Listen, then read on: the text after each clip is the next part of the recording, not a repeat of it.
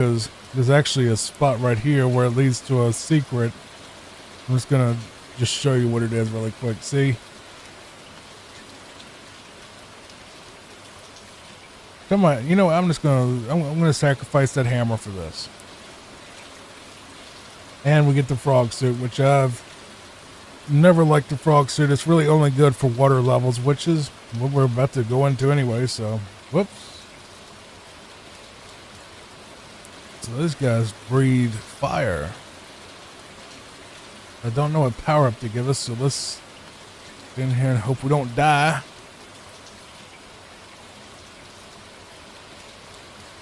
Another warp whistle. We're not going to use it.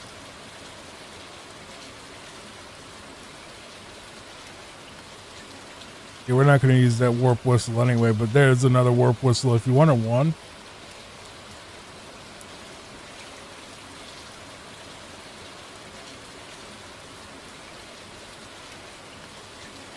This level's a little bit weird. It has a couple of oddball spots. I don't know how I pulled that off. I screwed that up. Whoop. I kind of needed you, actually. I'm ready. Let's try this again. Come here, Buzzy Beetle. I need you. I need your shell for like a second.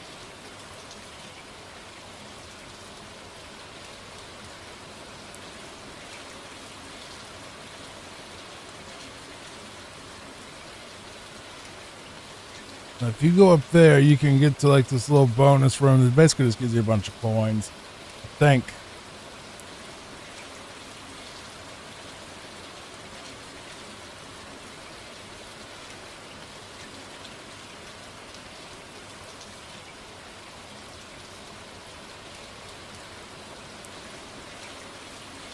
I think that's what it does.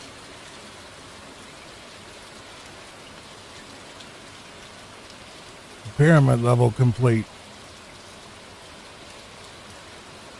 That's all the levels in this one complete. Oh, it's terrible. The king has been turned into a bug. Go fix him. That's the script of all the ships. Is basically the king got turned into something. Go fix him.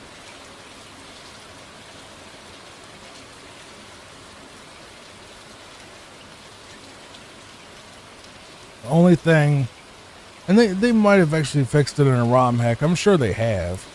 I didn't look, but I'm sure that there's like a Super Mario 3 Plus ROM hack that adds the ability to save and pick worlds and stuff, you know, like they do in All-Stars, where like you can save your game and come back, or even save, quit, and then, you know, go visit other worlds if you wanted to replay through World 3 after you're, you know, in World 6, you know, you could do that in the All-Stars version. But I'm sure that there's a ROM hack that adds that functionality to the original somewhere.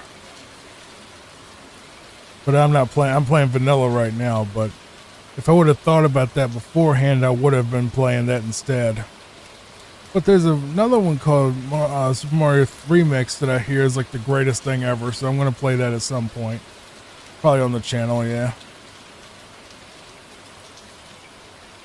It's like where it's like a Mario 3 hack that like takes level designs from all the different games, or many of the different games in the series, like Mario Land and World and all that, and throws them all together. It's sort of like a best of compilation.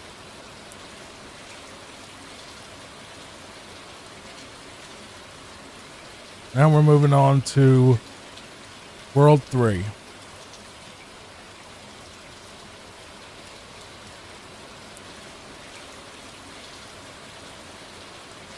Alright, I want to get one of these.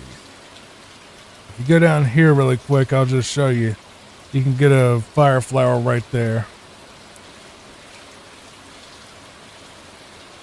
We already got one, so we're just going to skip past that. Should have actually not wasted this fire flower then, not remembering that right as we start, so. Fine.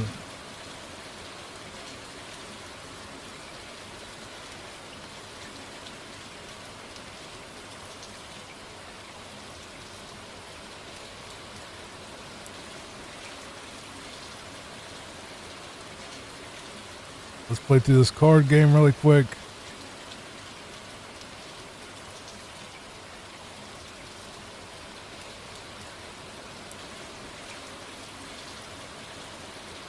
What was that one? Is it right here? That's what I thought. I know that's cheating. I don't care. I just wanted. It was gonna bother me if I never figured out if that was the correct one or not. This one's just a tiny bit tricky. It's not really an auto scroller. It's just kind of it's a scroller.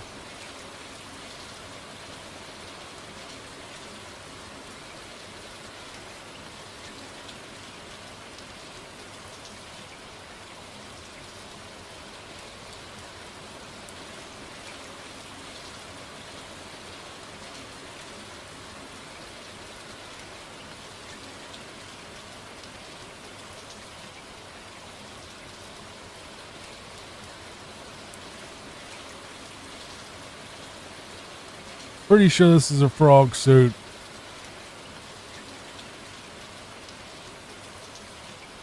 Yeah. Frog suits are only really good for if you have nothing else, and if you're playing a water level, they're pretty good. Here's everybody's favorite Big Bertha. Did Big Bertha show up in Mario 64? I think it kind of like it came up. I think they tried to say like that spiky sort of fish from Mario World was Big Bertha, the same one right there. But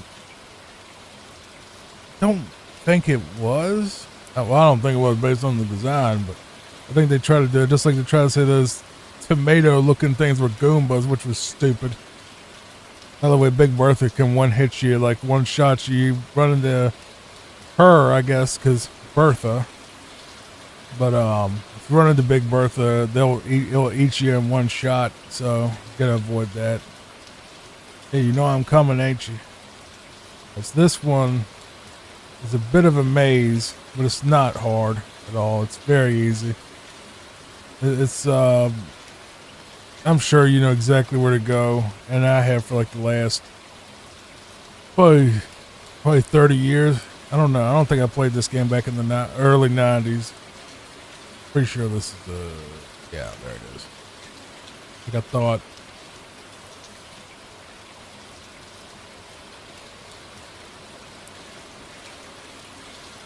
All right, goodbye, Boom Boom.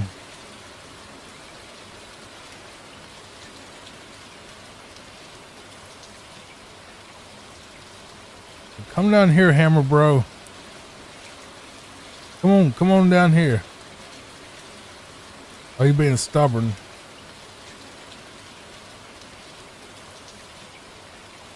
Sometimes, I don't know what it's depending on, but sometimes you can actually find power-ups in these blocks. You can get like a second power-up sometimes. I don't know what determines it, but you can.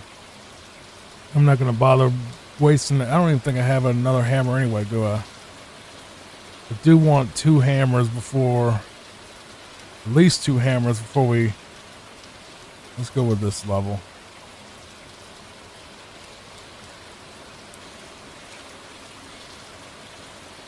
It ate my input right there. I was gonna try to do a jump. At least that one didn't eat. Gonna have a Lakitu pop up any second now. There he is.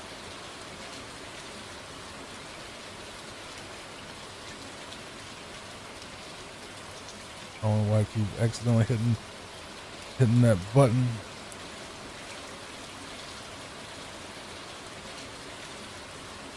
Come on down here. Don't do this. Don't start this.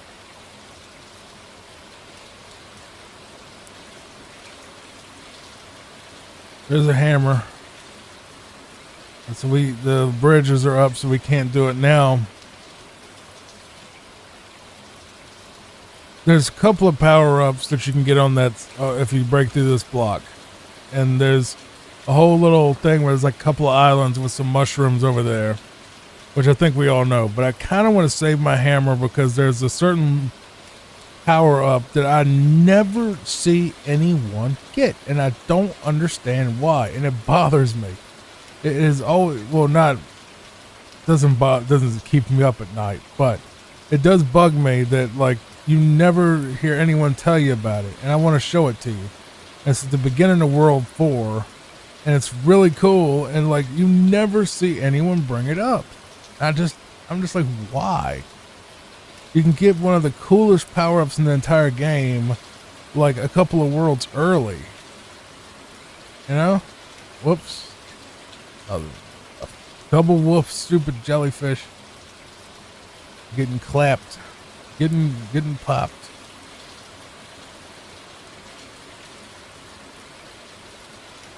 Five up. Alright. And yeah, I don't think there's going to be any way to get another hammer before the next world, so I'm going to save this hammer just because there's a particular power-up I want to show you in World 4. Level 6, auto-scroller, love it, gotta love it. No, I actually don't love it. I can't stand them. I think they're annoying. That was stupid, speeding up right when there was a Koopa right in front of me.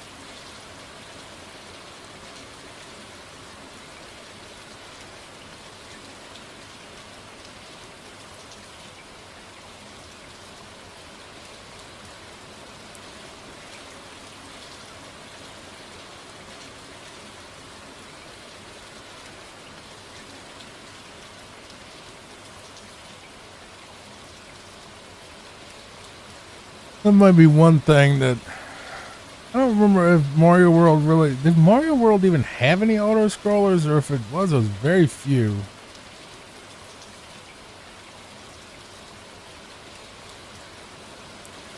It was very few, if it was any.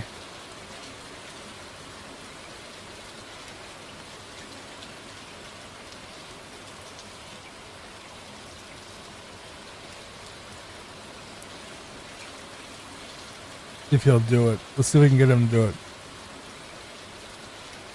Really? There it is. Where they throw up like a little spike ball. Like they literally throw it up and then just throw it at you. It's so gross, but at the same time it's kind of neat.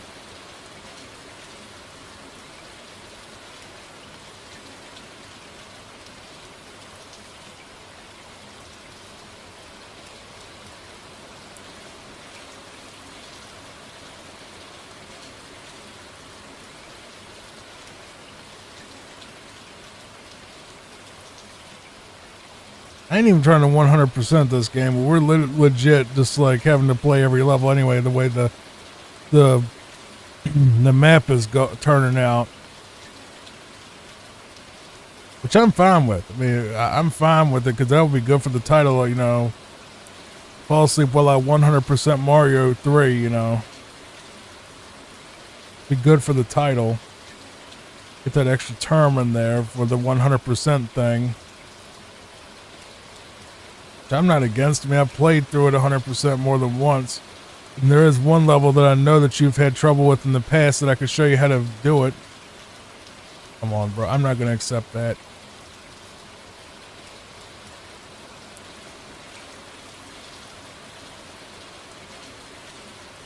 There's one level in World 6 I know that you've had trouble with, and I'm going to show you how to beat that as well, so...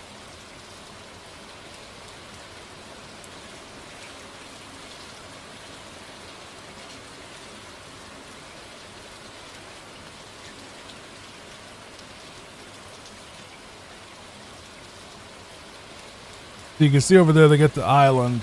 Then to the right of that there's another island that we're not going to see just because I need to save this hammer for the one thing I want to show you. So we're going to sacrifice a couple of power-ups to get away from Big Bertha, hopefully.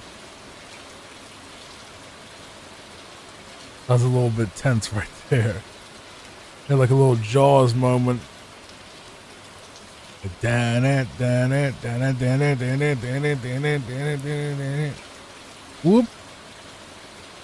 That could have been much worse.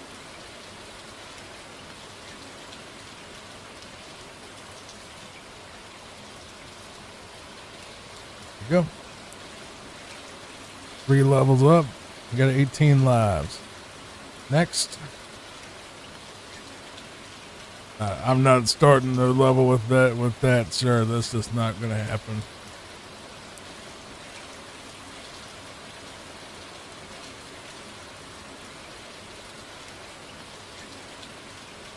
Yeah, but don't expect me to ever play Kaizo levels because I am not a Kaizo fan. Well, I like watching it.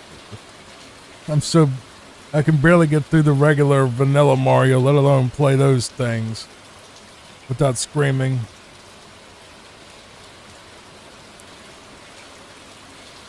My reflexes are not that good. My patience is not that good either.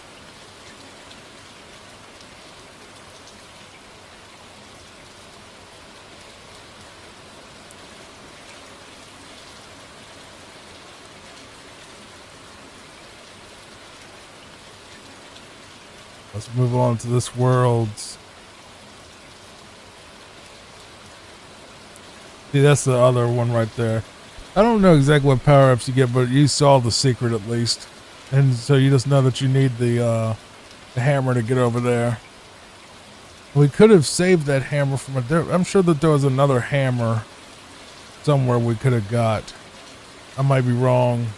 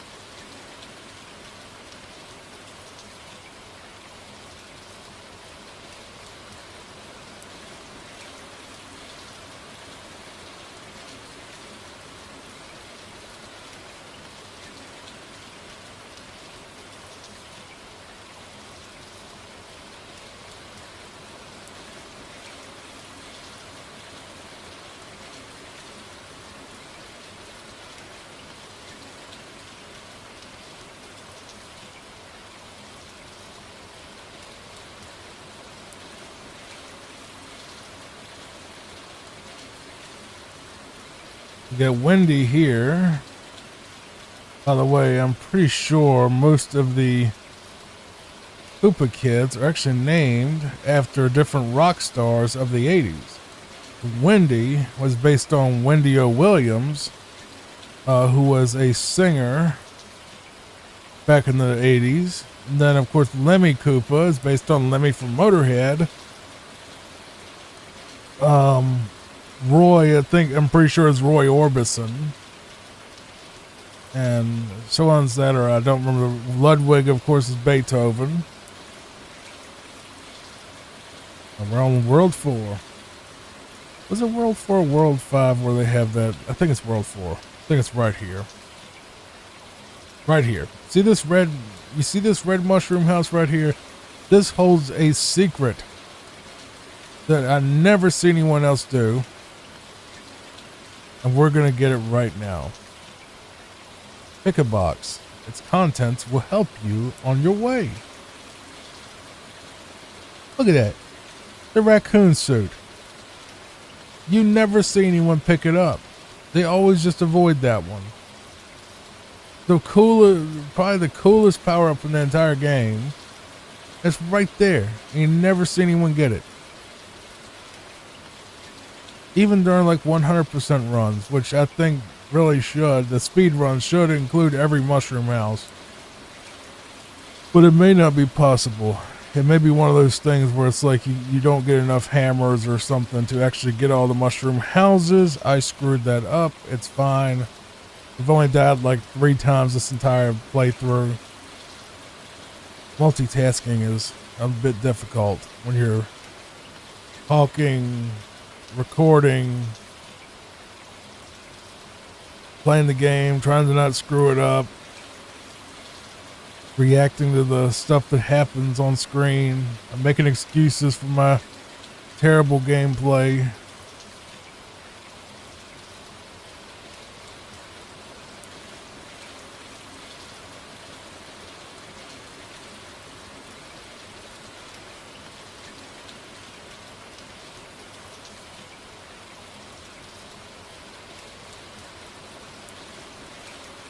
What are we gonna get in here? I want something better than that. There we go. I'll take that fire flower.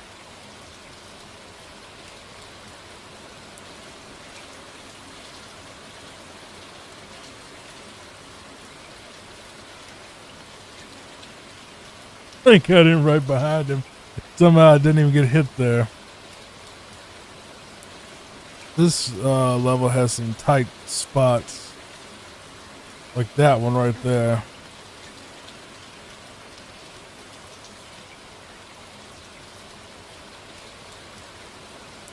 I really can't wait for Mario Maker 3 to come out. I've been waiting and just checking for updates constantly to see if we're ever going to get Mario Maker 3. And I saw a Switch 2 on, I think it was Amazon for $4.49. I think that's a little high for a console, but I was like, you know what? I will buy a Switch 2 if, and only if, they put out Mario Maker 3.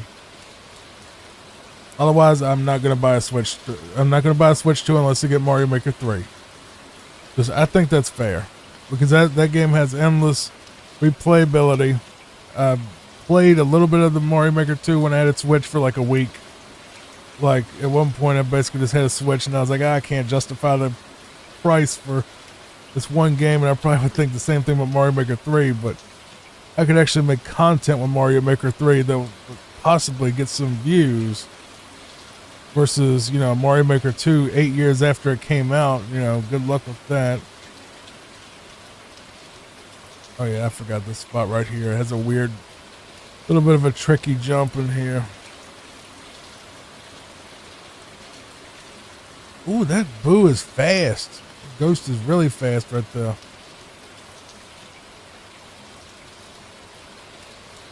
Well, I thought you had to actually jump off that dry bones.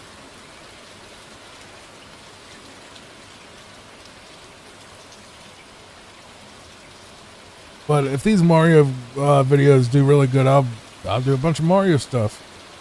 You vote with your viewership. That's how I've always operated. Is if something gets a ton of, if something is, you know, popular and the audience enjoys it, you know, that's what I'll do. Okay, so I just can't get up there.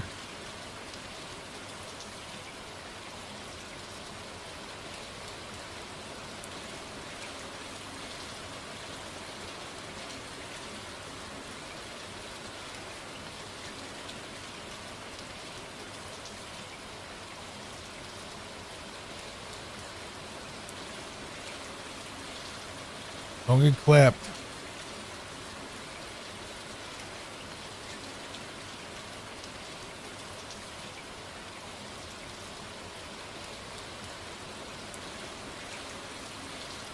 All right. And boom.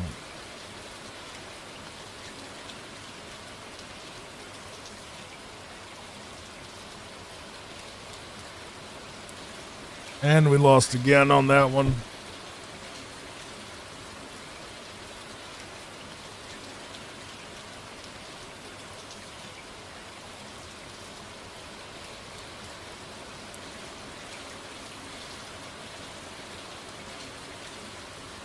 Let's see.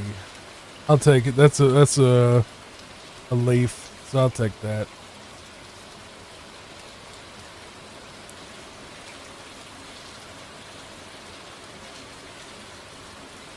We got 3 Hammer Bros all lined up pretty quick right next to each other.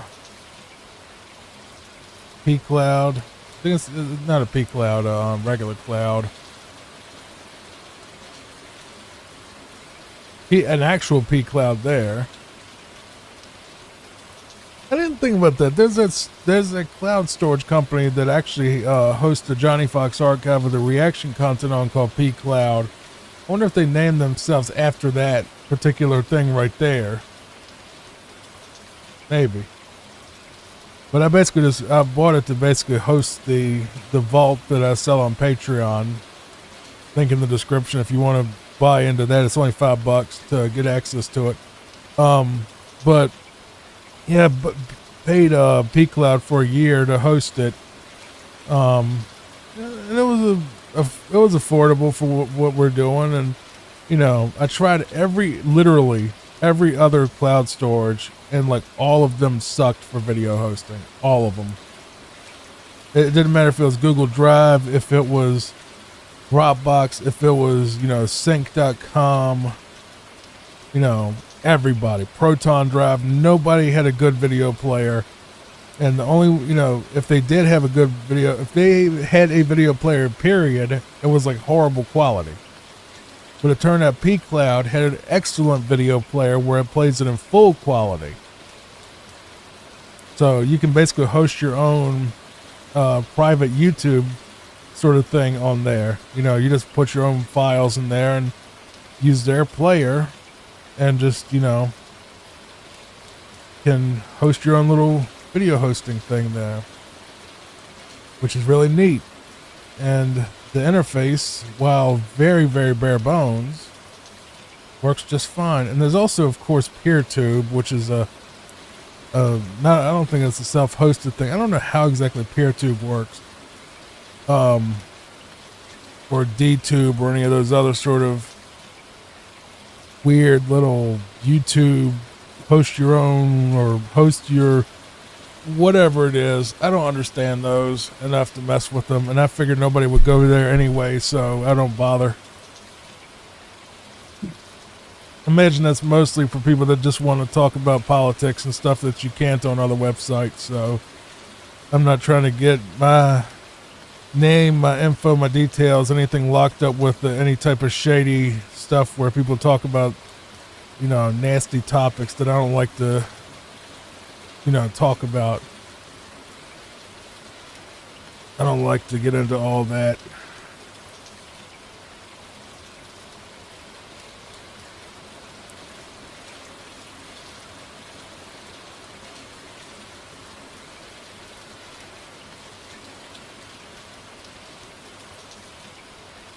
This is a little secret. I don't even know if I knew about it. Hope it's not going to skip any levels, though. Not what I was trying to do.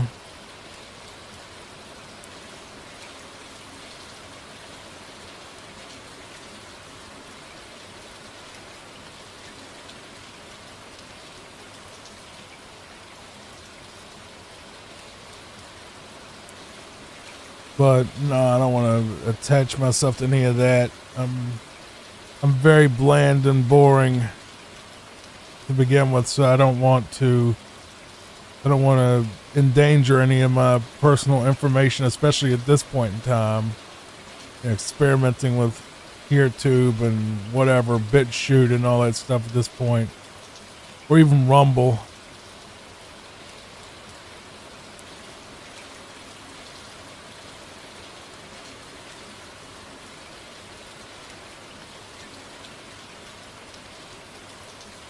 I just want to be boring old Johnny Fox and make my boring Johnny Fox videos that make people go to sleep because I'm boring. That's all I want to do now. I don't want an exciting life no more. I don't want the fame and the fortune and the drama and the documentaries made about me and all that crap. It's like the epic rise and fall of Johnny Fox. I'm sure there's,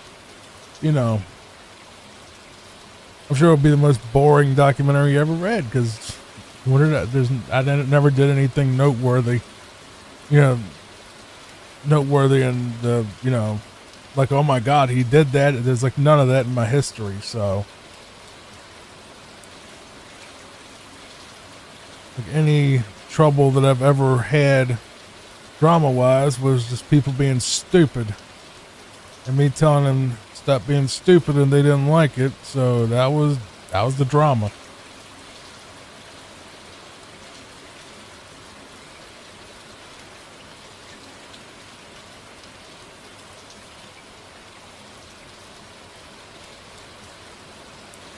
Like there is no scandal. I'm boring. And now I'm embracing being boring so I can help you sleep. That was stupid. That was just flat. There's a scandal right there. Johnny screwed up a part of Mario 3 just now. The scandal. It's going to be all over the 5 o'clock news. There's going to be court cases about it.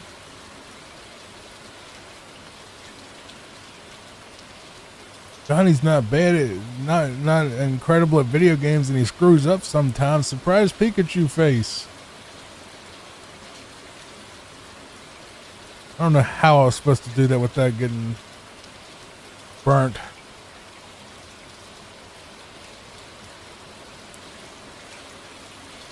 No, I mean, I haven't studied every single jump in this game.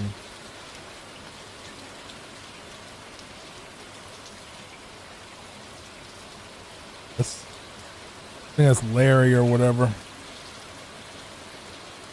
I think heavens, he's back to his old self again. Another P-Cloud. Good. Now we are in World 5. Nice.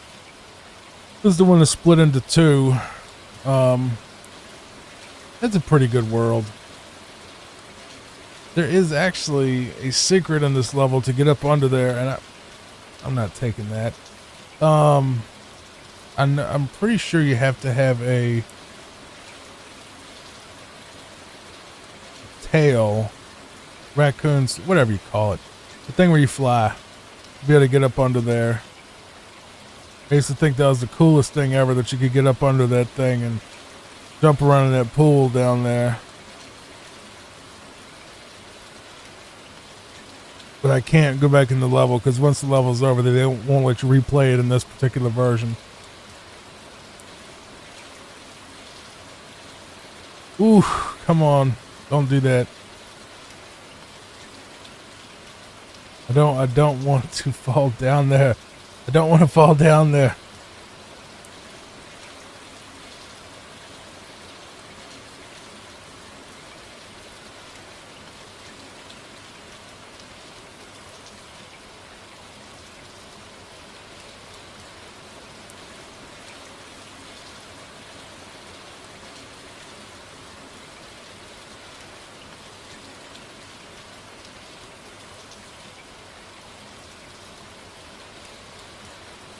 Oh, and that's it for that one.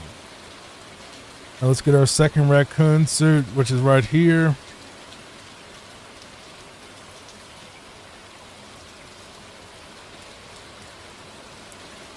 All right, let's use up a fire flower for this.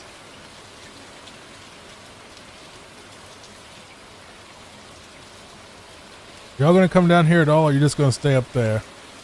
He did.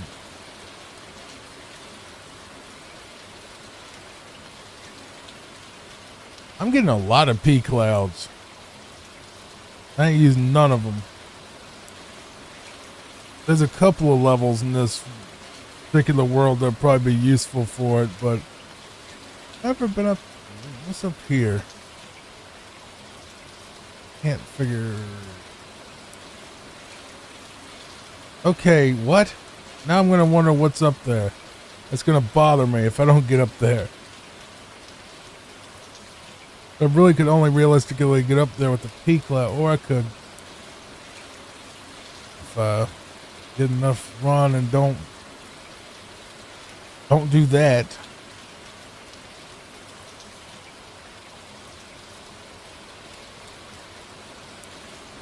Come on. Come on. I really want to see what's up there.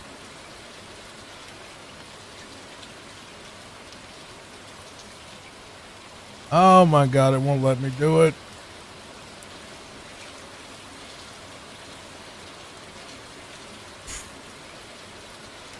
It's gonna bother me.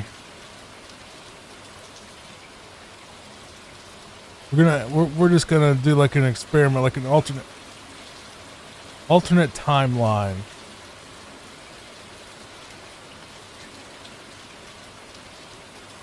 We're not going to waste this P-Cloud. We're just going to figure out what's over there, so it will stop bugging me.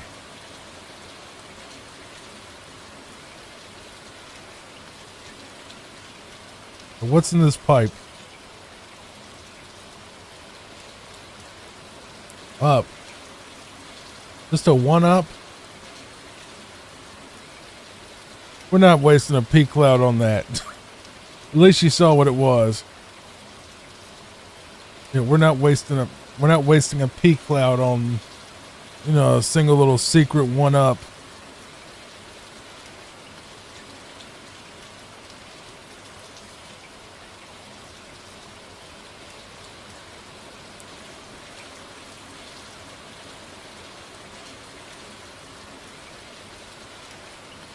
Come on, Thwomp, come down.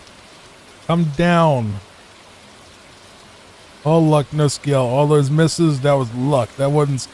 That was skill, not luck. How dare you say it was luck.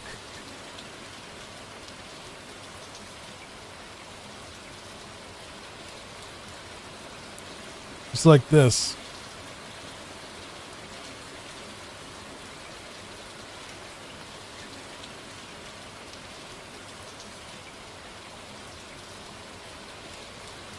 Yeah, take that, Hammer Bro. Can't stand y'all. Alright, let's do this level. I think this is the Karibo shoe one, isn't it? Well, that was one of the shoes we could have got.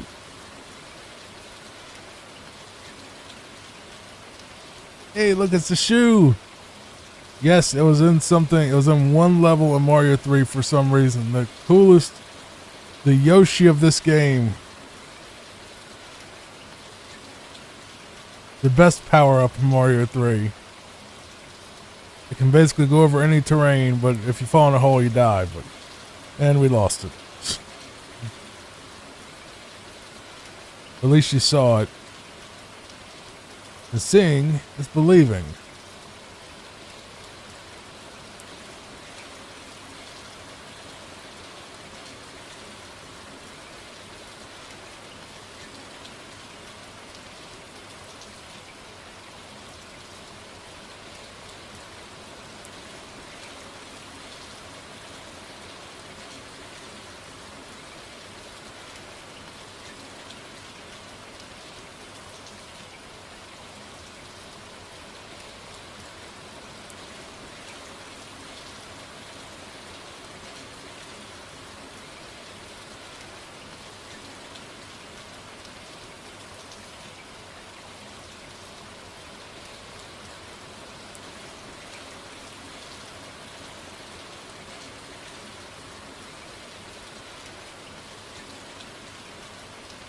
Hey, here we go. This really is just a transition level. This isn't actually much of a level. It's just more of a transition stage to get to the Sky World thing.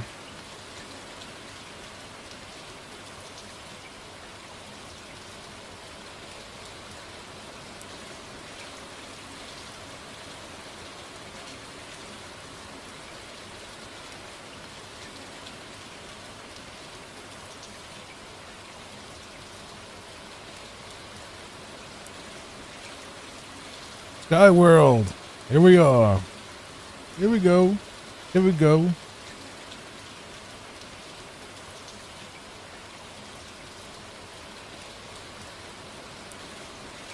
By the way, I do have Kirby stuff in the works too. I have everything in the works. Sonic, Kirby, everything that you could think of is in the works right now. Eventually Zelda, whenever I feel like the patience to actually play through any of those. I mean, I like Zelda. Don't think I don't like Zelda. I do like Zelda. It's just Zelda's really long. And I'm trying to focus on games that I can beat in one video so you don't end up with, you know, let's play, you know, Zelda part 60, you know, with 4 views because, you know, people don't want to watch the first 59 episodes, you know. So I try to do games that I can, or at least, you know, mission quest lines and stuff that I can beat in one thing. Sort of like, you know, with the Mages Guild, you know, which was 5 hours, you know, or the Fighters Guild, stuff like that. Like, I can't obviously 100% Oblivion in one video unless you edited everything out. But yeah.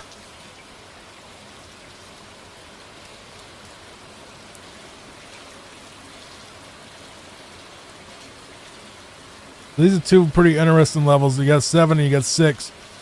6 is an auto scroller that kind of sucks, but I said we're going to 100% the game, so we're going to 100% it. You basically have to fly on these little, jump off of these little winged things. Yeah. This is one of those levels that you would want to probably P-Wing through if you really wanted to, but I can hear Papa. She's mad. Well, wrong, pretty girl. She's grumpy. She wants attention.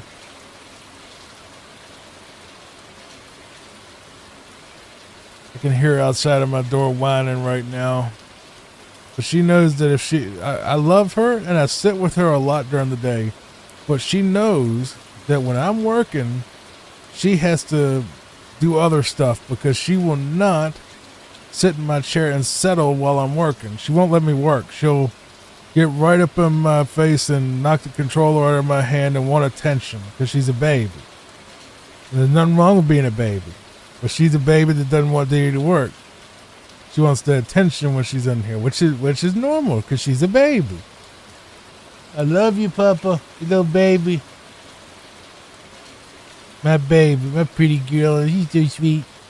She love Daddy. She doesn't miss Daddy. She gets lonely sometimes because Bubba's gone, so she gets a little lonely.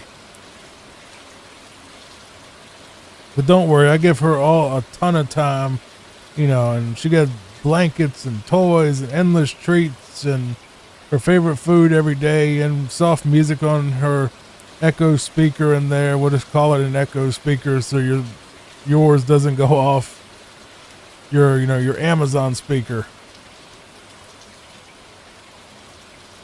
She has soft music playing. She literally lives like a queen, better than humans do in many cases.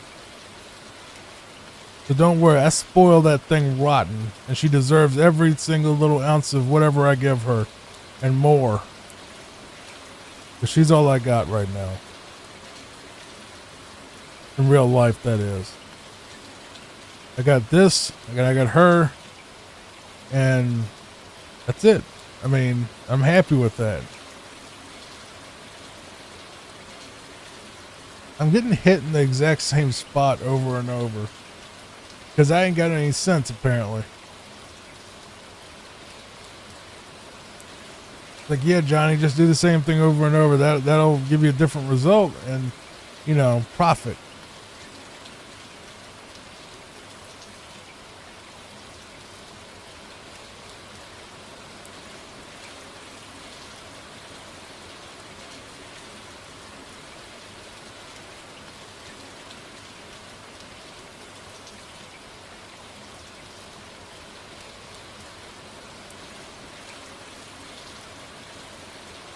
Stop hitting the same problem. Hitting the same fireball over and over.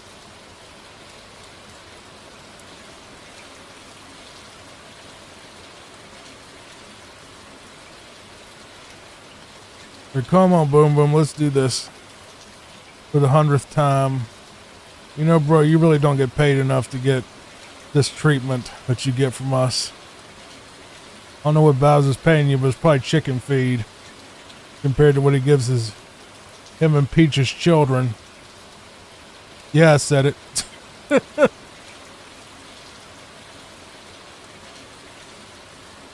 People don't want to admit that, but it probably is what it is. Peach is probably. I mean, I don't think we ever found out if Peach and Mario were dating. And she does seem to get kidnapped a lot, and then, she always seems to end up back up there, and he keeps coming back, and she got all these kids with no Mrs. Bowser. I'm just saying, bro. There has to be a Mrs. Bowser, and do you see another woman around?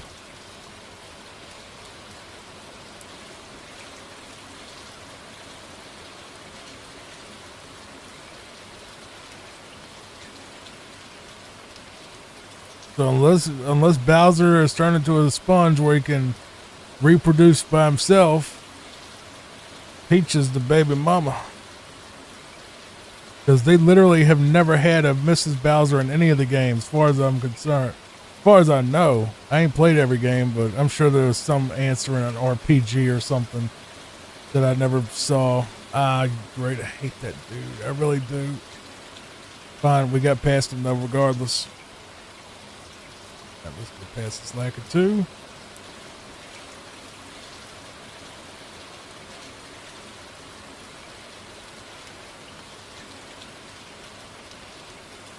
Alright, it's time to move on to the ship of World 5. I don't remember this one either. I don't remember really any of them. Let me get that cursor off the screen. My bad. Let me actually do something really quick just to stop that from happening again. Apologies. There you go. That should fix it. But the cursor shouldn't show up anymore on the RetroArch screen. Hopefully, if it was. If it was, once again, apology. I don't think it did, though.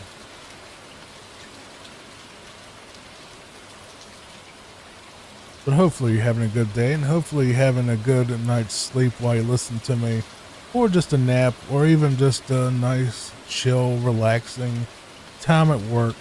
You know, I do work very, very hard on this channel, so I hope that it is doing you some good. And I've kind of come to realize that subscriber count and likes and all, well, I don't know about likes, but subscriber count really doesn't mean anything on YouTube growth wise. So I'm not going to beg you for subscriptions, but if you would like to help support the channel, becoming a member does help a lot more than being a subscriber, and watch time as well. So if you leave it on the background, that definitely helps a lot. But I appreciate my subscribers regardless, because it's nice to know people care, but it doesn't actually do much for the actual pushing of the algorithm, if anything.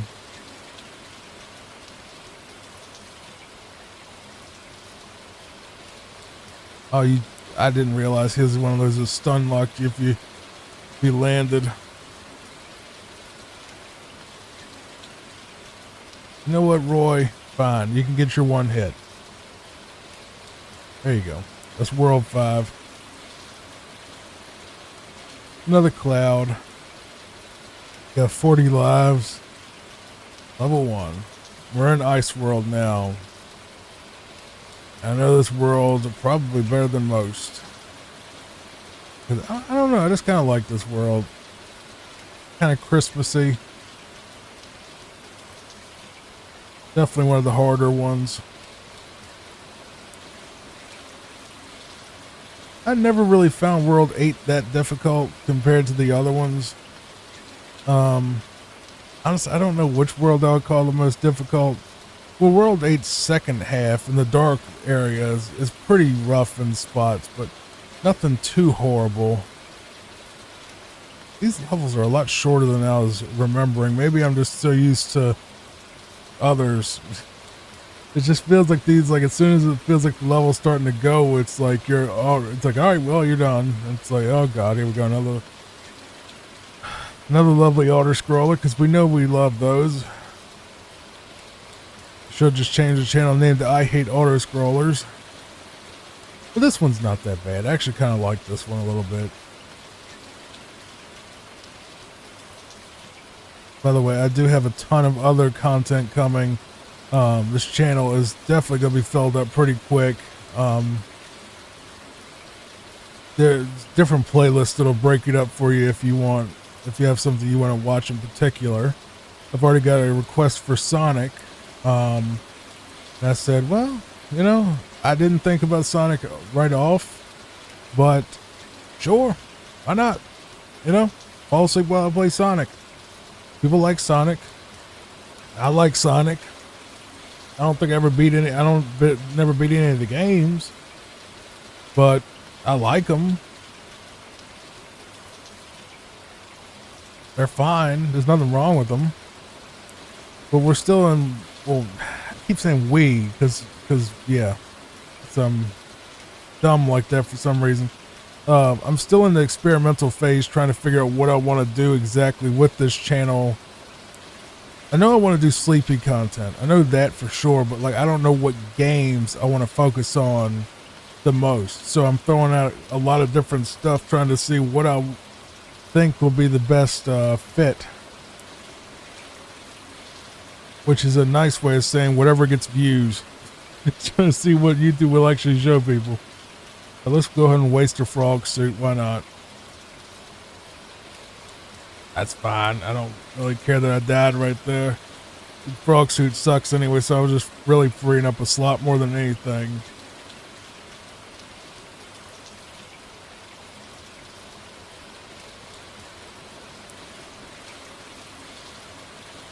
Any more frog suits I need to get rid of? I'm going to save those P-Wings for some stuff in World 8. I will take one of these raccoon feather things for this level. I was recording, and you haven't seen it yet, because it's not done. I don't know when it will be done.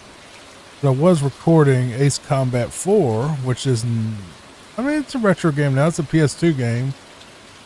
But I don't know. The commentary is pretty minimal on it because I'm so focused on not getting blown up the entire time. But I'll probably still post it anyway at some point, but I don't expect myself to become an Ace Combat channel. As much as I love the series and adore the gameplay in Ace Combat, it's probably in my top 5 game series. It's just, you know, who doesn't have fun flying a fighter jet and making stuff go kaboom, you know? It's just simple fun. This spot is low, but come on, bro. There we go.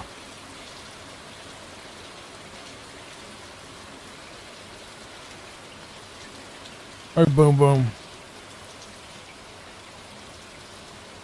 Maybe it's because I was a kid, but I feel like these levels were a lot longer when I was a kid.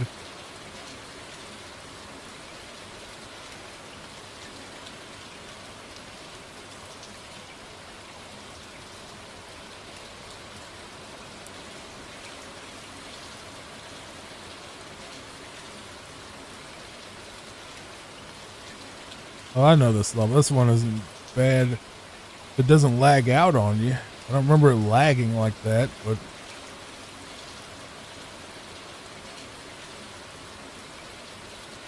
the Super Nintendo version didn't lag like that. I don't remember if it did, but if it did, it did. Hate those little dudes. You know what I mean? It's like as soon as I figure the level's starting, it kind of just ends.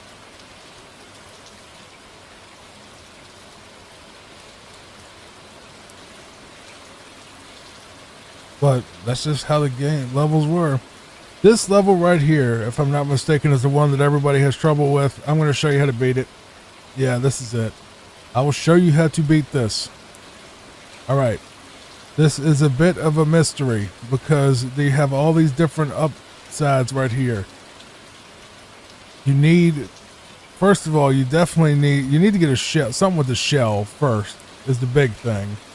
All right, so I need to figure out which one of these holes up here is gonna need to get rid of these little dudes, get them out of my way. I'm trying to remember because they'll just grab a block and throw it at you. I think it's right above where that Koopa was that I just killed. And just stay right there for now. All right. Hopefully it'll just respawn for me. Look, you.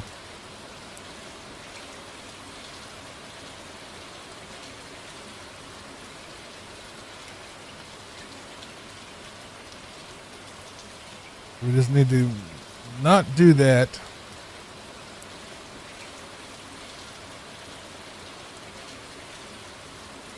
Don't shoot. Bro, I hate these little dudes. You're making my screen lag. Stop.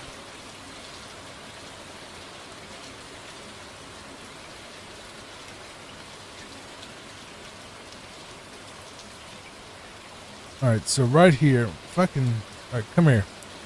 You drop. You come here.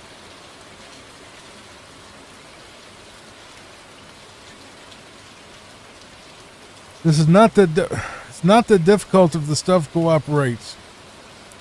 Get off of, out of my way. Alright, fine, here we go.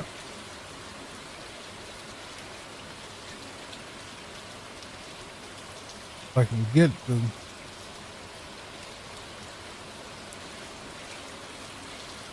There you go. That's what you do. You grab the shell, you hold Y, or B in this case, mash the jump button so you fly with the shell, and then you just kick it into those things, and that's how you exit the level. It's a lot easier if you have the P-Wing, but I just didn't have it. I mean, I have one, but I just didn't want to waste it on that. There we go. There's a Hammer Brothers suit. Yeah, but that's how you do that without the, with or without the P-Wing. It's the only way you can beat that level. This level sucks. I remember this level. This level kind of sucks.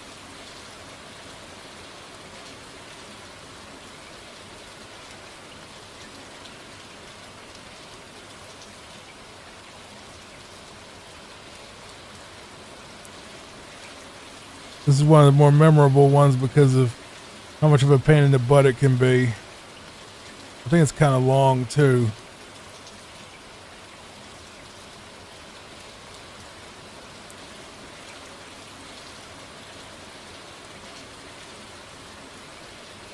Lots of lag.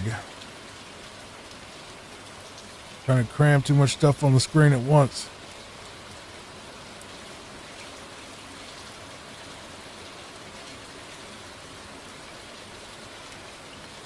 Just call that the hallway of doom. How about that?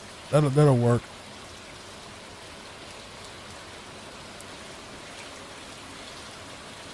That level's done.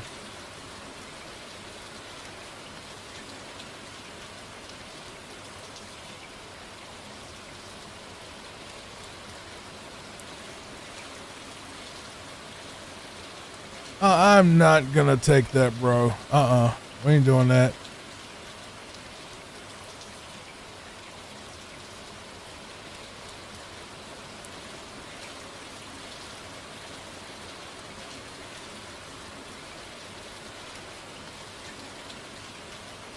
All that 4-star. I don't even care about these picture ones anymore. I think this is one of the bad ones. One of the bad auto-scrollers. I can't remember. This might be the bad one. Because I can already see it with that dude showing up. I don't know if you could P-Wing over this anyway. It might make you hit the roof and not be able to do it.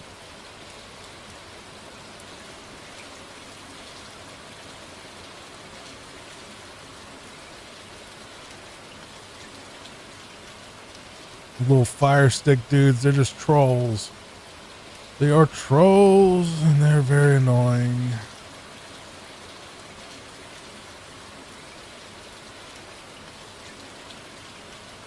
Very annoying.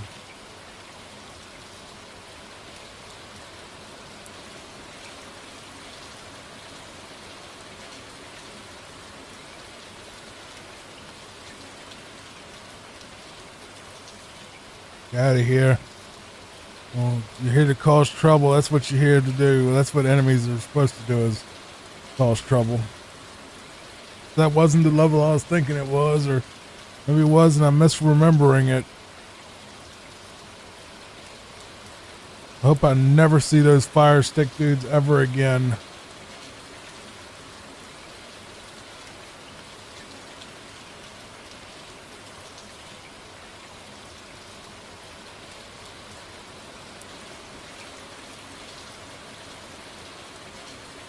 That was pure luck.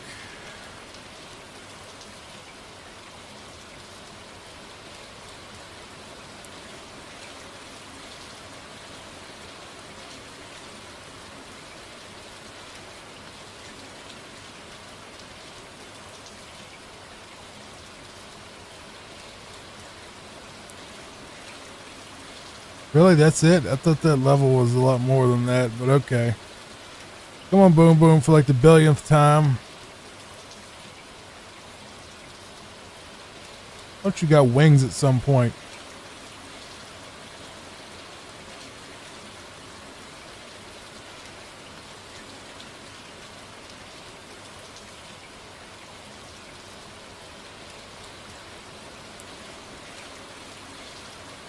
Where does this lead to? Anything?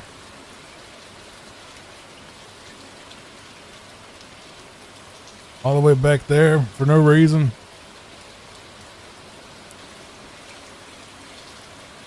Well, not for no reason. It's just you can skip past some levels if you did that. Oh, boy.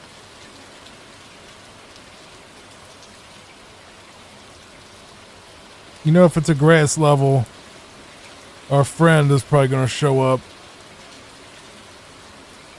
Which we hope he doesn't.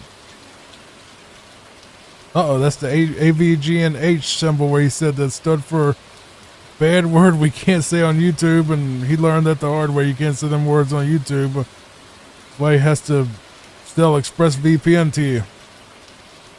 Actually, no, that level was kind of dull. Nothing in it, really. What is this?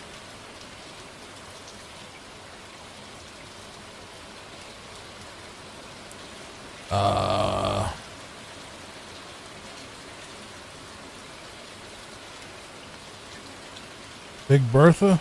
Hey, buddy. I was hoping I'd never see you again, and now I'm past you, so I hope I don't see you again after this.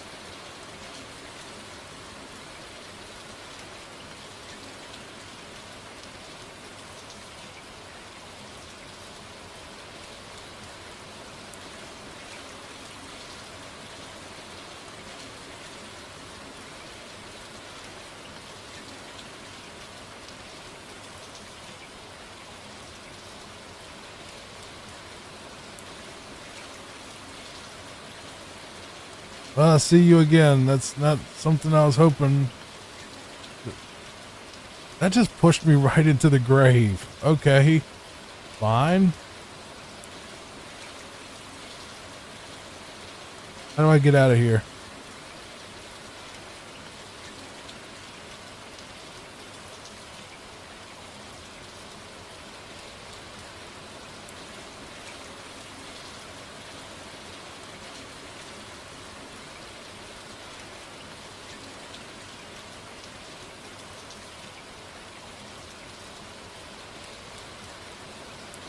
Guess that's the way out of here.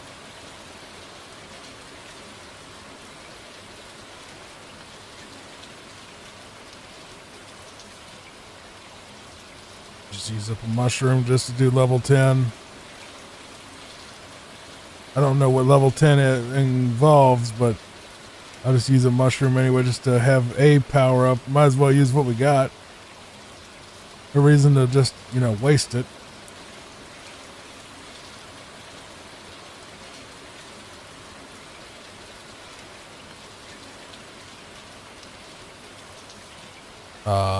I was about to say, did that Koopa just delete himself from existence?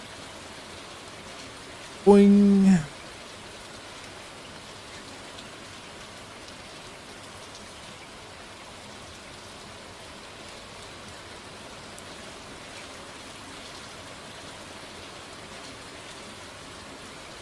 I've got a lot of those P-Wings now. I just didn't use them. I kept getting them and never used them. I know I know 2 levels that are definitely getting P-Winged. That's for sure. And they're both in World 8.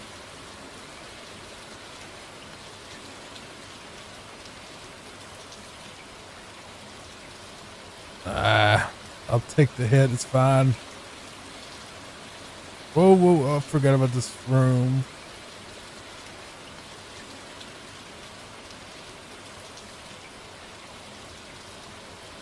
Supposed to look at the ghost, Mario. Not supposed to just turn away from him. Remember, that's what makes them, you know, start moving.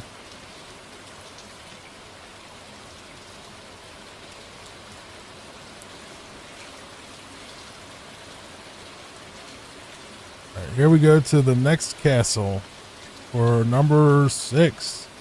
He's turned into a seal, apparently.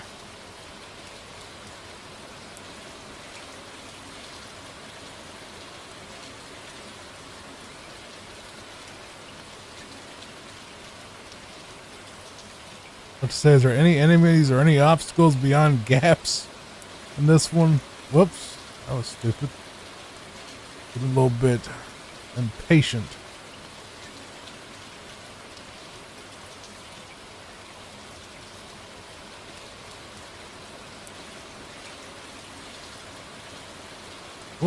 Whoops.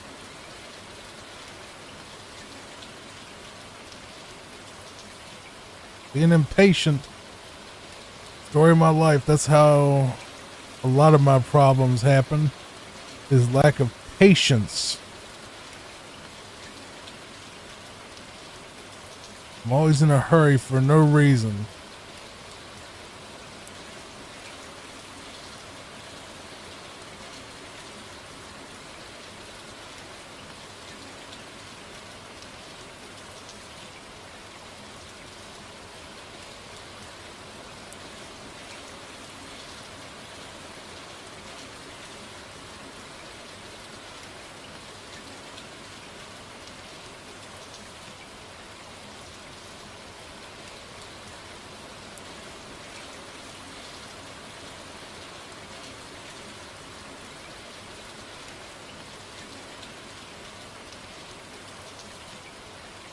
Apparently my fireballs ain't hurting this thing, whatever he is.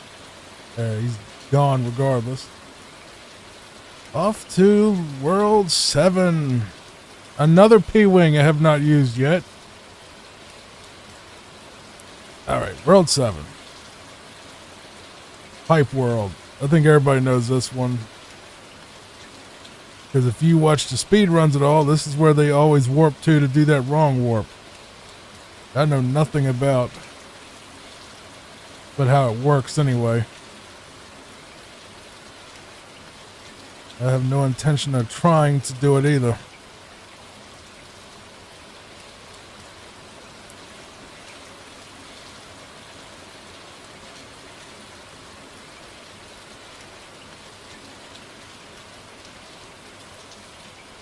Oh. Jump up.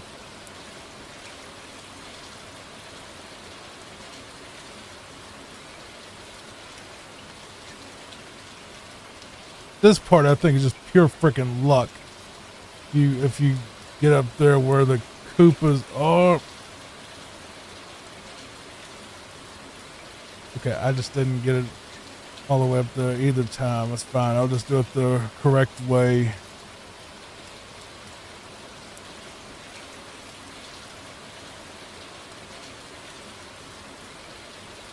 When I just don't care about that stupid card.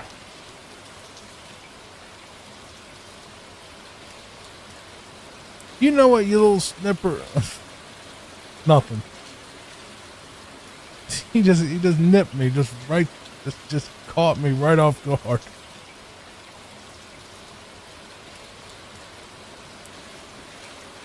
Here, have that. Enjoy it. Not the right.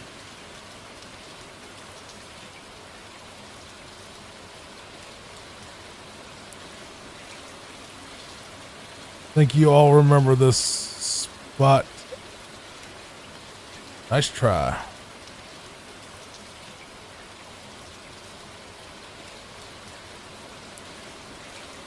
If I had that, it would have worked if I had that tail or whatever. Yeah, this is where you need to make the bridge. Because we all love that part. I'm sure you remember it and you love it. You love this part, don't you? We have to do all this just to get across. Or you could, if you had like a wing, like a tail at the beginning, If I knew that was what we were going to be dealing with next, I would have brought one, but it's fine. We didn't, it's not a big deal. It's like 10 seconds added to the level, so it's not like a overly problematic deal.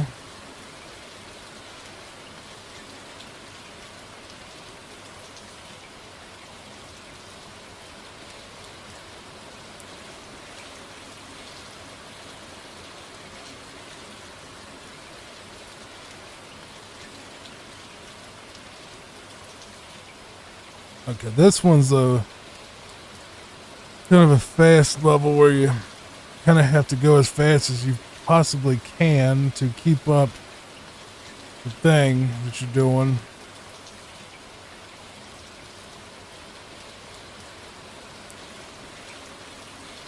Because there's a lack of two, because why not?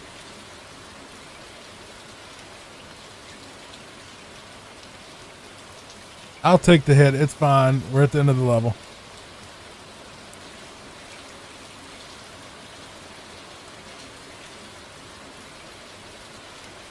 Wait, what is this? This is a maze. Oh God, I hate these maze levels.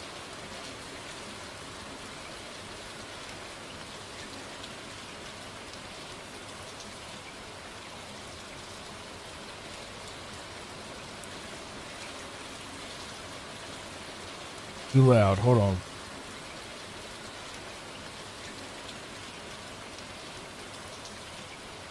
Okay, this should have figured this out.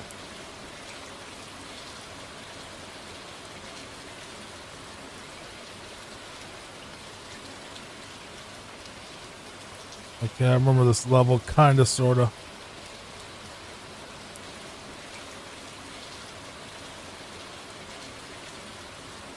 Ah, great. Of course. Of course. Of course it would do that.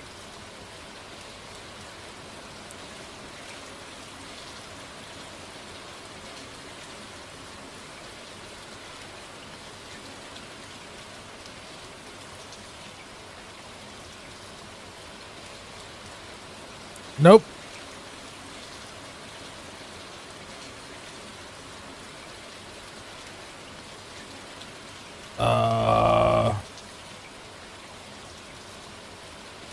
What I figured was going to happen was going to have to make a bridge or something right there.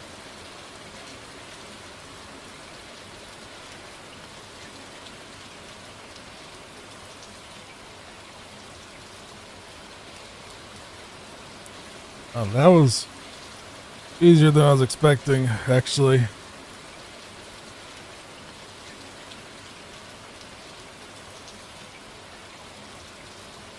Another friggin' frog suit. Ugh. That's what I say to that. Ugh.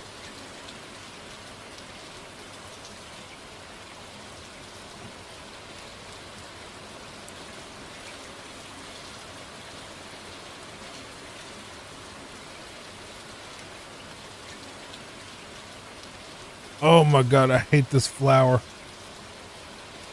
It's the same flower that shows up in Mario World, isn't it? Which is also another enemy I can't stand, where they spit out the little petals and stuff. Kind of horrifying right there. Thanks for that blooper.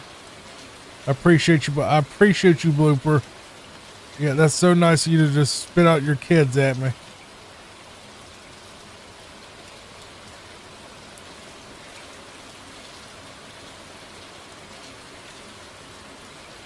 This will be a lot more.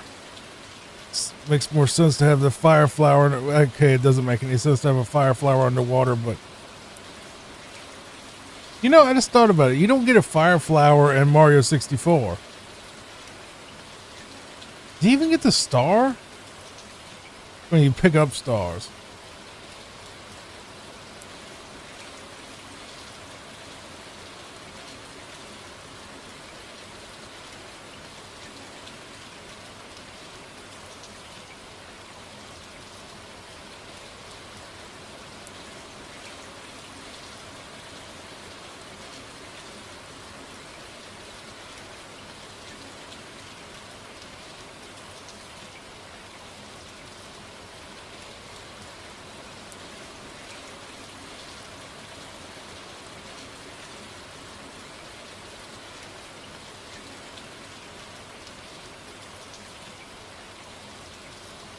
puppet getting grouchy, even though I already fed her and she's been in here a lot of the day. I think she's just lonely today. She has her some days where she's just really lonely.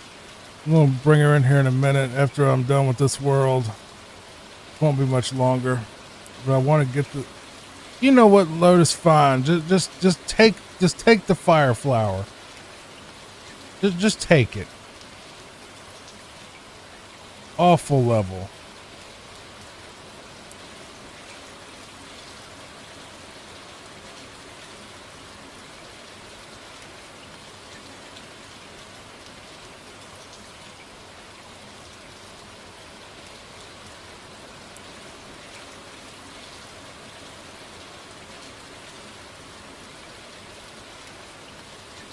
That's just unfair. If they expect you to even.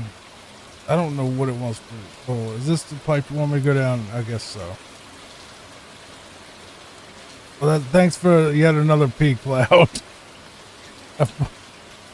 It's the most powerful object in the entire game, and I haven't used one once when I probably should have many times before. All right, this is a puzzle castle. That actually would be very good if I had the P cloud, because I know the solution, but don't have the. I need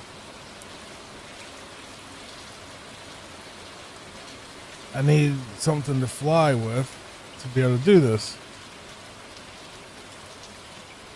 I know the solution is very fast if you have the tail already.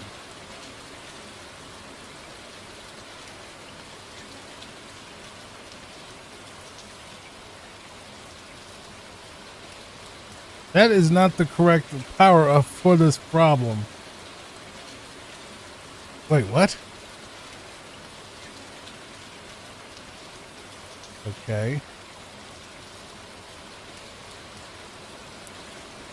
So the question is, where is the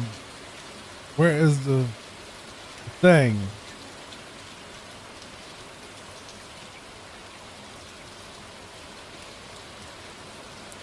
I know there's a P block somewhere around here.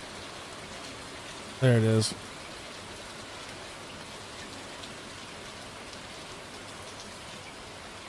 That works too.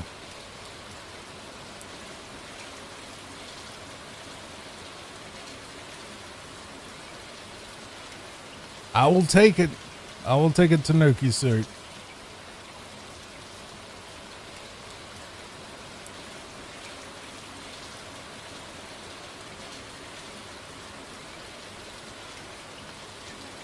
I know. Calm yourself. Calm your spade and neuter horses, Bob. Where is that pipe at? There it is. Right there. Next to that pillar.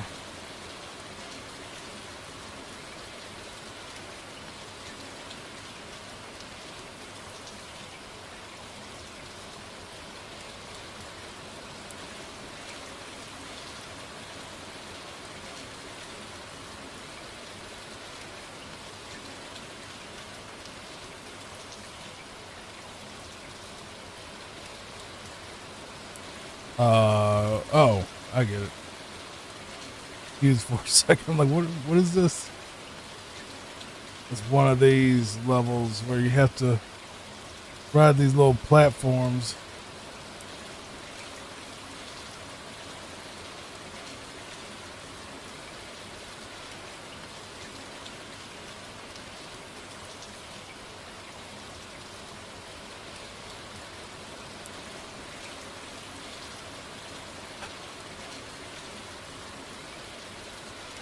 Great.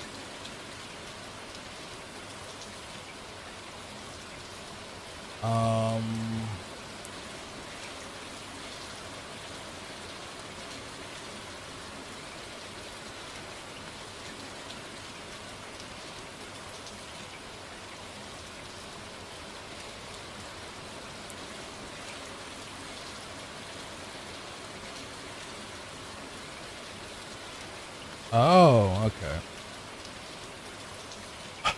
Bro, why did that thing just... Why did he not go in the pipe?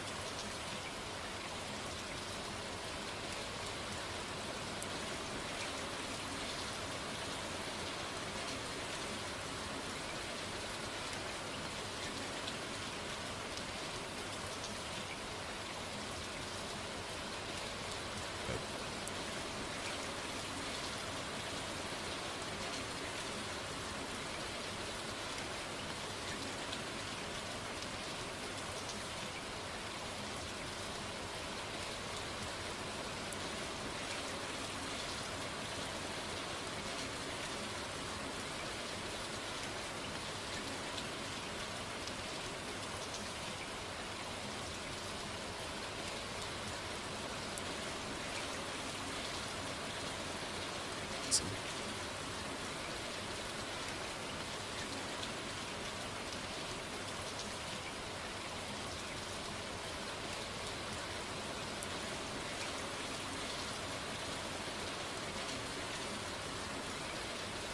Oh God, not this one. I remember this level.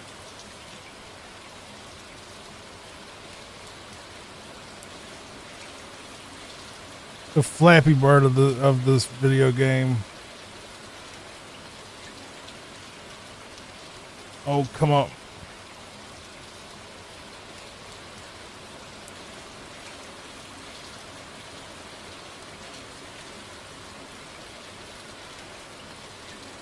Wait, I thought there was a... Alright, whatever.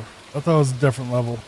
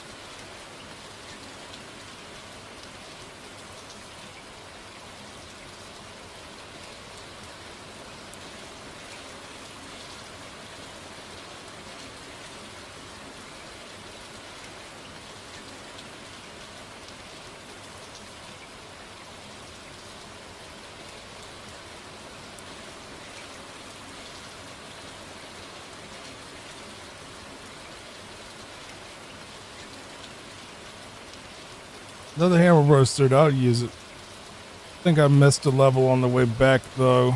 That's the problem. Did I?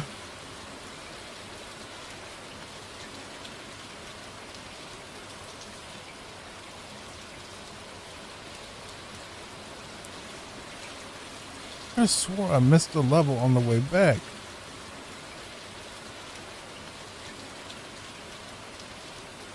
It might be that chomper level that I was looking at right there.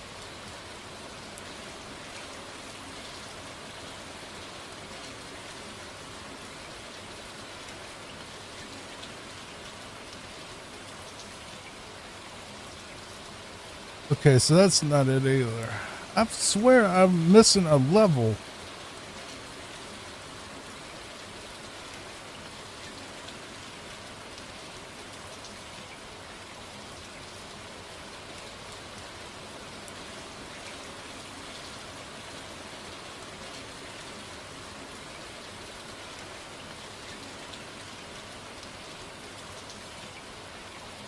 Maybe I'm just going crazy because I really thought that I was missing a level somewhere. I might still be.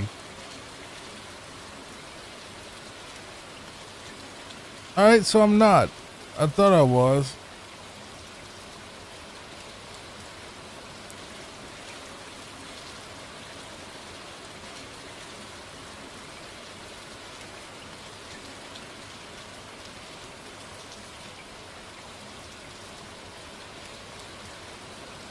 Oh Lord. Okay, so this is the maze. I don't mean to sound negative, but this is the maze level and it's not a very fun one.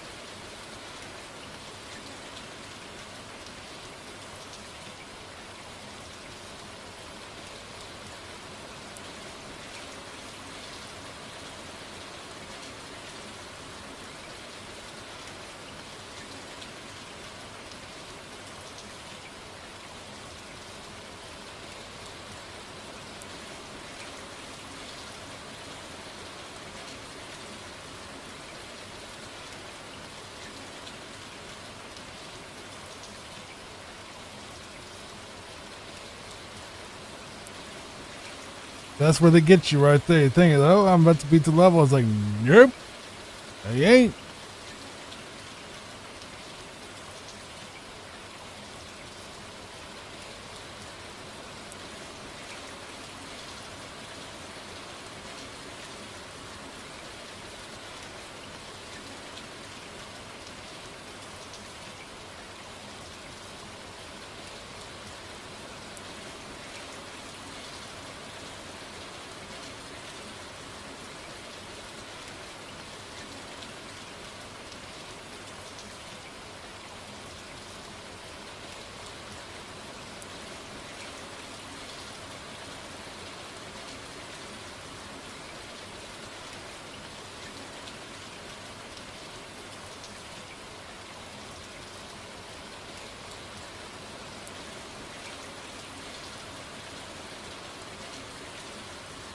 So 2 more levels before World 8. I feel like this world is actually a lot more difficult than World 8. I may be wrong.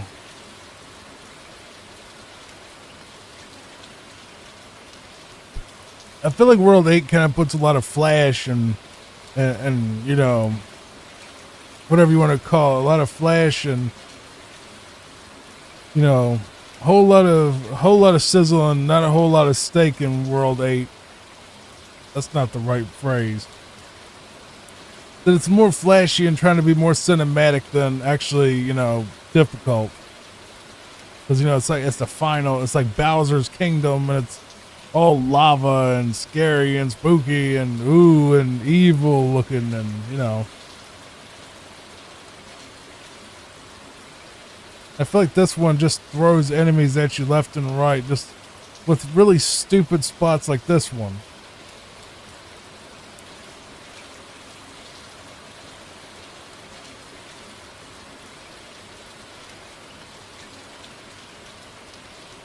Where this one just spams enemies at you.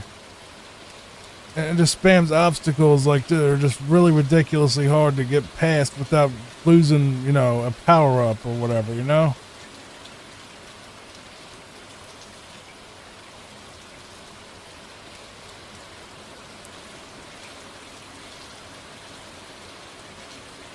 Like that. It's just,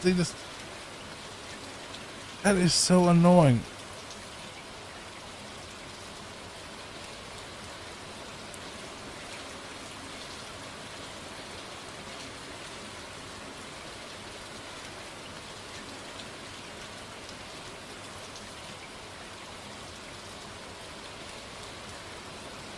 Here's the level I think I was missing. No, maybe, don't know, don't think so.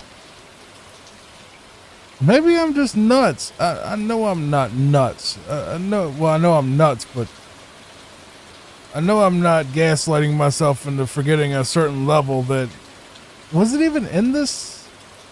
Where was what when we did the okay. Remember that level we did where that's nice that they gave us a mushroom for that. Remember when we had that thing where we had to run across all the chompers or whatever? Like I swore that there was one where like you had to do that, and then there was like this ridiculously stupid like pipe that was like really hard to jump up into. And maybe I'm just crazy. But I mean, with the one we actually did, it was like, and it was one of those chompy ones too. But I can't find it on the map, so I don't know if I can even call this episode I did 100% because I didn't see 100%. I mean, there's a level I thought existed, but apparently, God, come on now.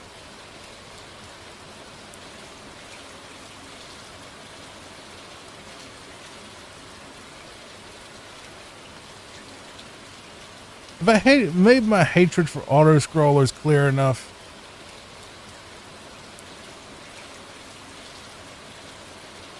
I get it. It's for the cinematic feel of you're on a ship and you're going towards evil or whatever, but it's like this holds up progress for artificially.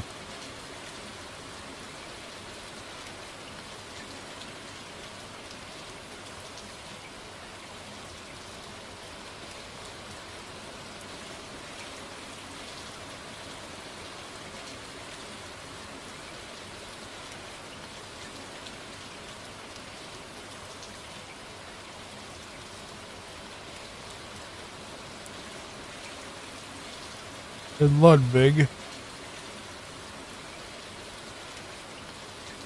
And he's the easiest one that I took down somehow.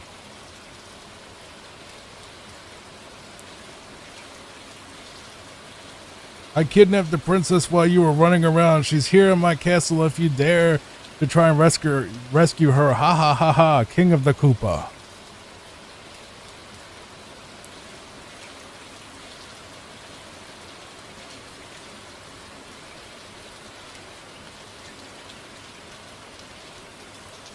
This is another auto-scroller. It's not a difficult one. It's just a lot of flash. I say as I lose my power-up within the first 10 seconds of it.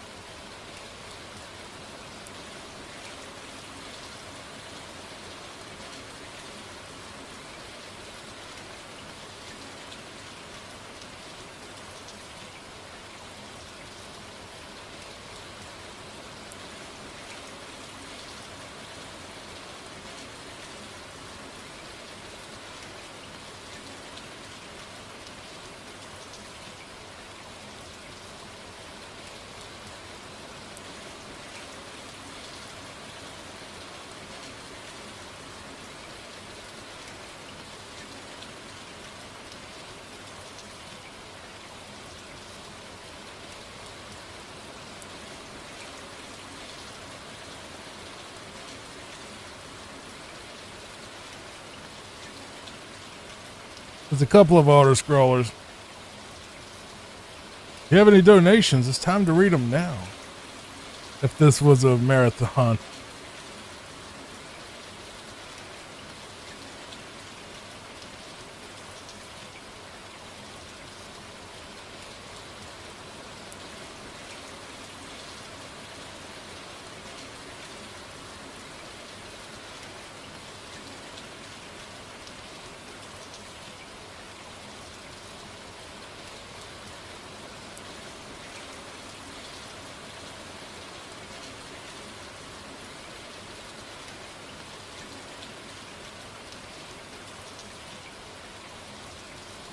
I'm sorry if I'm fast forwarding a lot. It's just auto-scroller. Takes forever. It just goes so slow. For no reason other than cinematics. We might as well be watching a cutscene.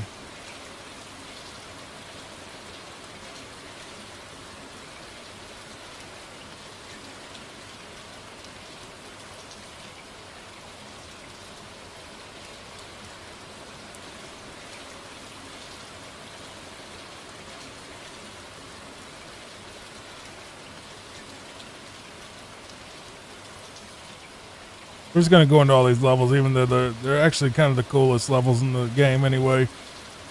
The ones that a lot of people try to skip. I was gonna say that until the Hammer Bros showed up. And now I'm starting to get a little bit fed up with Hammer Bros because I've dealt with so many today.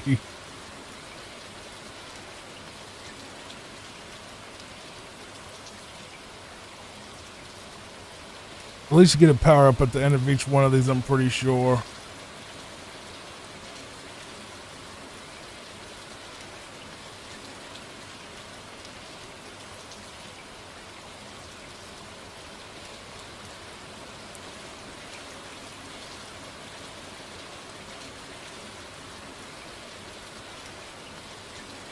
Look at that one, was a waste of a frickin' star. They actually pulled me down with that one. Okay. So I said these are the coolest levels, they're the lamest. I got it wrong. Johnny gets a lot of things wrong. I mean, I get a lot of things wrong. I'm not that pretentious.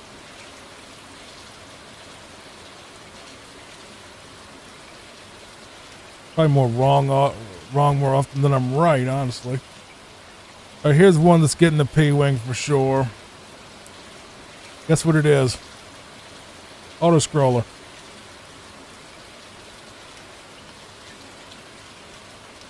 Right, let's get to sit here and mash jump for the next, I don't know, a while. How about the Mets? I don't want to fast forward because I don't have a turbo on this button.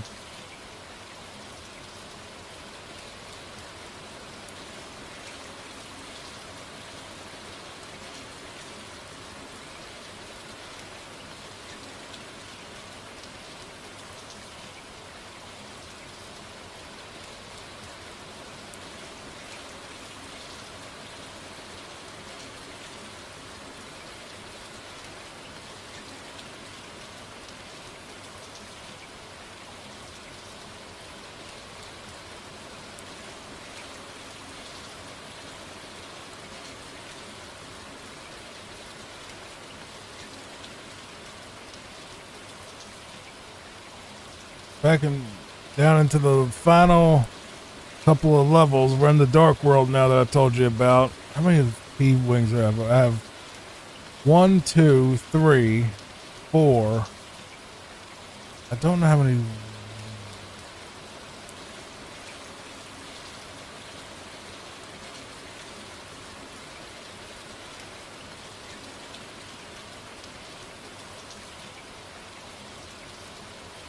I legit don't like this level. Hey, I'm seeing stuff I've never seen before, though.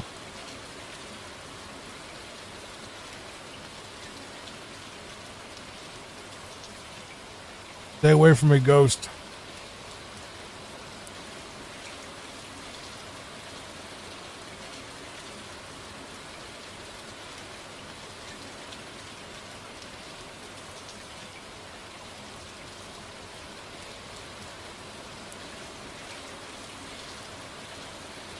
Another level I'm not a fan of.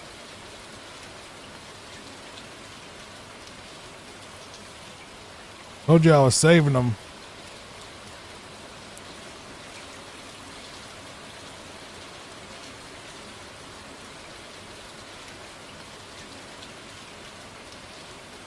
I think Papa is getting a little grumpy about this whole Diddy working all day thing. I've already had her up here a couple of times. Loved on her, gave her fresh food, fresh water, played with her. I don't know, maybe she's just lonely today. Little baby. It happens. The puppy needs loves.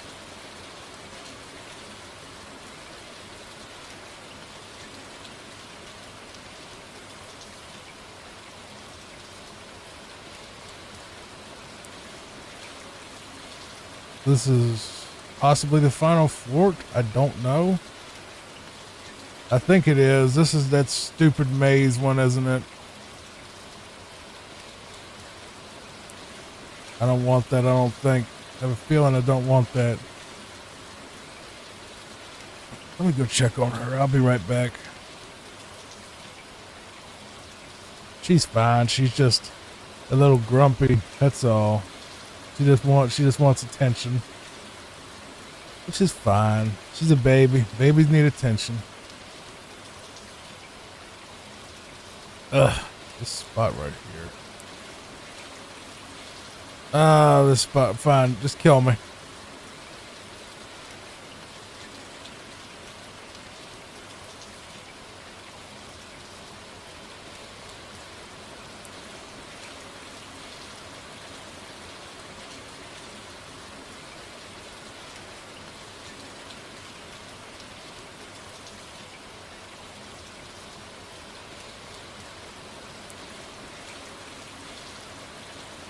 Well, that doesn't work. I thought it would, but it didn't.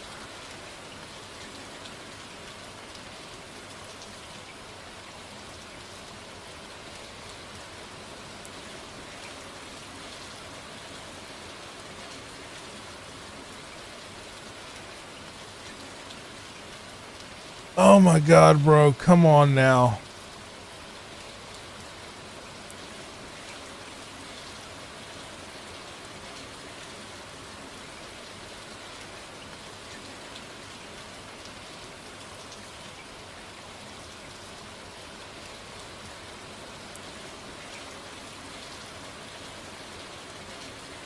Maybe this door. I think this might be it. Trying to go off of memory now. Oh. Wait, what? I've done.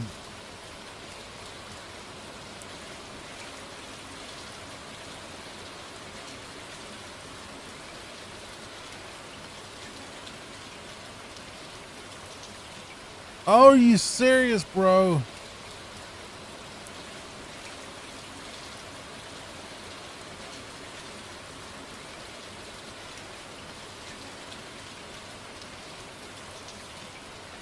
Oh my god, that is such BS, bro.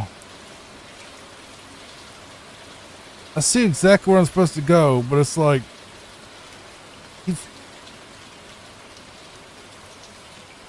disappearing right before I freaking get there.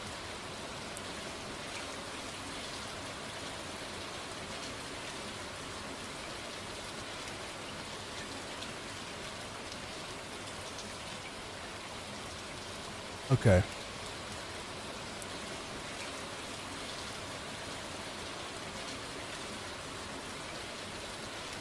Not enough time.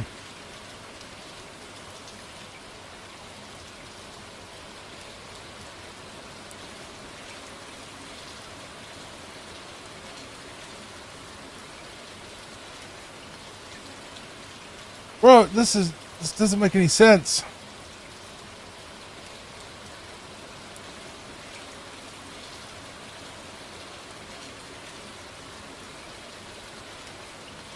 What am I missing? What am I missing?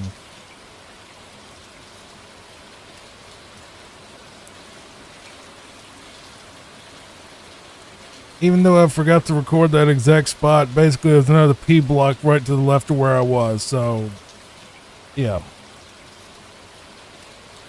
Just go left past that thwomp and there's a P block. So you didn't have to make that run.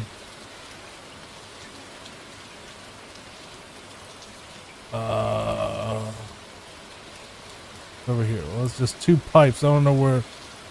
Let's just go to this one, I guess.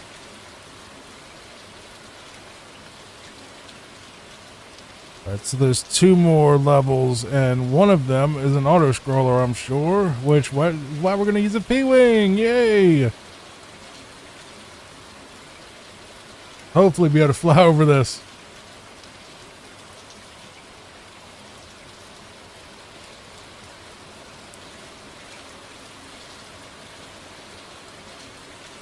Because you can't really use the P-Wing in Bowser's Castle. It'll be a waste. You could, but it's just a waste.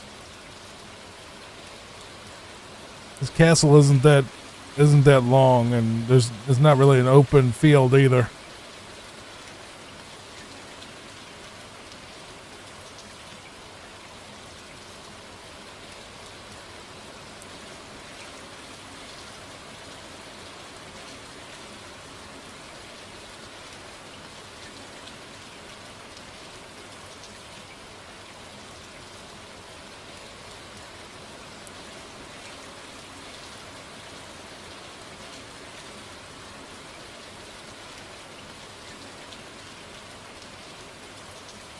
Yeah, if you could hear my audio right now, you would definitely not be able to sleep through that. It's just a bunch of high-pitched dinging over and over because he's using the P-Wing.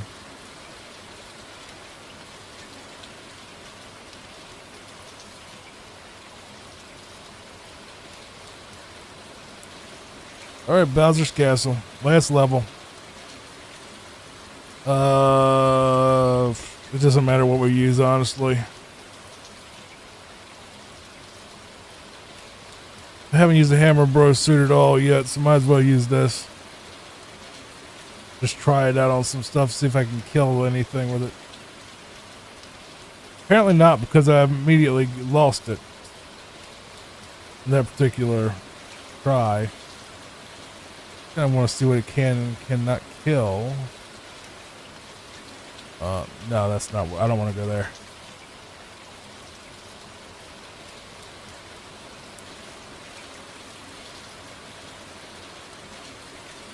Oh, okay.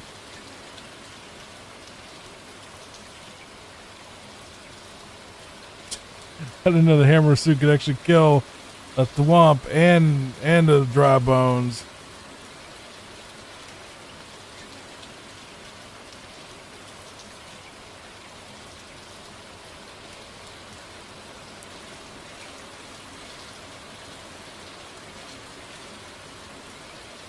They just sent us back to the exact same spot, so that was pointless.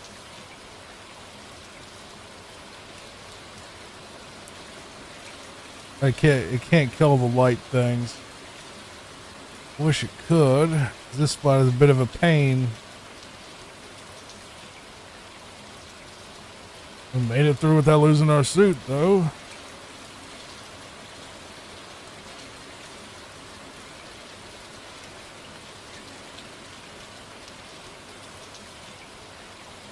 Whoop! Almost lost it again. Looks like we might actually be able to keep this thing until the Bowser fight, I'm guessing.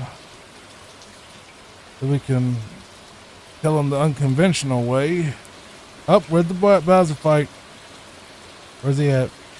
Come on. I want to get him with the Hammer Bros suit just as... There we go. He's dead.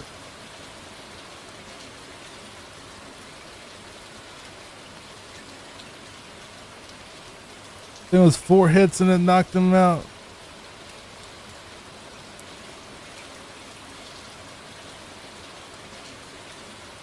But there we are. There's the ending. Thank you so much, everybody, for watching. Please like, comment, and subscribe. Come back to see more of these retro game things. You'll see a little link on the screen right here, right in the middle where it says the retro game playlist. Click on that if you want to watch more of these while you sleep. Yeah, they'll all be connected together. Thank you so much. Really appreciate you coming out. I'll see you next time. Take care, everybody. In this video, I'm going to be playing through Super Mario Bros. 2, aka the Lost Levels All-Stars version, while giving you a soft commentary and rain sounds, hopefully to help you fall asleep or at least relax today. This is one of those games that is a bit frustrating, but I will do my best to avoid getting frustrated. It's not going to work, but I'm going to try. Anyway, if you like what you hear, click the bottom of your screen if you're watching the shorts version. You can watch the long version. There should be a name of the video at the very bottom. You just click on that and then click again when the little screen comes up. All right. Anyway, let's get into this questionable game. Let's be real. Super Mario Lost Levels, aka Super Mario 2, the Japanese version. I am not a Lost Levels fan. I am not the target demographic for this type of game, where it's basically meant to be difficult for the sake of being difficult. The original was basically a ROM hack, if you really want to be honest. And I call it basically the first ROM hack ever, because the reason we didn't get this particular version was they claimed it was because us Americans couldn't beat it, which I will in this video. But really, it was because it was too much like the first one, and it probably wouldn't have sold well because of that. It was too similar. The graphics were basically the same. I think the music was, a lot of it was the same. It was a ROM hack in the 80s, you know? It really was just a ROM hack. It was like the first super hard, game of the series. And they didn't go back to this difficulty later because people got frustrated with it. I've beaten it maybe once or twice. And just never had fun with it. But This is this is mainly for completionist's sake because I already did all the others. I did Mario 1, 2, 3 on NES. I did the All Stars versions already.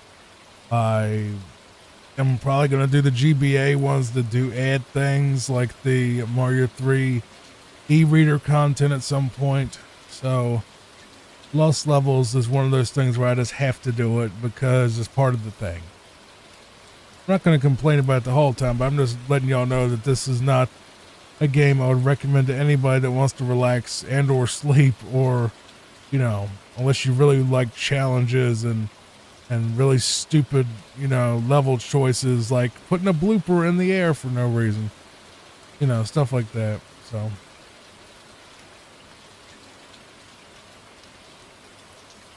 but I could, well, let's try that again.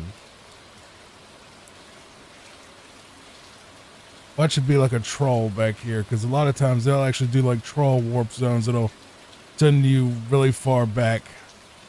Like all the way back to level 1 is a troll.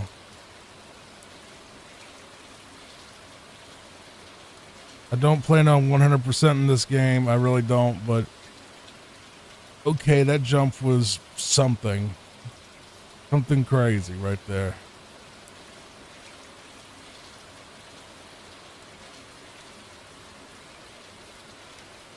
If we can get into that pipe, maybe. Where does this lead us? You see, even the bonus area has a little pit right there for you to fall right into if you're not paying attention. It's nowhere near as hard as like Kaizo, but it definitely is a huge step up in difficulty from the first game. Let's put it that way. No, you cannot swim in that water. You will die. It's basically lava.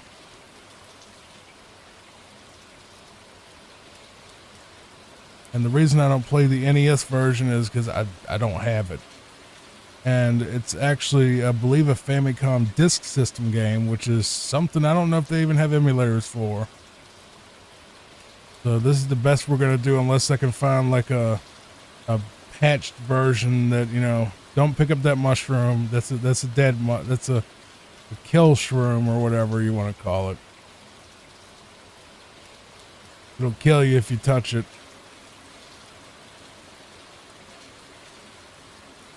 Like the extra life, even though you get save states for that. But honestly, if we're talking about like difficulty of NES games, you know, the original NES run, Mega Man completely smokes Lost Levels. Lost Levels is a pain in the butt for stupid level design and all that. Mega Man is hard because it's set up to be hard.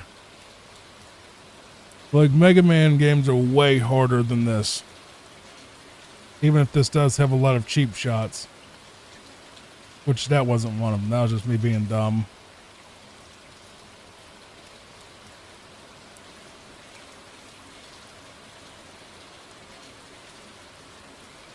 Sorry, I had to cough. I didn't want to cough into the microphone.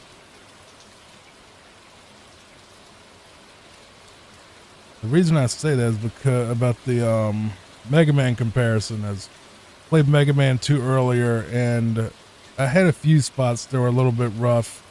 Mainly that stupid level that it's like where the boss fight we have to use the crash bomb, but if you go in there with that or full tank, you're screwed. That was a problem. And of course, that was really the main part that gave me any trouble. Everything else was pretty easy, except for a few user errors, save states in the wrong spots kind of thing. And the main reason I use save states really is because I don't want to play the same level over and over. If I die, I'd rather just, you know, try again, basically. It's a lot better for me to just do that for the video instead of having to edit out every death, you know, and then start over and start over some more and all that. This is one of those spots where they do something dumb. I think you're supposed to jump all the way up. Are you supposed to jump all the way up here? This is what I mean. They do stupid stuff like this. All right, watch. You have to There's another hidden block somewhere around here. Right there. Imagine playing this on original hardware where, oh, you can't even go down that pipe. Can you believe that?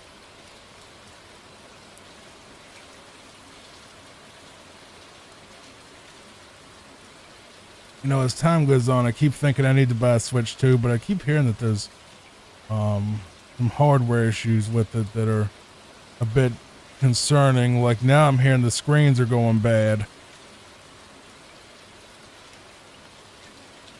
The screens are having ghosting issues, whatever that means. So this is why I don't buy stuff day one at all, whether it's a game or a console or anything, because you never know. They always release stuff nowadays half-baked where it's not, you know, it's not fully done. Like they rush it out, or, you know, the oversights, you know, and I understand that as long as they do warranties, but I don't want to deal with warranty stuff of having to lose my console I just paid $500 for, or $450 for, plus tax, you know, to wait for Nintendo to fix it, you know. That's annoying. I'd rather just wait and get one fresh that doesn't have the problem. And we'll see when that happens. Level was short. I'm sure that they'll put out a revision 2 or something that's just going to be called Switch 2, but it'll just have, you know, the manufacturing bugs fixed. But that's the thing. I mean, when you make the prototype and then you make like a certain limited run of the thing, but the problem is, you know, you can't fully predict. How am I supposed to, like that? See what I mean? Stupid stuff like that. Whoops, that is the wrong way to do it. But like, you know, like there's going to be hardware faults, you know, you're going to have bad batches of stuff come out that are screwed up, you know, cause just, I mean, you know, you can't put out a perfect product that has no issues ever. How am I supposed to even get that? I can't get up there. Whatever, it's fine. I think I need to turn my volume up a little bit on my end. I think that they do that stupid little thing where you have to, I don't think you can hear it. If you can, it's fine, but where you have to pick a path kind of thing, you know?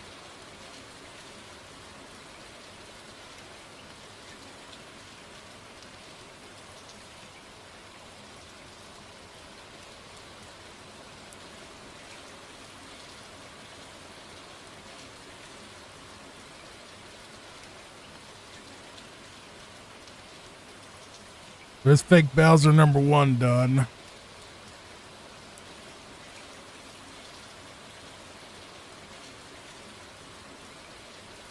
We're over on 3-1 now, and we're already getting trolled by the Hammer Bros. By the way, shout out to Nifsky, I believe his name is, who is the Super Mario 1 god, and he probably is the Lost Levels god too. Also there is a Tony, when I haven't put it out yet actually. Whoops.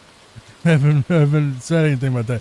I was working on a Tony Hawk's 1+2 run, and during the recording session I forgot what the speedrunner's name is, and I'll just say I think it's Adeline. Just look up Tony Hawk's Pro Skater speedrun, and she is just outrageously good. Like holy crap, bro. It's just kind of insane how just, I really think that like she's on the level of those Mario 64 speedrunners. Just watching that, just outrageous tricks and outrageous gameplay is just like not humanly possible. So shout out to her if she even needs it. Actually, let me see what her name is really quick so I don't screw that up. Give me a second. I was trying to think of her to bring her up in video before it's PS1 speed. What was her name again?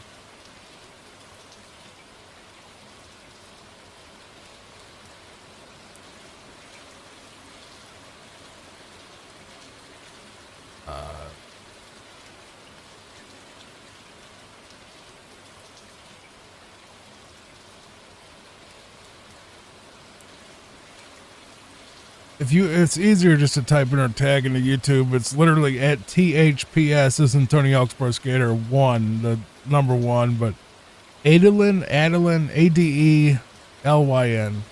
Look her up. Incredible.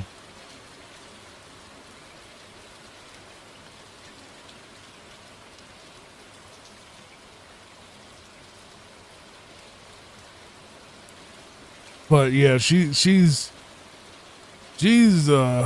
outrageously good. I'm terrible at that game. And I was looking up how to do some of the goals, because some of the goals are really obtuse or obscure to me, basically. And I'm just like, I looked it up and I saw her and was like, okay, let me watch her. And when I saw her, I was just like, bro, that's not fair.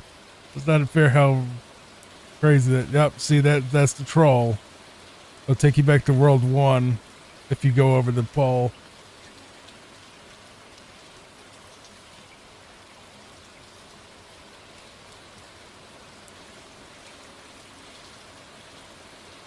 I just say all that because I'm not a speed runner, but I really appreciate the people that do, the opposite of what I do. I'm here to just play a game and give you something comforting and something relaxing to listen to. Something that's, like listening to a friend talk about, talk to you while he's playing a game kind of thing. And, I appreciate the other side, which is a lot less talkative because they're so busy focusing on being a god, basically, where I'm not. I'm nowhere near that. And a lot of that is because, number one, I don't have the patience. Number two, I also play so many different games that I just can't. There's no way. I have 60 plus videos of 60 different video games. Like, there's no way I could. The only person that could even remotely do that is Arcus, has like marathons of beating 20 games in one stream, like an 8-hour stream thing called the Arcathlons. So that's not me though. It's not my thing. Not good. Not good enough. I think there was a runner back in the day named Big John that played this. I don't know if he's still around or not, but he seemed incredibly cool from what I remember. At least seeing him at GDQ videos. I don't know. I don't follow the speedrunners' personal lives, so if I'm shouting at a bad person, I apologize.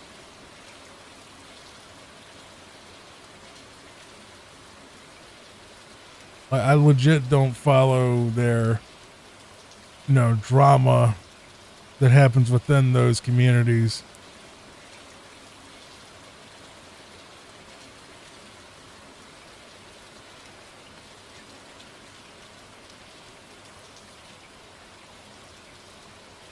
I remember Chibi, who cheated, but that's because of other things. He's a something. I ain't gonna get into that though. He's a very not a good dude. Let's just leave it at that. He's not a good dude.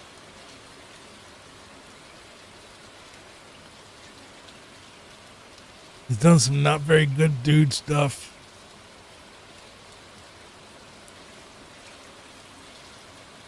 We're not a drama channel. We're a sleep channel. But if y'all want to talk about that in the comments, I'm fine with it. It doesn't bother me if people talk about that stuff in the comments. This is definitely one of those, you have a right and wrong way to go.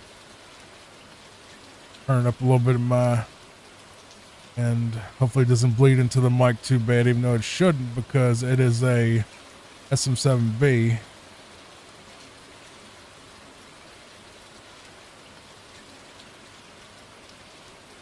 That was the wrong way because it went banana.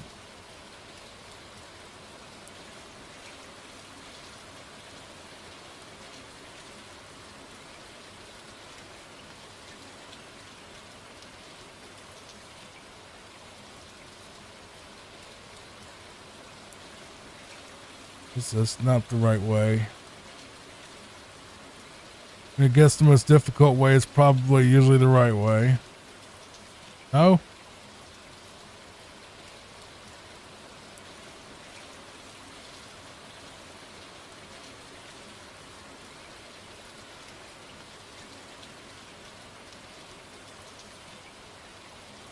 Nope.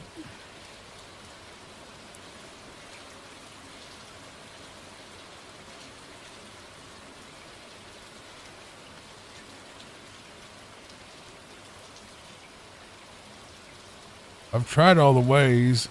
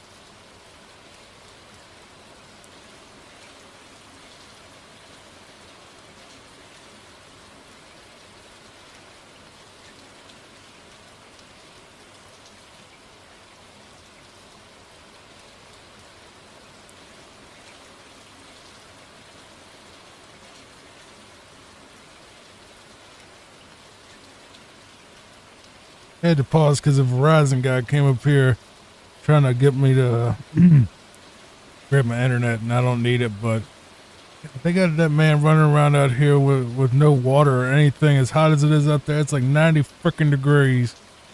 So make sure to toss him a couple of bottles of water, because good God, I can't imagine doing that job. I mean, he asked nicely for like a hot one. I'm like, bro, no. It's like 98 degrees outside. Just take the cold one out of the fridge. I'll be fine. I have like 4 cases of water in here. Me and Papa like to stockpile. I cannot figure out what this pattern is.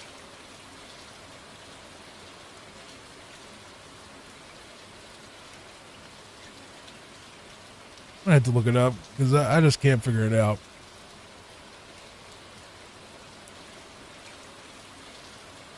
So based on what I'm seeing, I'm gonna have to lose this power up to even do this. Well, would you like to come out and help with that piranha plant? Just wondering.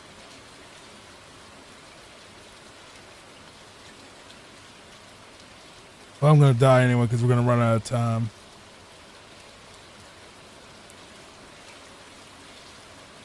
Which we did. It's fine because I need a small Mario anyway.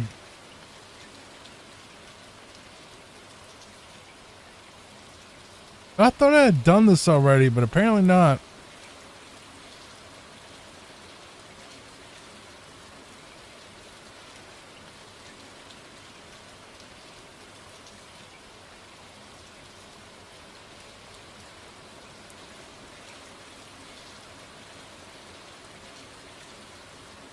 Whoop.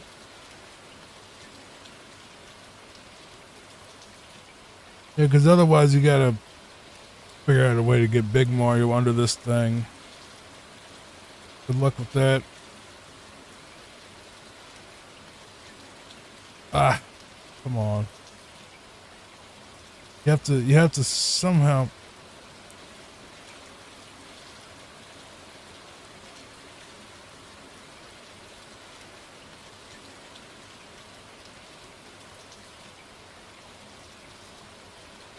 Ah, come on.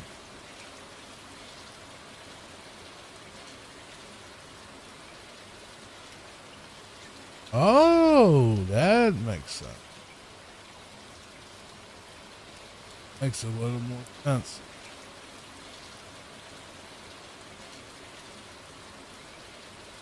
Come on, bro.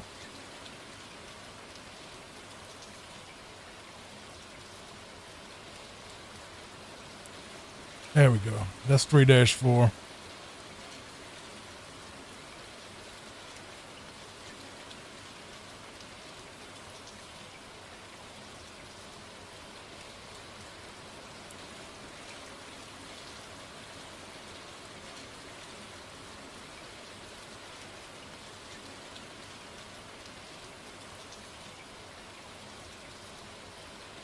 All right. That? No, that's not right. Okay. There it is. That's better. Hopefully I didn't cut off through the other recording bits. Did. Oops. I guess Lakitu just said screw it. He just, wanted to show up for a quarter of the level.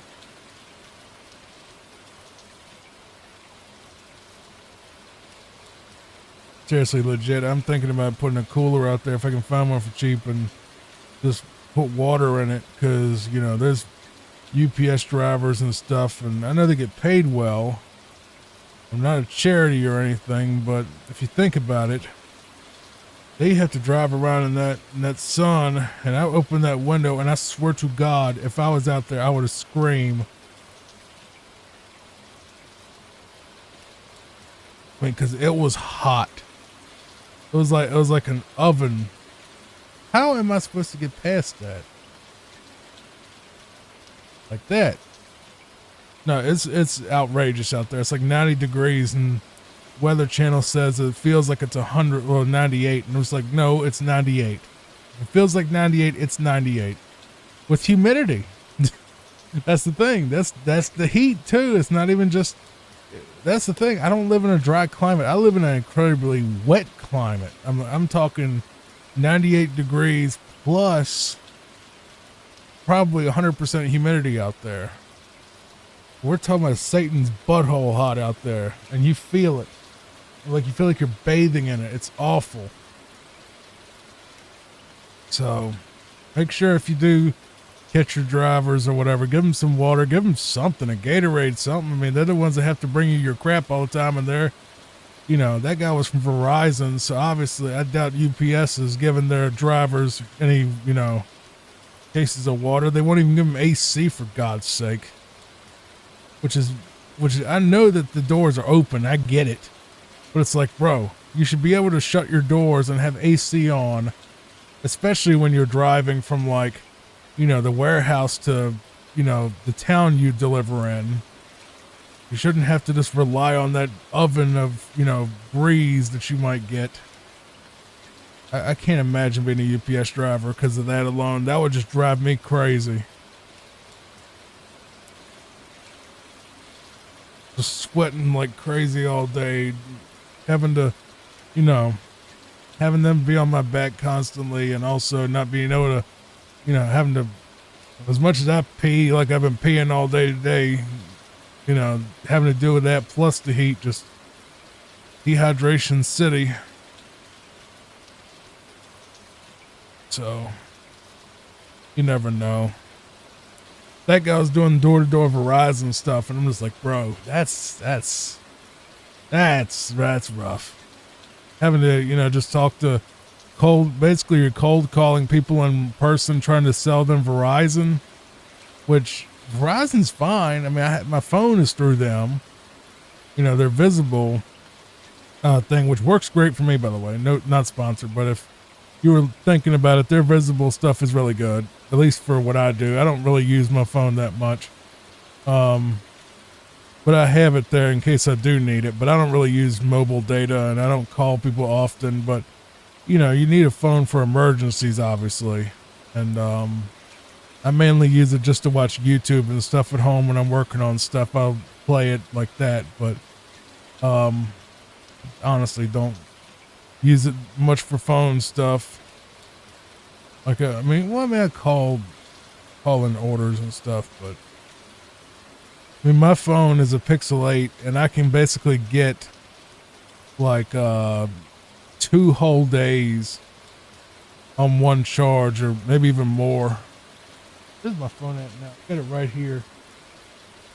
Yeah, it's almost 2 full days, and it's only at 36%, and it came off the charger yesterday morning at 9 a.m.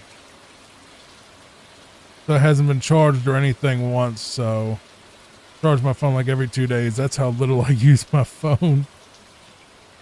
Because my PC is my main thing. It's like right here in front of me, like all day, every day. Like I record here, I watch TV here.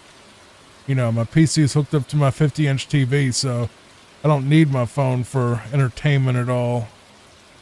I only use it when I go out, and that's just for the radio bit. But I actually went out yesterday and used it like that. So if you're looking for a good phone, the Pixel 8 is fantastic. You could probably get it for pretty cheap. And I'm not sponsored by Google, but obviously I work for Google technically because I'm a YouTuber. But this isn't an incentive or anything, in case you're listening and just wondering. I've had the Pixel 6a, which I liked, but it got a little glitchy, so I skipped the 7a, then I got the 8a, but before that, I think I think so far I've had Pixel 2, I think it was 2, 6, and 8. I don't think I know I didn't have the first one. I don't think I had a third one. I think it was just 2, 6, and 8 is what I had. And I also had Motorola's, but I was never a fan of them because they were just crap. They would just lag too much. Look at this leap of faith garbage they got me doing. Yeah, the Motorola's were just bad. And I'm talking about like the powers too. They were supposed to last for, ridiculous amounts of time. They wouldn't get updates. That is the main reason I use a Pixel. It's not to use Graphene OS, which I've tried and did not like it at all. Personally, didn't like it. It isn't that I'm a Google fan, because I'm not at all. Did I screw myself and not going to be able to do the thing? Yeah, I think so. Unless they want me to use a bullet bill. Or do that. God, this game is nuts. No, it's the only reason I really use Pixels instead of like a Samsung S something is Pixels are generally cheaper. And I don't use my phone for anything fancy. Like I don't video edit and I don't shoot and record with my phone or do anything crazy with it. It's a phone. But the other thing is it always gets updates like the longest. I get free updates forever. And every time I had a Samsung, because I was a Samsung guy before, and the problem with Samsung was you get like 1 year of updates and that's it back then. I don't know if they've changed that, but I've kind of seen no reason to go back because by the time, like that's the thing, Pixels get priority on the newest updates. So if I'm having issues, a lot of times I can just, go to update phone and it'll fix it. I had that problem with like the bottom of the screen, not wanting to bring my app drawer up for a little bit and then it stopped and it hasn't done it since the update. So that's why I stick with it. But I mean, if you're a Motorola guy or a Samsung guy or an iPhone person, hey, more power to you. I personally have tried iPhone. I don't like it. I don't know. I don't like I just don't like the lack of customization. I don't like how it kind of, I just don't like the search bar. I just think it's kind of gross. Just, ugh. That's weird, isn't it? It's like the search bar is the thing that broke it for me. Which is how it just doesn't work as good as a Google search bar. It's like it drags down like the Siri crap that doesn't search well at all. It's pretty bad. Okay. I don't know exactly what I did there, but okay.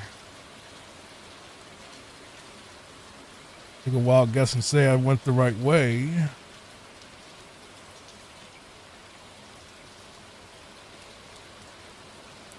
By the way, I did a thing where I was able to measure what my entire setup is doing from the wall so I can set up for a UPS, and it turned out that even at 100% load, which is never going to happen with my PC, I was only really drawing about 590 from the wall at 100% CPU and GPU at the same time. So this PC doesn't really draw anything, even when it's rendering. It might draw 400 watts, which is crazy. I thought it would have done a lot more than that. But I got a 1,000-watt power supply in it because I was scared that if I went any lower, it'll blow up my cards and stuff. Even though it's nowhere even close. I mean, that power supply is just sitting there chilling like, what? What? You say something? You know? Doesn't even care. Doesn't even notice it. Doesn't stress it at all. And on top of that, it's a Be Quiet power supply, which are really, really good. I'm a huge fan of Be Quiet power supplies, and I'm really a big fan of Seasonic as well. And whoops, I thought that was going to be the goal. And if you expect a warpless run of this game, go watch a speedrunner. I'm not doing it. I'm lucky that I'm already having my fill as is on a regular casual warped run. I'm not even looking up how to, go to the end of the game and just skip it all for this video.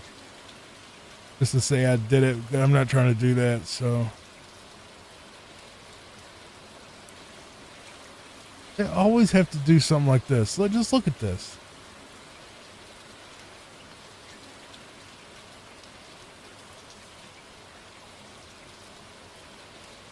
All these false finishes, bro.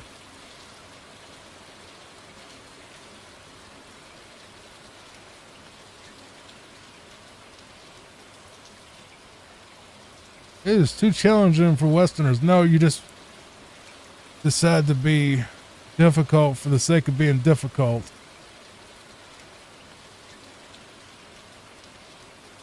You weren't prioritizing fun. You were prioritizing pain in the butt. I actually want to see what's in that pipe, if anything, because I have a feeling that there's going to be something screwed up about that goal. Just don't trust that goal. I don't trust you, Nintendo. Said you would brick my console if I bought one, and you thought I was pirating stuff, so I don't trust you.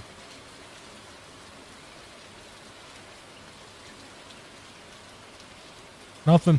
Okay. So the pipe doesn't go to nothing. 5-2.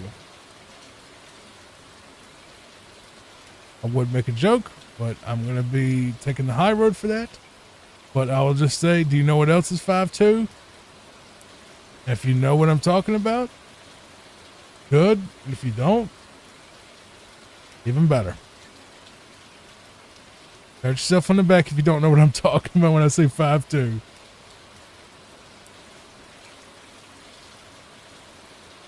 I'll just give you a clue in case you're wondering. Do I look 5'1"?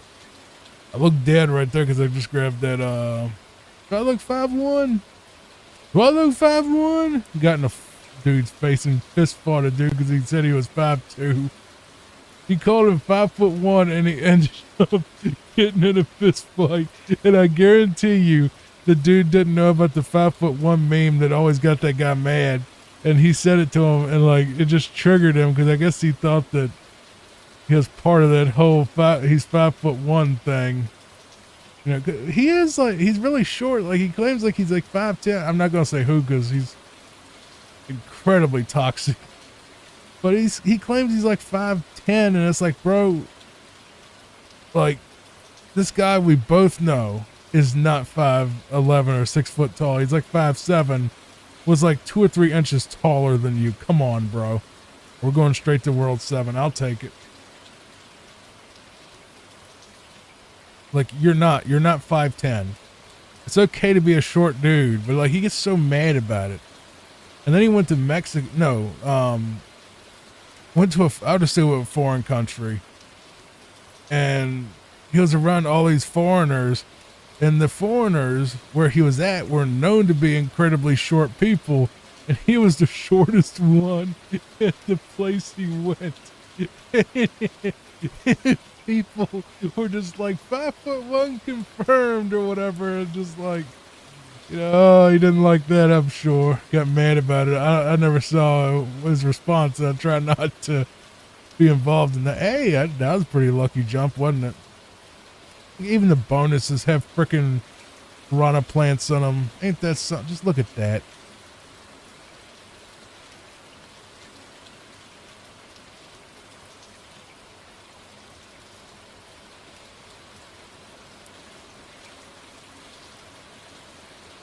Gonna be a troll, isn't it? No, not yet. Probably. Please don't just shoot me back to like level 1 or something. I'll be so upset if you do.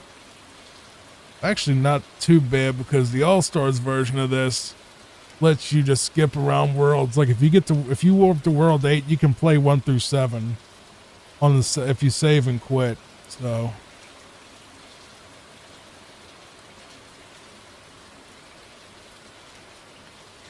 oh, I thought that was gonna go down.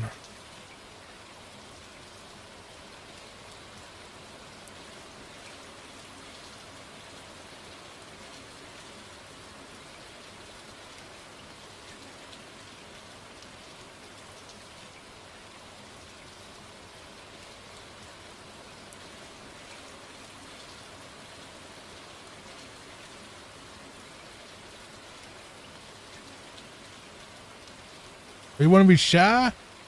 I see you. Think I don't see? I see you. I see you, Lakitu. I know what you're trying. It ain't working. We're not buying what you're selling here. We're selling sleep. You were awake. You were trying to keep me awake. Take another one of those. Take another night off, brother. You ain't getting me that easy. This might, though.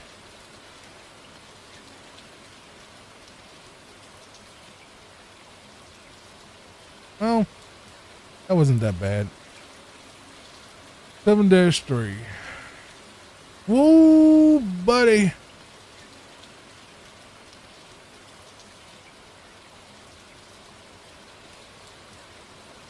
I don't know what the timing is on when he falls, but he falls there apparently.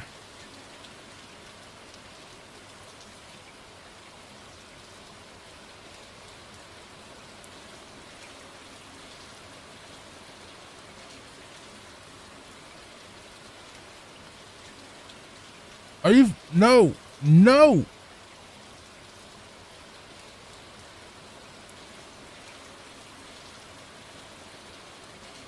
I got 6 lives regardless, but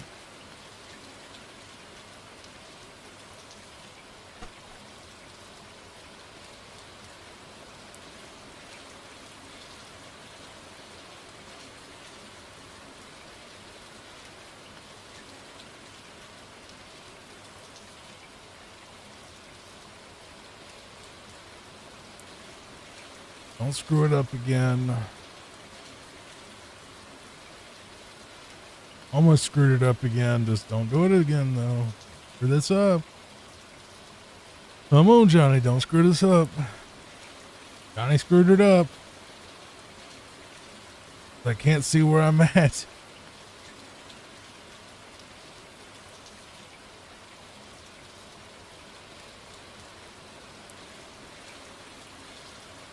I feel like you're like blind jumping into like a pin needle that you have no control over where exactly you are. Hope for the best. Try to aim for that. There we go. Level is outrageous. This is just dumb. Entire level setup is dumb.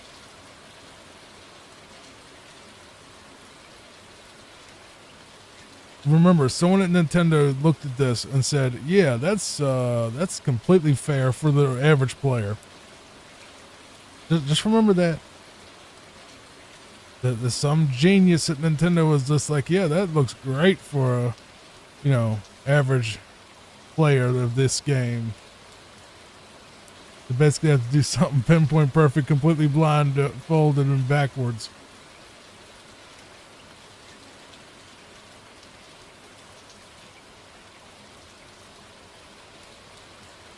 There's a reason this didn't come out, because it sucks. That's what it boils down to. Lost Levels sucks. It's a very challenging, very cheaply made bad level design game that almost nobody likes and nobody talks about nowadays except for speedrunners who are sadistic enough to play with this nonsense, but they also probably like playing Kaizo hacks, which are even more way more sadistic than this. Like absolutely outrageously sadistic compared to this. Like Kaizo is a completely different level.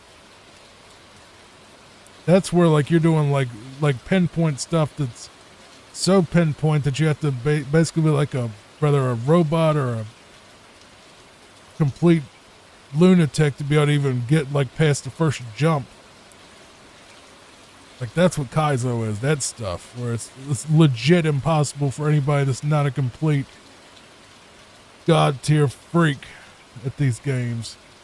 Which is this area is a pretty Kaizo itself. What is...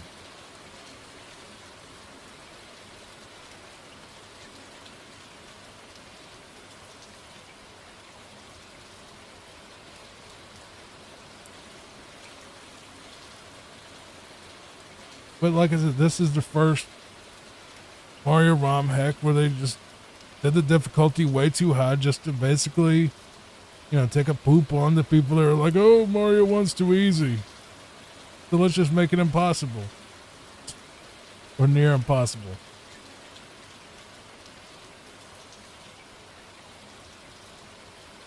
And it's like, it's not hard from good design, it's hard from stupid ideas. Let me guess, this is another one of those you have to pick the right path. Or just loops things, right? No? Mercy?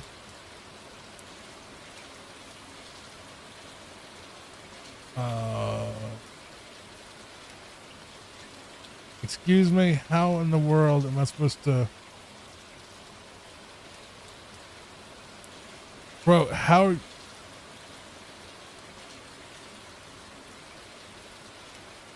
Bro, that fire stick is too fast. Like a small, like, corner or something I could get into, maybe? You see what they're asking me to do? That. Now they're asking me to do it again. Luckily with a little bit more space this time.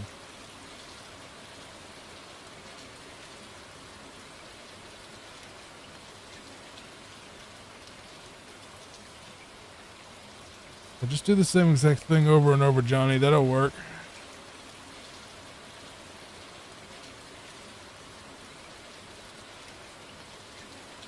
He threw those last two hammers as just like a F you to me, didn't he? He just did.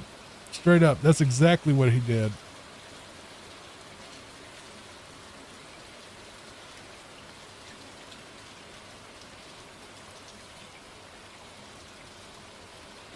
That's 7-4 done.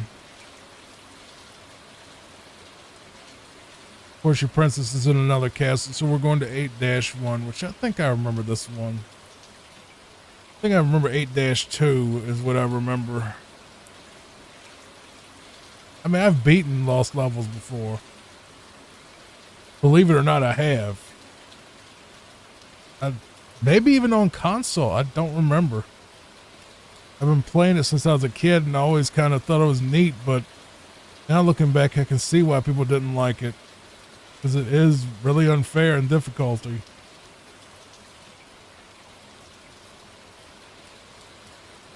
I mean, you got to remember, this is an official Nintendo release. This is not some fan game like, you know, Kaizo Mario or, you know, any of those other crazy hacks like Casio Mario and all that, which are more, I would call those more puzzle than platformer, because it's more like once you figure out how to do it, like you can do it, you know. It's more of a puzzle to figure out how do I do this impossible looking thing than actually pulling it off, you know.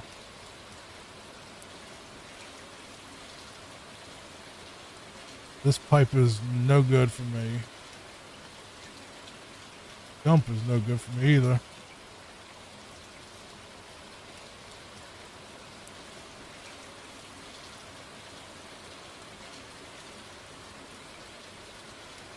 I don't think I can make that jump. I just don't think you're supposed to. Okay, maybe you're supposed to. You just gotta be perfect, of course. There we go. And then you're immediately hit with the hammer, bro.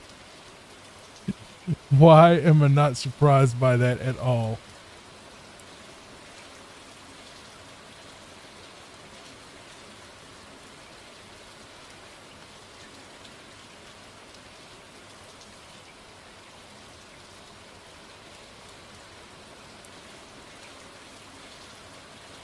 Let's see if we can finish this up.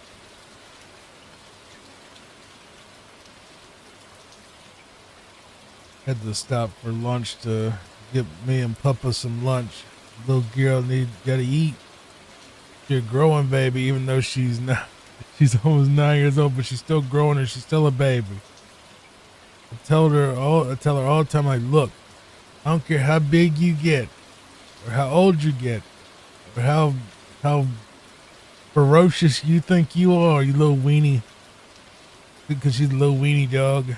I said, I don't care what you think. You know, you're all big and bad. You still daddy's little girl, no matter what you do. And then usually that's followed by a bunch of kisses from her. Sweet baby, she's so sweet.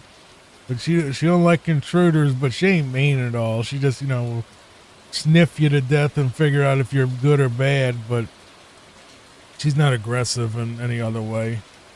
She's just very curious when she sees somebody new and doesn't like being penned up and is worried that someone's trying to mess with her daddy. I love my papa. I really do. She's a sweet baby. When there's nobody here, except for me and her, which is about 99.9% of the time, she is so quiet. She doesn't bark. She doesn't, you know, I mean, she'll throw tantrums sometimes, like whining at the door, wanting to come in when I'm eating or something, or she wants attention, but rarely barks, doesn't tear the house up. You know, she did when she was a little puppy, but that's normal. You know, puppies are just chaotic little monsters. And her and Bubba both were. And they used to eat the couch, and that was a mess. That worked. I'm kind of shocked that worked too. I'm kind of shocked that worked. They're just chaotic little monsters. I think this is a level that loops unless you do some secret crap. I think. Yeah, this is one of those. I'm gonna have to look it up really quick. But yeah, she's sweet baby.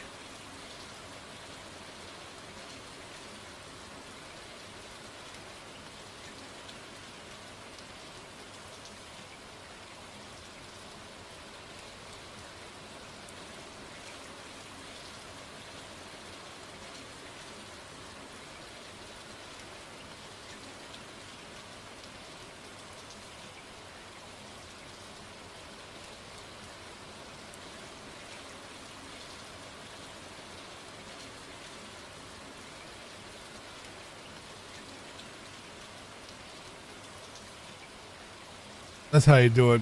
Basically, you just have to use that Koopa to get that vine to come out. But luckily, we don't have any more of those sort of where do I go, what I do, except for 8-4. I think there's some levels after that, but I'm just going to stop at 8-4 once I'm done with Bowser, because all that other stuff I think is just challenge run stuff. It's not like story-wise, it ends at 8-4.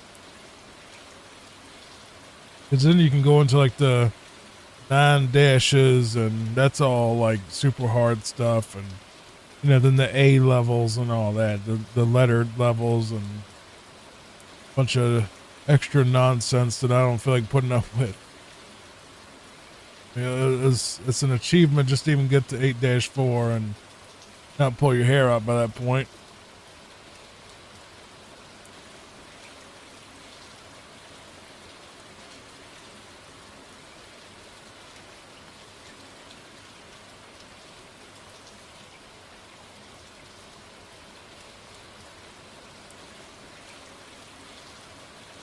I don't understand why some springs make you jump up super high and other ones don't, and they don't have any way to distinguish them as far as I can tell.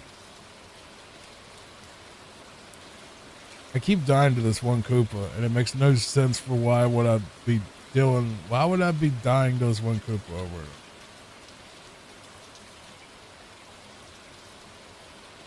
I can justify it in my mind because, you know, Mario Lost Levels is meant to be hard. It is not a, you know, Johnny, you're just bad at the game kind of thing. I mean, Lost Levels is meant to be. It was so hard that Nintendo wouldn't let us have it for like 10 years almost. Like, think about that. Like, Nintendo canceled a game due to difficulty.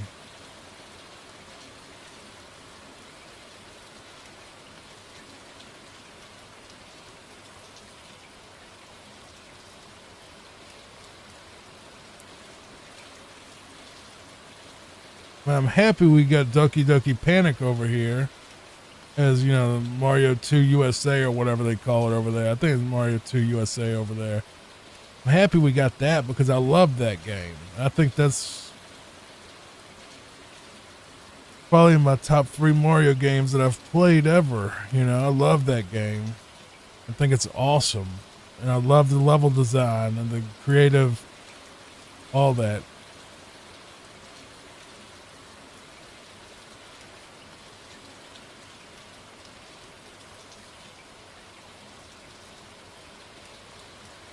Throat's starting to get a little sore because I've already done one video today, and that was Mega Man 2. I'm doing this as a second project, which was probably not the best idea, especially after having a sore throat last night from acid. That's my problem, it's acid. I don't have a cold or anything, I just have acid problems. My acid reflux is freaking legendary, bro. I'll just put it that way. It is absolutely legendary, or it should be. Like, I had to take every antacid in the shelf because I just am too stupid to not eat acidic stuff. But I found out through 2 days of misery, I can no longer eat ice cream because for some reason, it gives me so much acid that it just makes me almost have sinus infection symptoms. This jump is outrageous.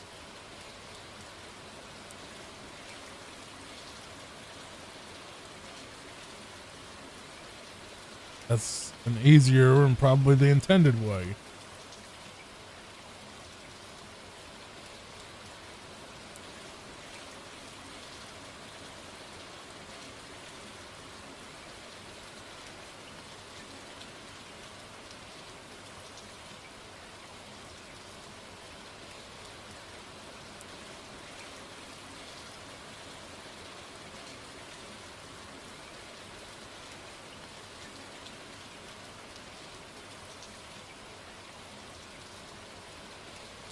Pray for me.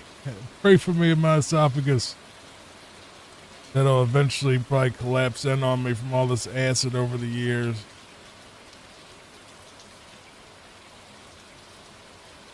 See, I used to have an iron stomach back in the day. Like, I could eat any slop there was. And like Dad said, you know, Dad told me, you know, rest in peace, Dad. But Dad did tell me, he says, you know, I was just like you. I was invincible until I was 28. And then I started falling apart. And sure enough, right around 28 is when I started falling apart.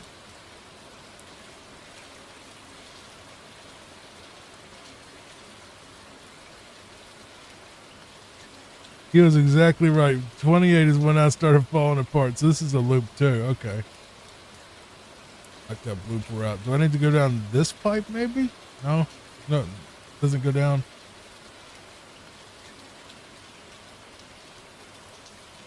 Bro. Bruh. Please. Please. Just stop. Just tell me who hurt you.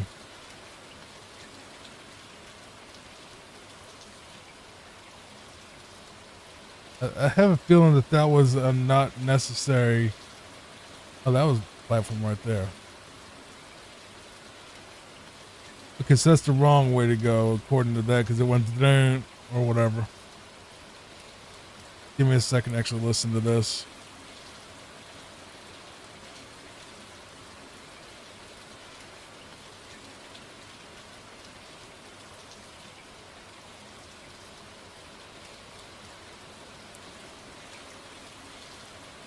I can go down this pipe. I have a feeling I don't want to go down that pipe. I don't know why,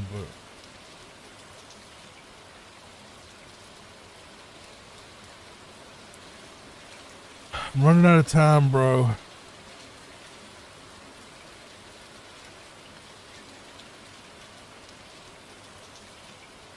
Alright, so that's the wrong way. Gonna go down the pipe, and worst comes to worst, we run out of time. That stupid blooper this time got me again.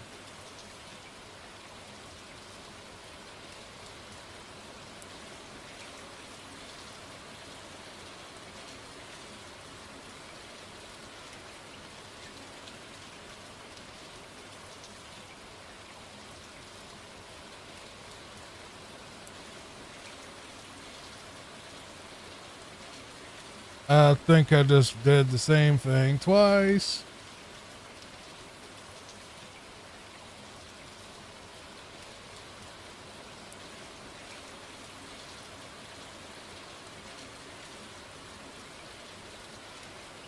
Let's take the death because we ain't got enough time to play with this anyway. I gotta go look it up again and see what to do in this level.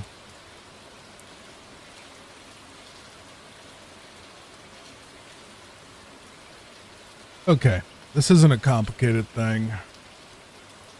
We may barely be able to pull it off in this time. You know, it's going to be incredibly difficult, but got 60 seconds to pull it off if I do.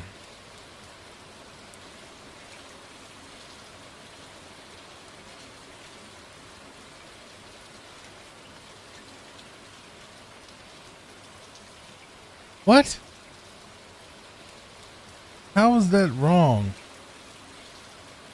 Maybe have to run across the lava or something stupid like that, probably.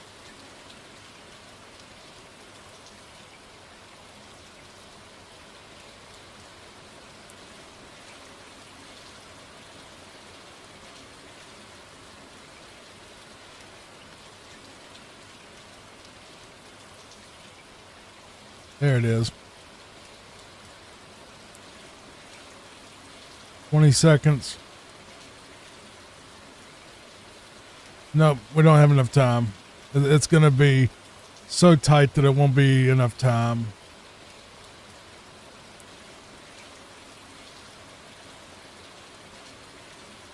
Look how fast that timer goes down to. That 20 seconds is more like 5. Look, just take the lumps and know that you're going to get more time next time to know where you're going at least. Try this again. Okay, I save stated right on a death, which is smart.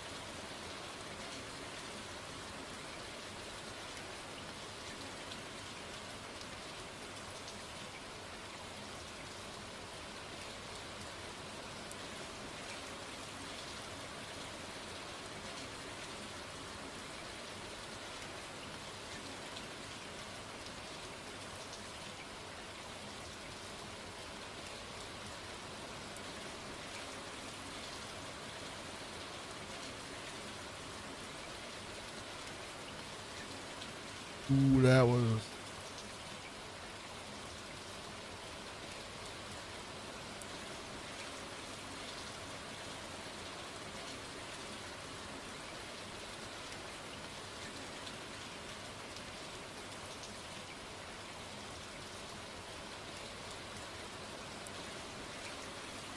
Get past this spot. Same way I died before, so we gotta kind of fake out the blooper a little bit to get him out of the way. Fake out this one to get him out of the way.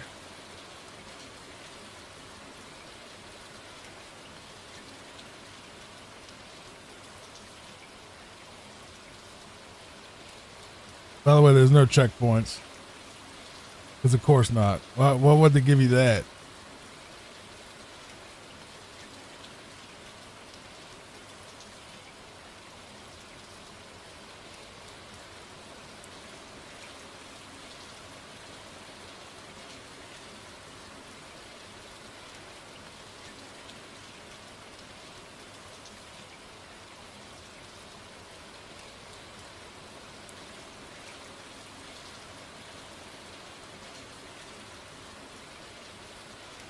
It.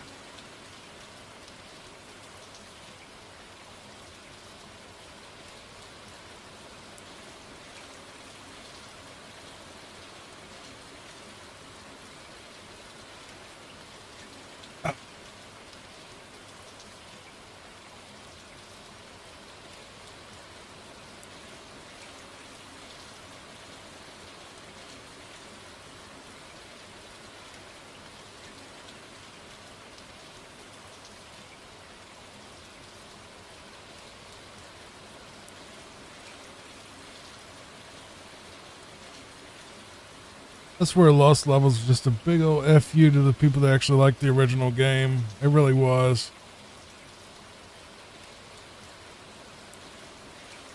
It really was, if you think about it.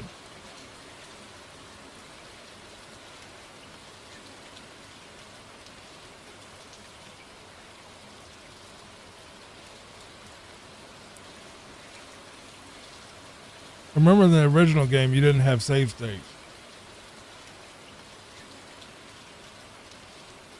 You also didn't have passwords.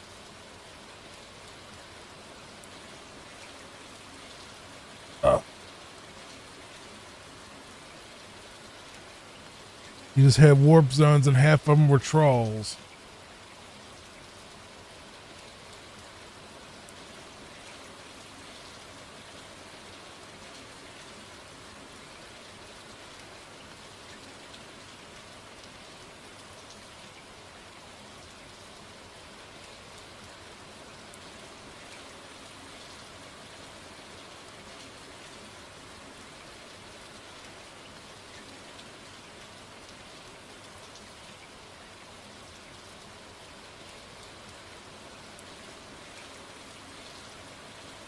I don't know why that worked better that time, but it did.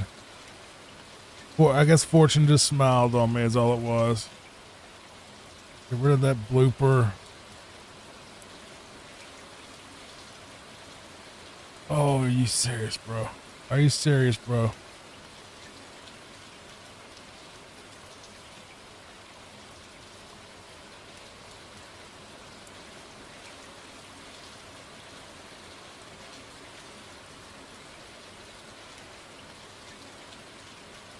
We're finally at the end, I think, or close.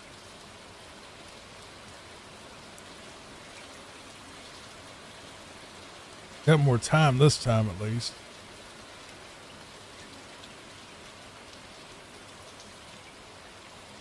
That jump, though.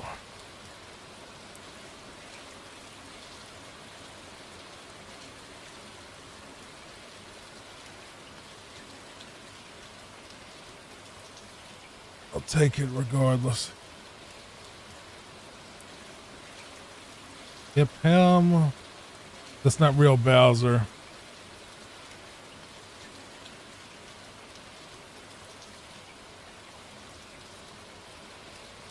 That's the real Bowser right there. And that's the Lost Levels. And here's the princess.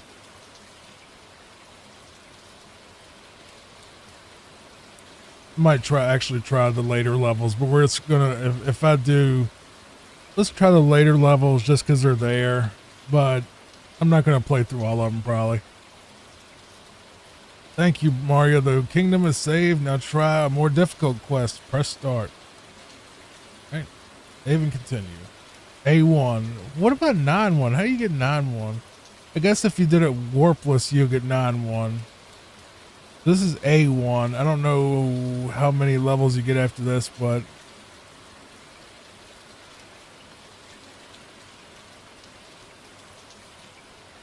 at this point, we're just kind of in an overtime is what I'll call it. Where I can just basically quit whenever I feel like it kind of thing. Right now, we're just going to chill out and just do whatever for a bit. Just to get a little extra run time on the video, because why not? And, okay, I thought it was blocked in for a second.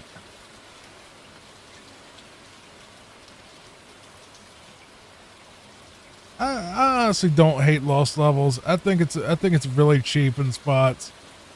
But if I was personally paying for it at this point, I'd be upset. But, you know, it's just a challenge run thing that's just kind of a pain in the butt, you know, for people that really like that sort of challenging, you know, headache inducing kind of gameplay. It's not terrible. It's just definitely not a game I would want to revisit often.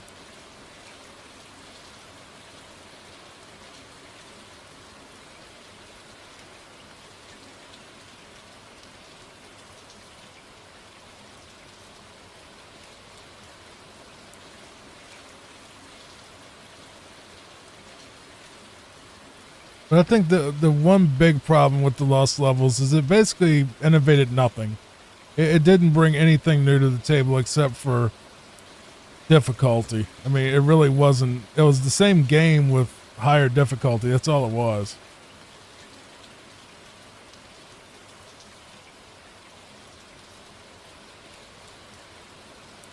And I guarantee you the original on NES was probably better because these controls are pretty rough.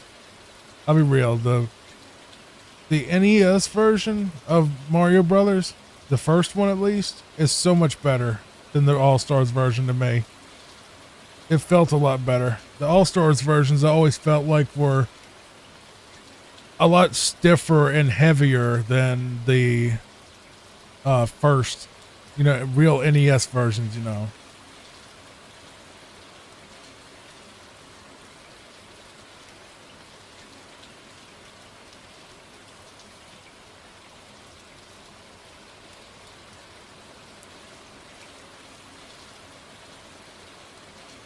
There's no enemies in this level? Okay, there they are.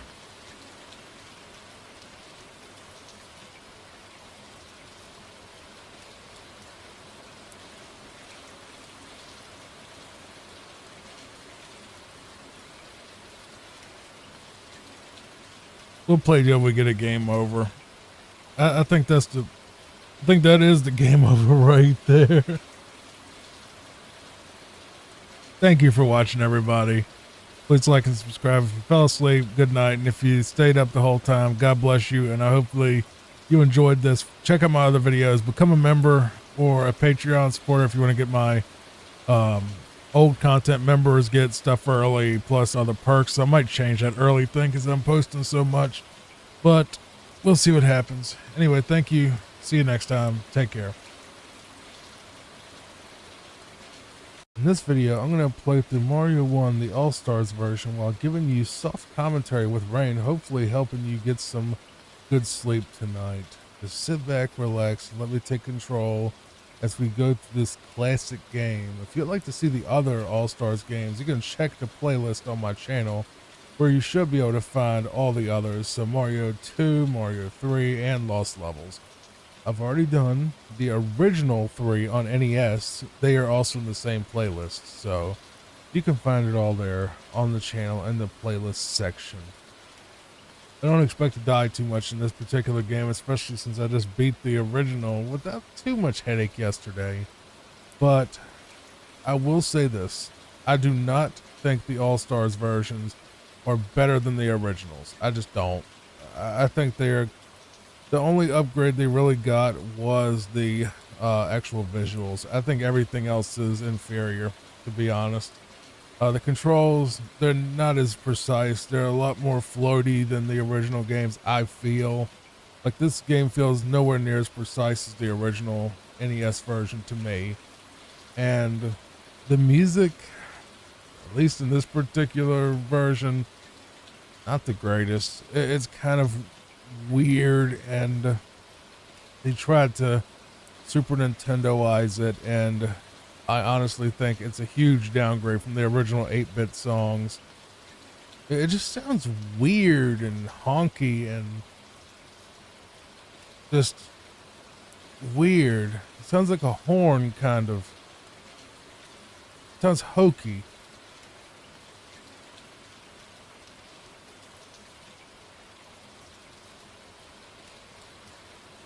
So I was never really a fan of this particular one. Maybe it gets better in the other two games, but in this particular one, the soundtrack is kind of awful, to be honest.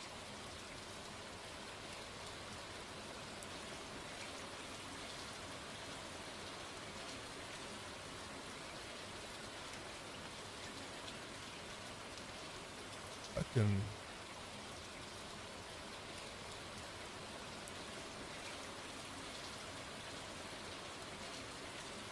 Yeah, I knew there was something up there. I don't know if that was in the original or not.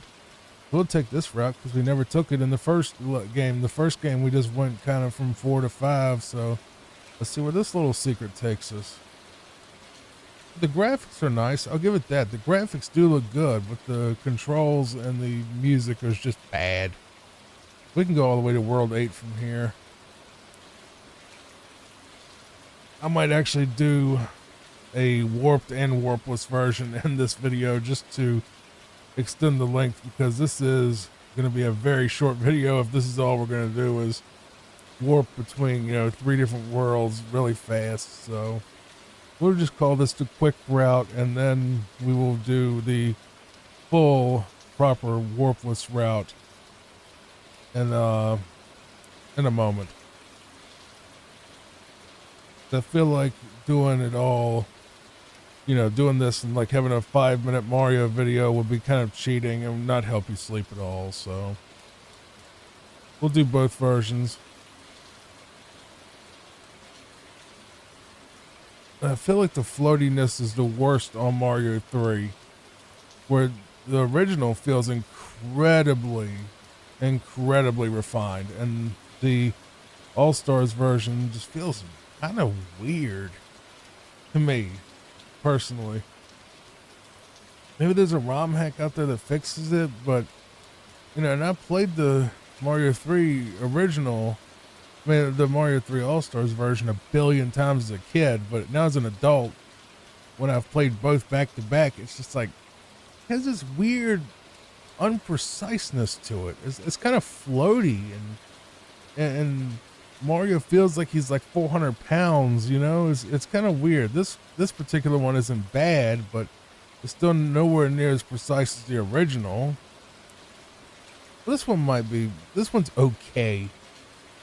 It's mainly 3 where they got, added about 300 pounds to Mario's actual weight. But I will say that the original game felt of that little spot. That's going to be a troublemaker, isn't it? There we go. We got past it. It's fine.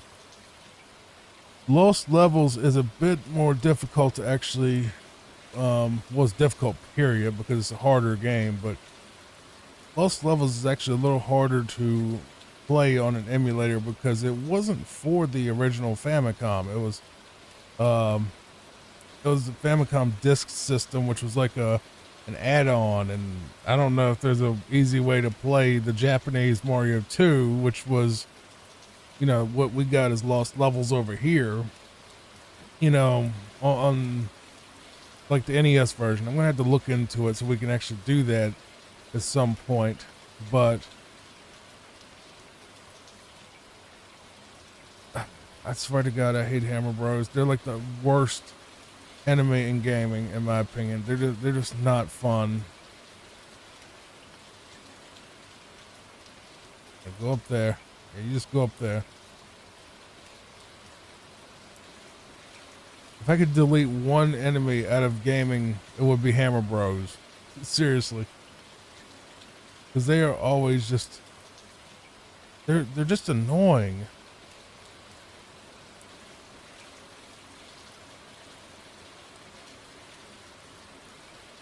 The little trolls is what they are.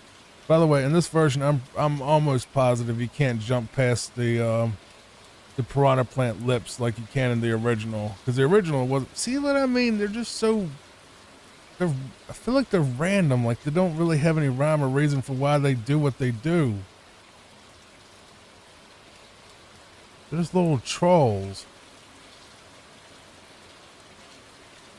We're already at world 8-4, which, how long have I been recording this? Probably not very long. 6 minutes. Yeah, 7 minutes. No, we're gonna do a warpless version of this as well. Okay, I will give Mario All-Stars 1 one credit about their music. The castle thing in the first game is a banger. I'll give it that.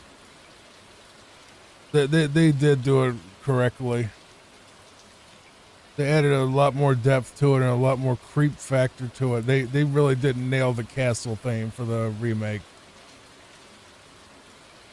The other track's terrible. Well, you know what? I don't know. Like the underwater thing is okay. Not underwater. Underground thing is okay. The water level, ugh. The soundtrack for that is kind of ugh. But the castle theme right here that I'm listening to that you can look up, because I turned the audio off because it'll probably be very jarring hearing all that thunder and lightning and all that in the game. But I think they really did nail the castles. They did nail the castle thing. And I just lost to a piranha plant right there. And the pipe I was supposed to go in. So a way to, here's how you remember what pipes you're supposed to go in for this particular level to get through.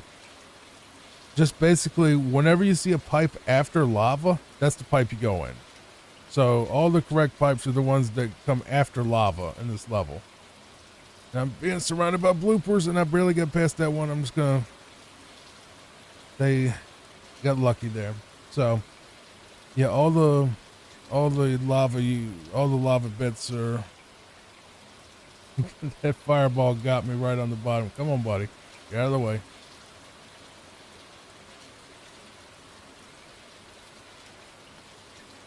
All right, this Mario 1, the quick version.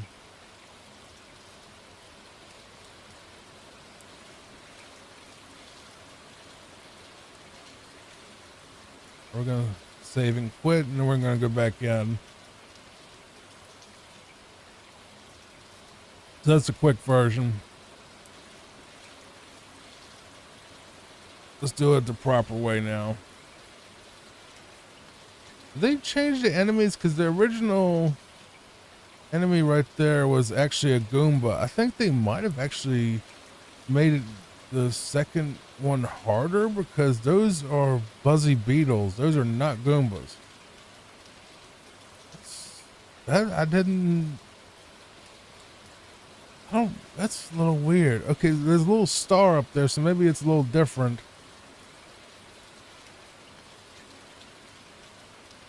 This is what I'll do. I'll do World 1, then I'll back out really quick, see if there's a way to turn the star off, and then we can see if there's like if that's a thing.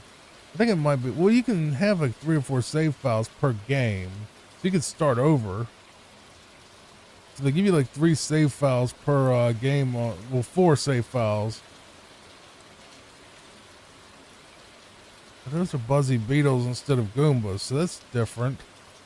I didn't know that there was like a new game plus on these. I learned something today. Today I learned.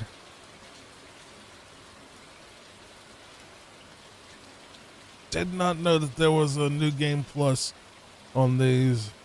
That adds a lot more replay value. I'm just gonna say it's a new game plus. We're not gonna go and stop just to figure that mystery out. I can look it up after.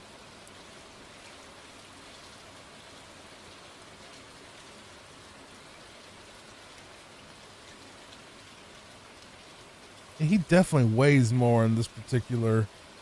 Yeah, he definitely weighs a lot more than he did in the original game. Like he's a lot more. he's not as agile is the word. Like, when you jump, it's stiffer in this version is the best way to put it. Like it doesn't he doesn't have that same control and smoothness.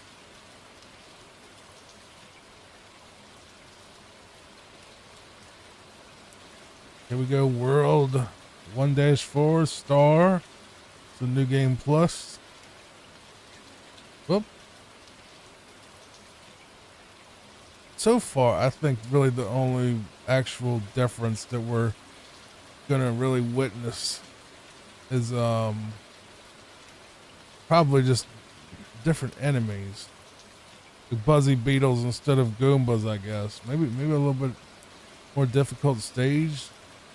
So I cannot get past that spot without taking a hit. It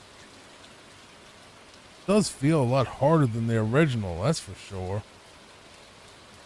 I'm gonna look it up really quick just to see if there's a big difference between the... Okay, so to answer the question, it says right here that in Super Mario All-Stars, the second quest refers to the hard mode, also known as star courses, which are activated by a glitch when saving and quitting, which I did accidentally. This mode replaces original levels with more challenging versions, faster enemies, different enemy types like Buzzy Beetles and Goombas instead of Goombas, and shorter platforms. Yeah, so we're playing hard mode. I did not know that that was a thing. I never heard that before, but I don't know if I want to play through hard mode or not. I guess we could, if it's not going to change the stages themselves, I guess we can just, say we did hard mode. Warp was hard mode. Why not? Maybe somebody wants to see that. It's definitely more difficult, but I imagine Lost Levels hard mode is just like, controller smashing really hard. I mean, the original is bad enough.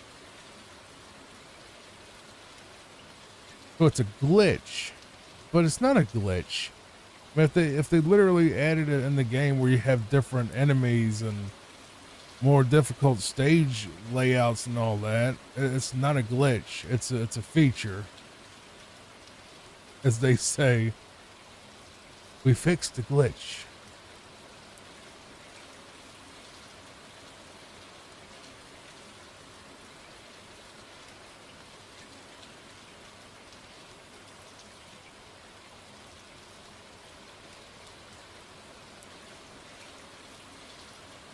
Yes, this is definitely a lot harder than the original that I played yesterday. Yeah, this is way, way harder. There's a lot more going on, which I'm fine with. I'm not a big fan of super difficult games, but who knows? We can just label it second quest or whatever.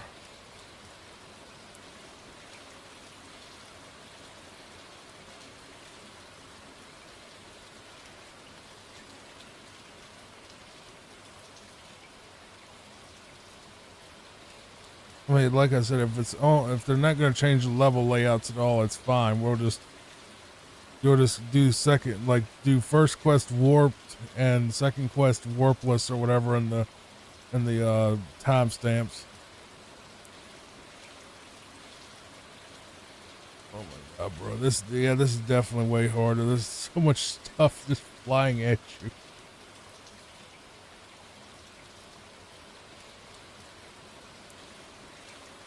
All right, Blooper, go away. Go away, Blooper.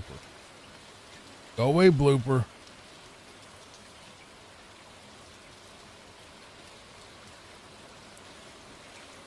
God, I can't imagine what 8-4 is going to be like.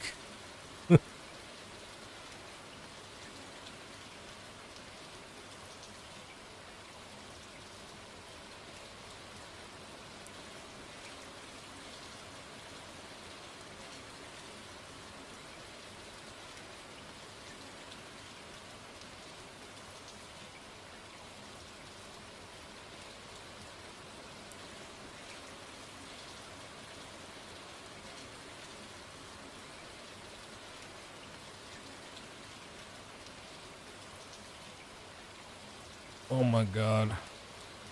Alright. I have the excuse this is actually the hard mode. It's not supposed to be easy.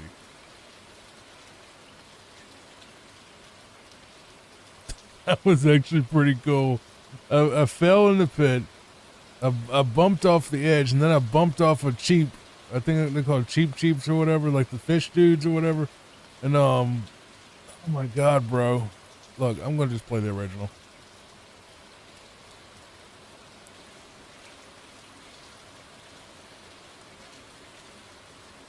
Because that's just not fun. I don't get enjoyment out of that particular type of thing, playing like hard modes and all that. I just don't. This is supposed to be cozy content, not rage content, so we're gonna do this the regular playthrough.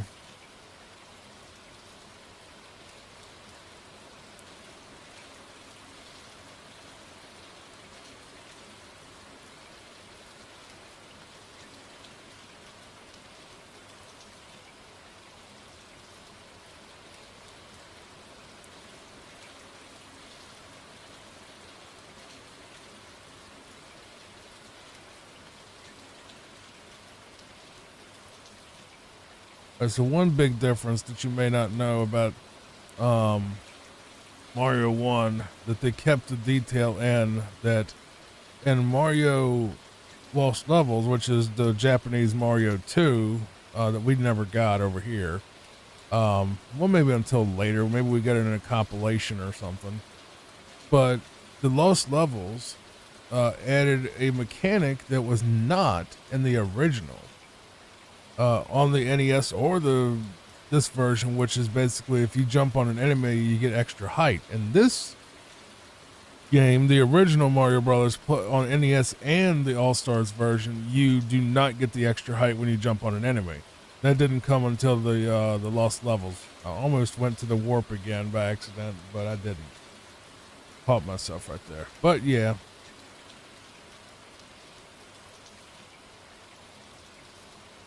If you look at Mario, he kind of put on some pounds too. You see he has a little belly now, which is kind of funny because, you know, the way he controls is so much more heavy than normal. So, yeah, this is way more manageable.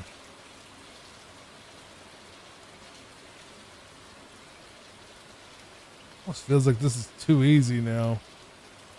I was complaining about the difficulty of the hard mode, and I'm just like, well, it's kind of a walk in the park, really. By the way, I do fast forward the ending animations so we can at least compare and contrast the last two, and yeah, there's a lot more fire sticks in the other version, a double at least. Maybe that's what these little blocks are. They have nothing on them. They're just there. Left over from the hard version, maybe. Really?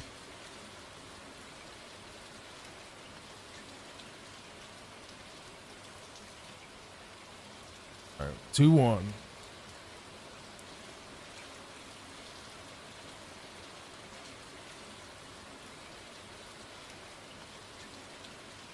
By the way, I'm actually kind of shocked that the Mario playthroughs did so well so fast. Like, it just seemed like, you know, my other videos didn't have that great of click-through rates and average view duration, but it's like, you know, when I did Mario, which I thought would be just like kind of a, you know, throw it in there for tradition's sake, because I always played through the Mario games on my other gaming channels in the past, like, and those never got really any views. You know, I'm not saying they blew up or went viral, but, you know, waking up to 30 views on a couple of three Mario videos all having about 30 views overnight, which it would be nothing for my reaction channel that I was doing, but for gaming, it's massive. Like 30 views on a gaming video for me ever is like, you know, at this point in time would be like having a catfish video that I used to watch, like going to like, you know, 50,000, maybe not that high, more like 10,000, you know, something just, you know, like, wow.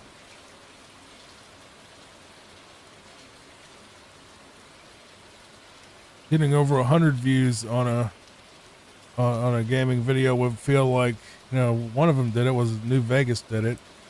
And, I feel like having, 100,000 views to me, or maybe 50,000. I don't know. I don't know the scale, but put it this way, Catfish was pretty easy to get 2 or 3,000 views on a video with barely any effort. In gaming, you got to work your butt off and you get like 30 views, which is fine though. That's the thing. I went into this gaming reboot knowing it was going to be difficult. I did not expect anything. I still don't expect anything. You shouldn't expect anything from me either, because I just fell off the same exact spot that I did in the hard mode version. Give me a second to actually get over this and not die doing that. There we go. But yeah, I don't expect anything to come of this really, big views or big sub wise at all. But I decided to go back to gaming because it's what I wanted to do. I actually finally sat down and I said to myself, Johnny, you are going to do what you want.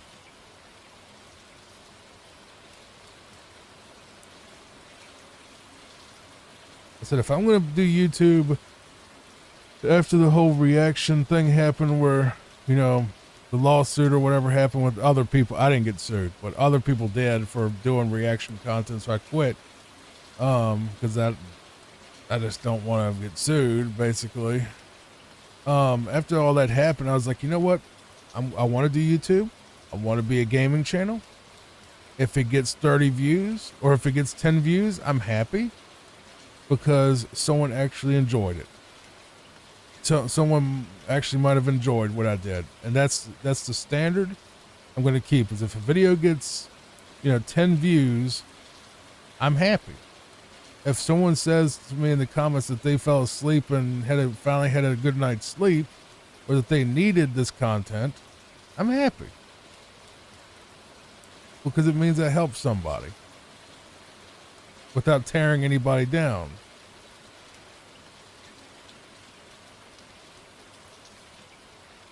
I don't know how that jump works, and I still don't understand how it exactly works in the original either.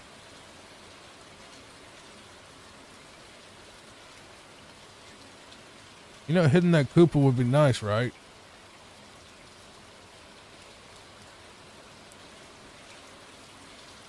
Actually, hitting enemies is a good thing.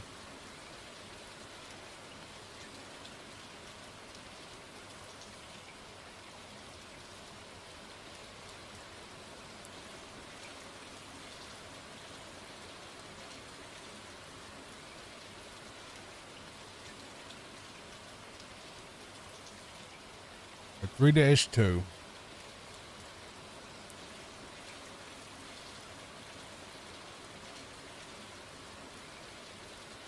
I may also do a warpless version of, because I did say, and I promised, and I believe the Mario 2 video yesterday, that if the videos got views, I would do a warpless of all of them. So I'm probably going to end up doing a warpless of them as well. But I'm a little bit concerned that it could be seen as reused content because it's the same game and same levels. So I'm a little bit concerned. I'm going to have to do some research on if that's okay, to do 2 different versions, even though one has like triple or quadruple the levels,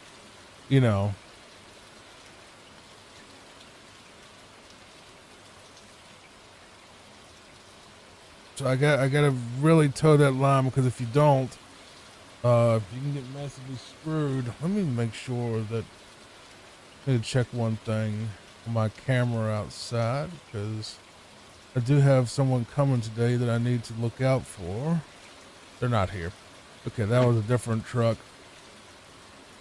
I don't know if they're going to text me or call me and say they're on the way. They're supposed to be here between 10 and 2 to work on some stuff in the house. Gotta get some house repairs done. Just small stuff. Nothing scary happened. Just have a few little things that need to be, tuned up and fixed.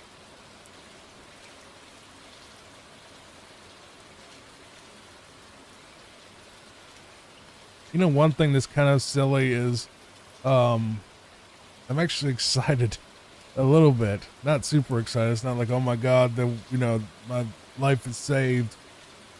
I don't use my oven much. I know this is a little bit random, but I don't use my actual full blown, wall mounted oven much. And I realized that the grills that you cook the food on were like really old and crusty and burnt and kind of nasty looking. And I was like, you know what? I wonder if they make replacement grills. And I don't know why I thought they didn't. But I figured, the oven's like 30 years old. Maybe they don't. Well, apparently they do. To the point where there's even like, third, what do you call them? Like third party versions. Generics, I guess is the word. But, so I go on Amazon. Well, I go to ChatGPT first because just give it a picture of my oven because I wanted to make sure I got the exact right size and model. It turns out that my oven was it kind of checks out memory wise, but it's a late 1990s oven, so it's almost 30 years old, and it works. There's nothing wrong with it. A little dirty on the inside. I need to clean it out again. But it's an old GE. Well, not even old, really. It's 20 some year old GE oven that's like a wall mounted one, and the grills, they actually remade the grills. If you want them from GE, the original OEMs, it's like $60, and it's like, oh my God, for one, not even both. And I go on Amazon and I found, I don't know what the company, Allswell or something, I can't remember. It was all something store, and I asked ChatGPT, I'm like, look, I'm not, since they're a professional chef, I just want my, grills to not be nasty. I want to be able to change them out, because they're old and, probably corroded and rusted out and all that. Whoops, I screwed that up. I'm like, will this work? And it's like, yeah, that's fine. It's fine. And they were like $50 for two of them. So we'll see. As long as they fit, it's fine. I mean, it's just a piece of metal. And it's made out of some type of it's made out of the same type of metal that the originals were, so it's probably just GE adding a OEM tax to the stuff. And if those don't work out, we'll send them back. I'll send them back, and I'll just go to GE's website and I'll order the originals for $120 for a couple of oven grills, which is ridiculous. But what are you gonna do? What are you gonna do? Just not ever use your oven ever again? Kind of thing. So that's the thing. The house I live in was Dad's house, and this is personal. I'm living in Dad's house that I grew up in now because he passed away last year. Rest in peace.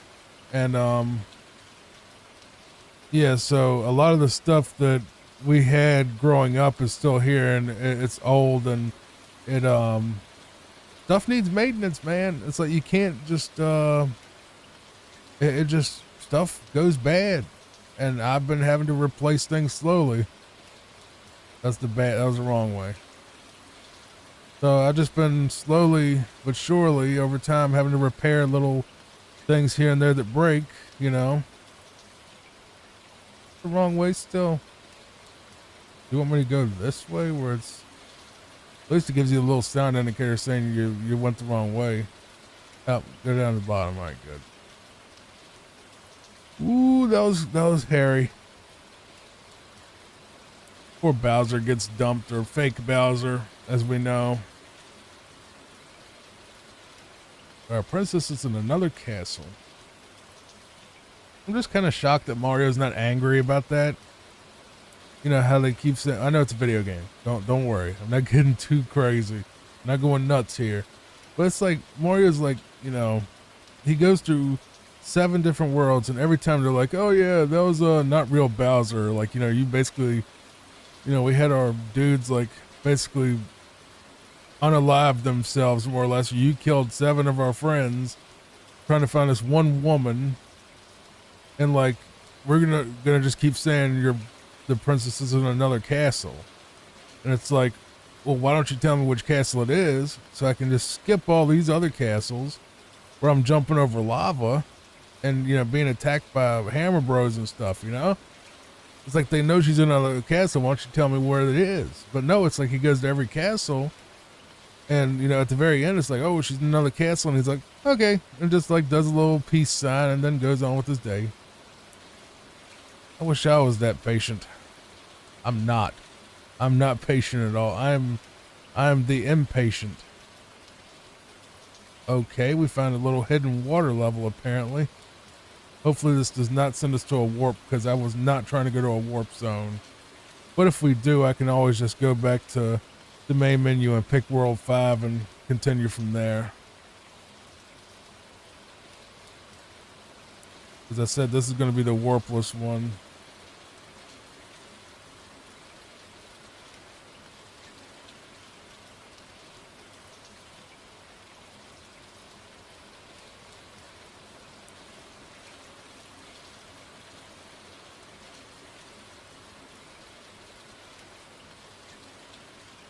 I don't know if I prefer the original game's graphics or these.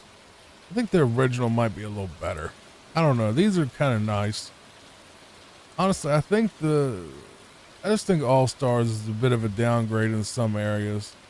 The music for sure is a downgrade. I know that 100%. The graphics are good. They're better. They're an upgrade, but I don't know if I like them more. So I'll say the graphics are fine, or at least pretty good. They're very of that era. It's not, I'm not saying the graphics are bad. The graphics are good for that era. I'm saying, like, just when I look at the Mario 1 backgrounds and, how they're more minimalistic, and same thing with Mario 3, like, or the vibes, as good,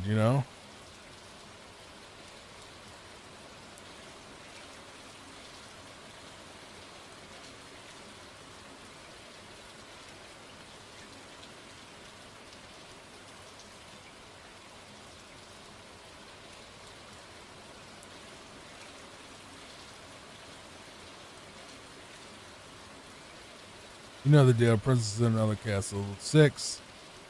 World 6-1. Of course, we have a Lakitu, because why not? Or at least second least favorite enemy, right behind, whatchamacallit, Hammer Bros.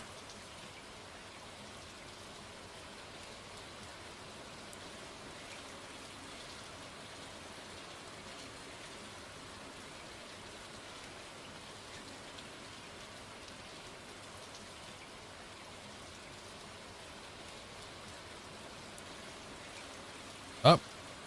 Nope. It's kind of weird. Mario can jump on a pipe, and the piranha plants will not come up. Except for in Lost Levels. I think they do come up on Lost Levels. Like, you're not safe on a pipe if there's a piranha plant in it. Well, I wasn't safe there either, apparently. But, like, he can go down the tube, and, like, the piranha plant never eats him.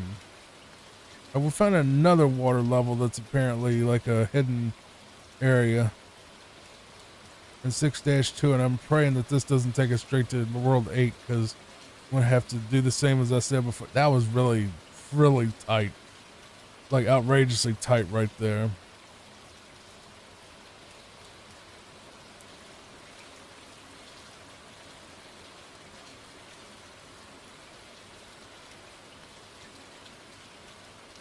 I don't remember it being this much going on.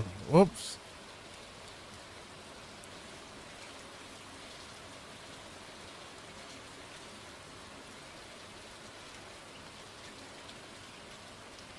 I'm not going to go down no more pipes if I can help it. That would have been that would have been fine in the original. But remember, Mario has gained 300 pounds in this game, so turning on a dime in midair is not exactly easy.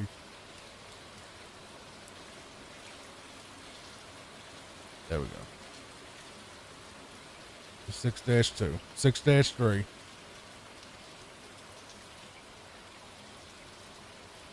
I've never played through these levels, honestly. I don't think I ever played through Mario 1 Warpless. But yes, the recklessness is normal for me. Because I try to... I just am like that in real life. I try to get through stuff as fast as possible so I can move on to other stuff I'm doing. And because of that, I make a lot of mistakes when I'm doing stuff. Like, I try to cram as much as possible in one day. Like yesterday, I literally played through Mario 1, 2, 3, edited all the videos, did all the thumbnails, uploaded them all at once.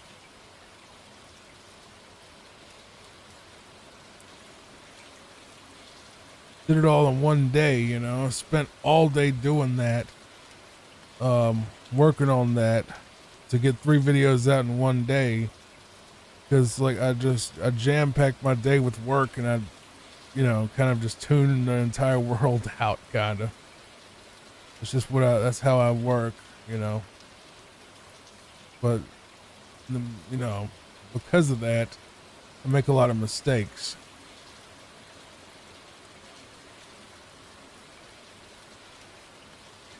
I'm not a stop and smell the roses type of guy. We got stuff to do. We got objectives to do. You know, I want to hit A, B, C, D, E, you know, today, and I want it all done, you know, by bedtime, basically. A little much, isn't there?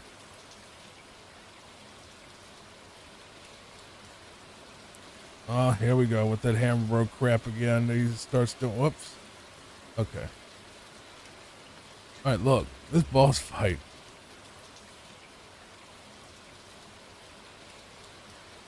There's 6-4, 7-1. What I feel like there's going to be okay, so bullet bills are going to shoot out 2 at a time now. Going to just do like a double barrel on poor Mario here. I do like that. I do like the snowy aesthetic. I do like that. That's pretty cool. I'll give him that. Now, could you imagine the hard version of this where they double up? It'll be like 4 or 5 and it turns into like a Kaizo game. It's not an official Mario game.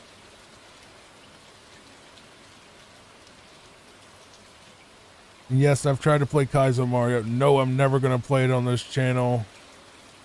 If you want Kaizo, go watch Grand Pooh Bear.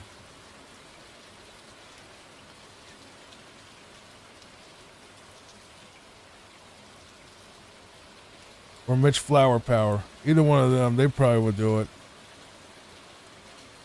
Well, Grand Pooh Bear, I know will do it because I think that's pretty much his entire thing is those super expert, outrageously hard Kaizo sort of Mario stuff, you know, where it's like, you know, the levels are basically almost humanly impossible unless you're superhuman like frickin' Grand Pooh Bear who can just blast through the stuff like it's nothing.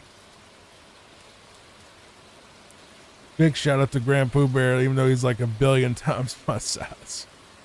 But I do love Pooh. His videos are awesome. I love Pooh Bear, not Pooh itself.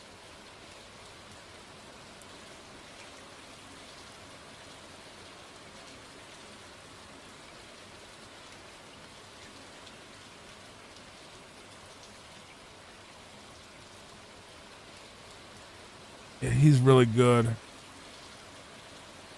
And there's another one named Ryu Car, I think. He's really good too. I'm having a little trouble with these bloopers getting in the way.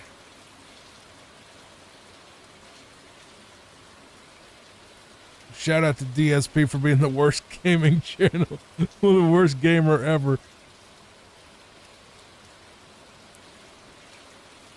But you know, people hate on Phil a lot, and I'm sure that there's a good reason for it, but I kind of enjoy watching his, I enjoy watching the compilation little, you know, this is how you don't play these games or whatever. I think that's fun. I know people hate him though, and, you know, wish horrible things on him. I never understood that. I've watched documentaries. He just sounds like a dude that's just kind of he just sounds like he's greedy and, you know, kind of a butthole to people or whatever, but you know, it's like maybe I'm desensitized to it because I've done content about like, catfish scammers, like stealing like hundreds of thousands of dollars from old ladies and, a lot of other people like Cyrax, like I've seen a lot more of that. So it's like when I hear about a guy that like is bad at video games that gets, angry at his audience and demands money all the time, it's sort of like, It's like, I get it, but like if we're talking about like on a scale of, evil, we're talking about like evil.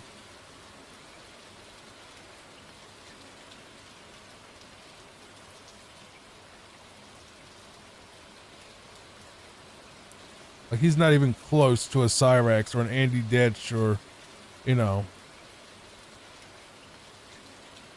like he's nowhere close to them, like at all. That was really close.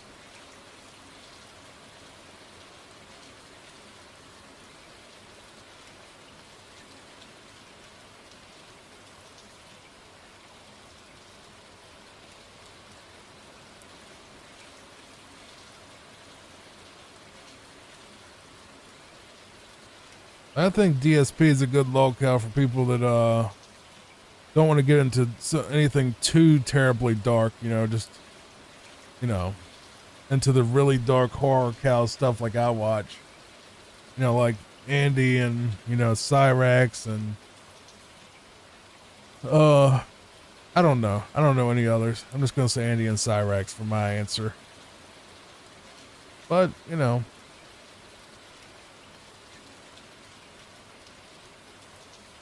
I just don't find Phil objectionable like everybody else does for some reason.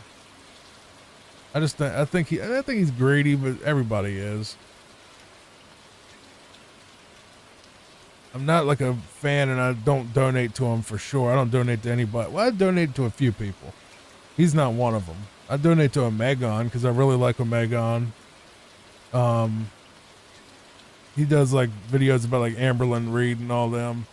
And I've always liked Omegon. He's always been cool to me, so I'll donate to him. I'll donate to Bearing if I ever catch a live stream. He was always pretty nice to me from what I remember.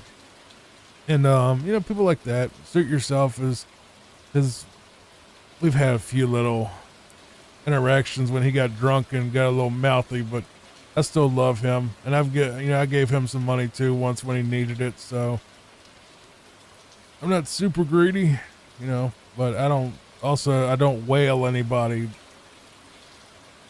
And if you don't know what whaling means, it means somebody that basically spends a ton of money on a streamer they like. And like, it's a term, I think, in investing as well.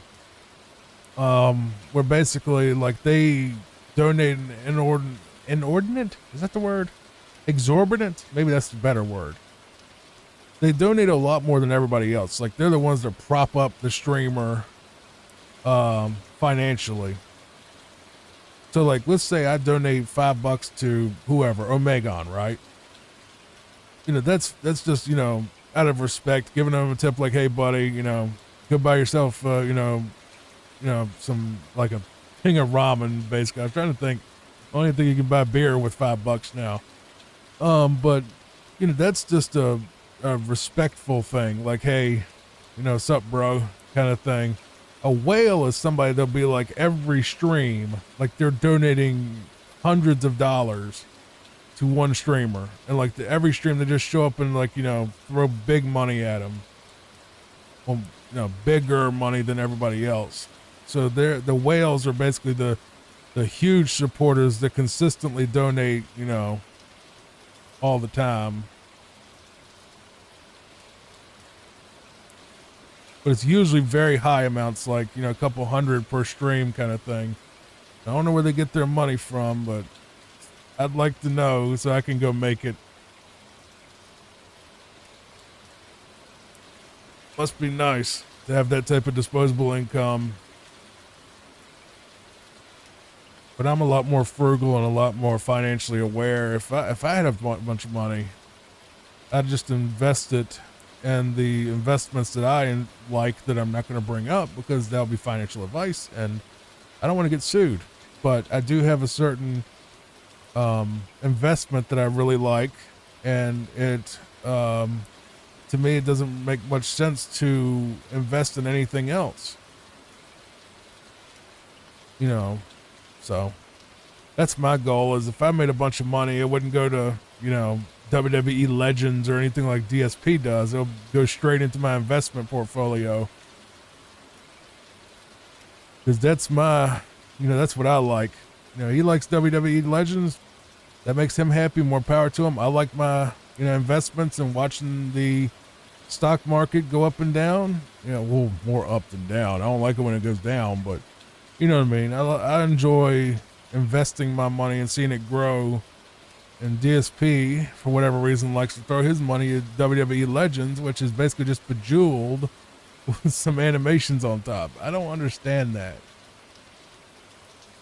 Like, I don't understand how he can spend that much money on a mobile game, but he spent tens of thousands of dollars.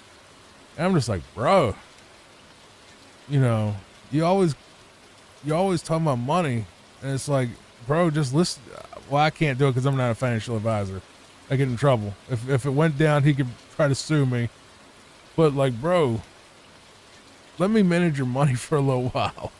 I can get you a lot more than, I can do a lot better than throwing it to Vince McMahon.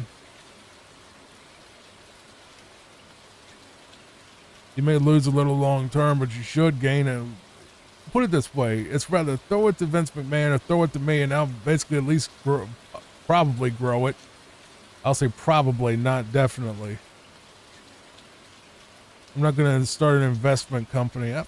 I could probably. I mean, I would just be like, give me your money and I'll throw it in the pile with my ETF and, ETFs of choice. And, you get your percentage or whatever minus a commission fee. I think that's what most investment firms do, but there's so much red tape involved in that. It's an outrageous amount of regulation you have to go through to even start that company.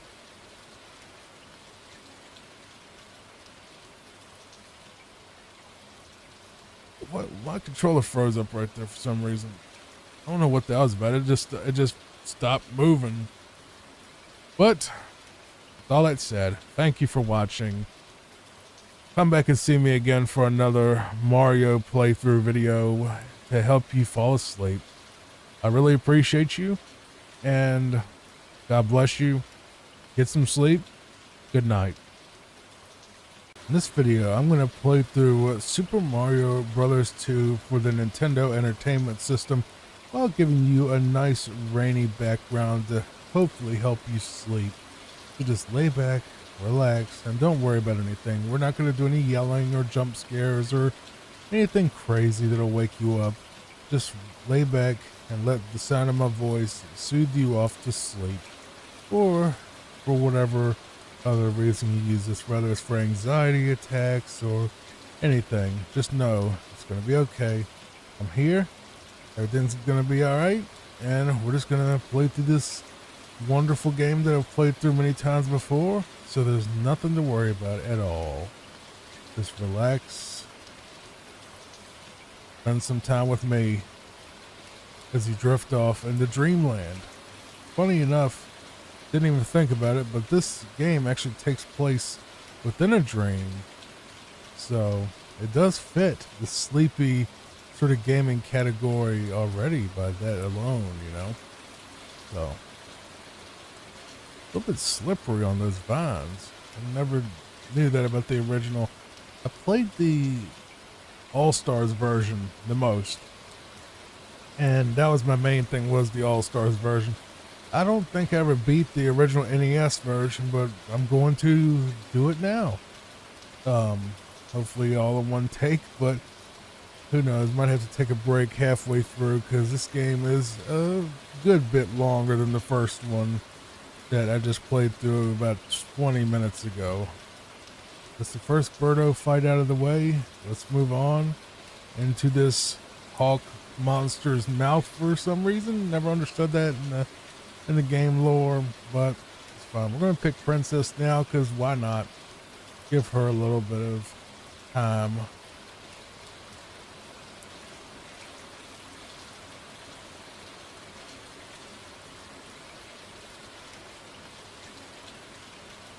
There's multiple ways that you can do this little bit right here. I'm going to do my usual way. If I had Luigi, this would probably be a lot easier, but we might be able to pull it off with Princess. Barely. We got it out.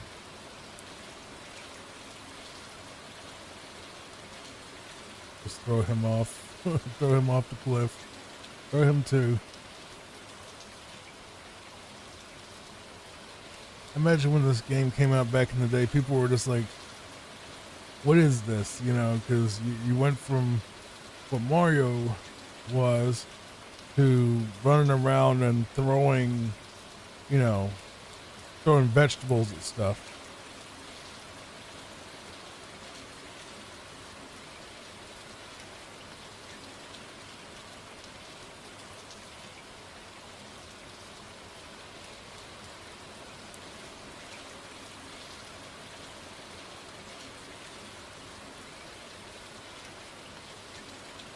Interesting little bit of trivia for you. Not meant to offend or anything like that, but if I'm not mistaken, I believe Birdo is probably the first transgender character in any video game ever. I'm not sure if that's the thing. I'm pretty sure they said Birdo was actually a guy, but like he dresses that way, more feminine, so quite progressive for like 1986 or whenever this came out, you know. Just gonna go ahead and take this little shortcut here. I may eventually do a warpless run as well. This is just one to kind of test the waters to see if anybody would watch it, and if you do watch it, you like, subscribe, and get some views, I will make a warpless version, and that's what I'll do for the other Mario games that I've covered, where I did Mario 1 just a few minutes ago, but I did it with warps. I'm doing the same here, just for convenience. But if this gets some views and people really want me to do the warpless version of this, where I'll basically play like through every level in a row with no warps at all. Getting a little bit of slowdown there from all the sprites on the screen. I actually think the princess, in my opinion, is probably the best character in this game, just because she can float over stuff. So she has sort of like that Dixie Kong power, you know, from Donkey Kong Country 2, where Diddy Kong can kind of hover for a little while and makes platforming a lot easier, and the princess can do it in this game. If I could grab onto that vine, it'd be wonderful. Oh, this is a bad level for the princess, though.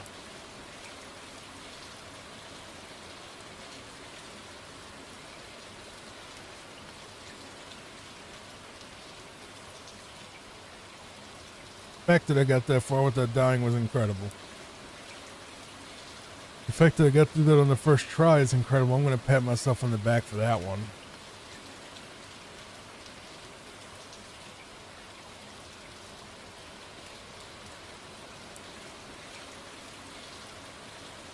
I don't want to press the B button at all if I can help it, because that'll make me drop this, and I don't want to drop this little potion thingy.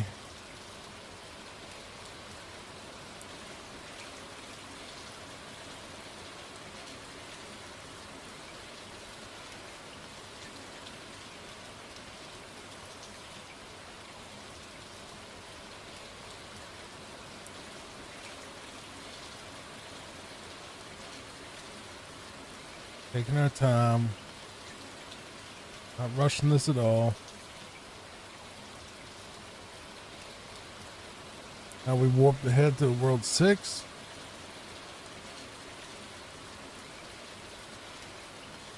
This is another sand. This is one of those sand levels. That's the one thing I will ding Mario 2 for, even though this is my favorite of the original trilogy. Is yes, I said. I'm not saying it's better than Mario 3, but I like it more than Mario 3. I like playing it more. Objectively, 3 is obviously the better game. And if you were basically saying, all right, Johnny, line them up, you know, how much better is 2 than 3? We're talking like a 10 versus a 9.8 or 9.9. You know what I mean? And honestly, the only reason there would be even a point, you know, even a hundredth of a point gone or a tenth of a point gone is because I've played Mario 3 to death. It's the only reason I would even, you know, I've always attested that Mario 3 was better than Mario World, though.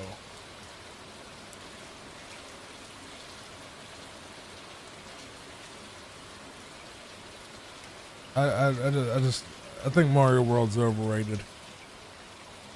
I think the ROM hacks that came from it are so much better than the original that it makes it worth at least revisiting the engine of Mario World. But vanilla Mario World just bores me to tears. It really does. I don't like it at all. It's really boring. I've played it so many times. And I'm not saying Mario World's a bad game. That's not the thing. I'm not saying it's a bad game. It's just I've played it so many times. It's the back in black of video games. You've heard it 100 times or thousands of times, and you just don't care. you just don't want to. You're like, all right, I've seen it. I get it. You know.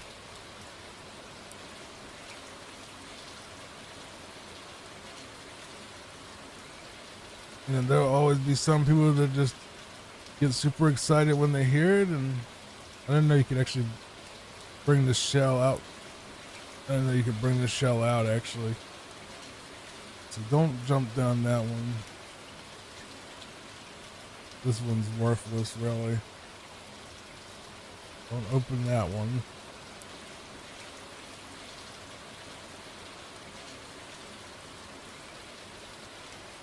Not gonna be the correct one anyway, so I'm just gonna... Guess I gotta figure out which one has the key. Okay, that's interesting.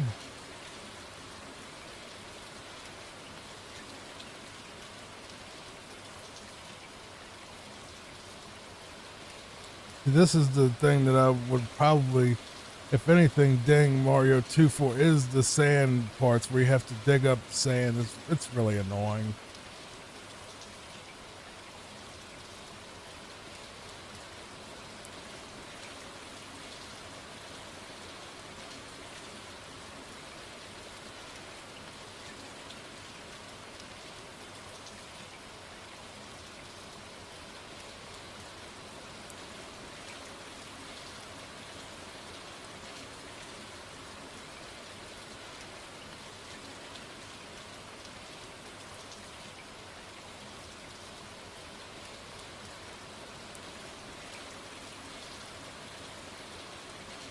Actually gonna do something really quick with my controls and roll port 1.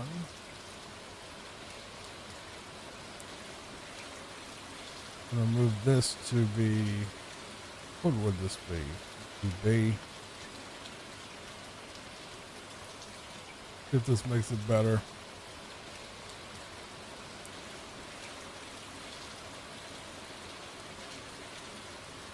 Why is it not responding now? Hold on a second. Being a little goofy on me now for some reason. Oh, I see what I did. I get it. My bad. That was not the bumper. That was the actual start button. My bad. I was looking at it wrong.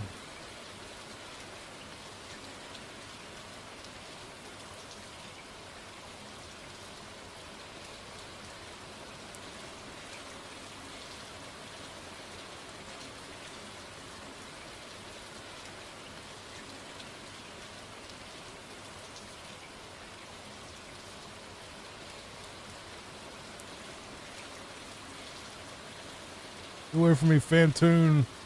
Whatever his name is. I think Phantoon's from Metroid, right? Maybe it's not Phantoon. Phantoad, probably. That's not helping at all. Whoop.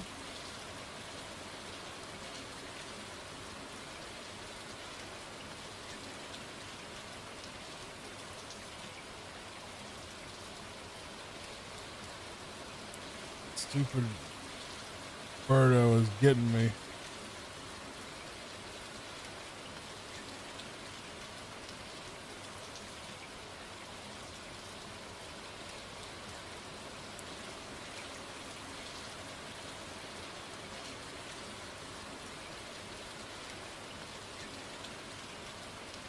Okay, so I can't duck under the fireball.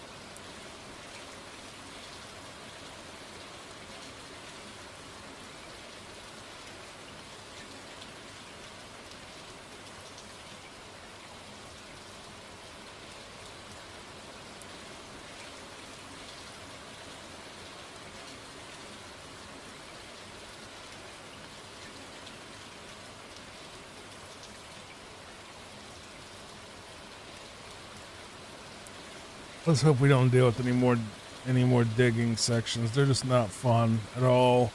They're really annoying. I might have picked the wrong character for this. I have no idea.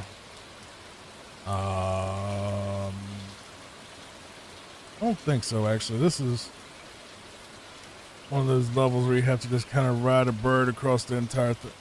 You know what, you stupid ghost pepper thing. Is there any way to even get past that without being hit by him? It literally doesn't look like it. It looks like there's literally no way to get past that. Unless you do this. And even that's still not high enough.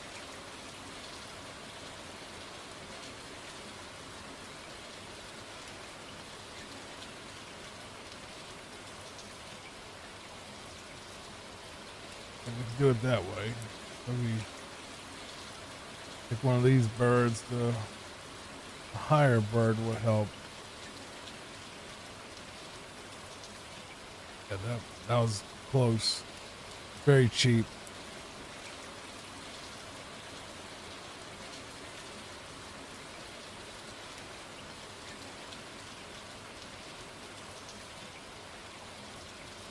I wonder if these little birds inspired those birds in Donkey Kong Country. Kind of looks similar.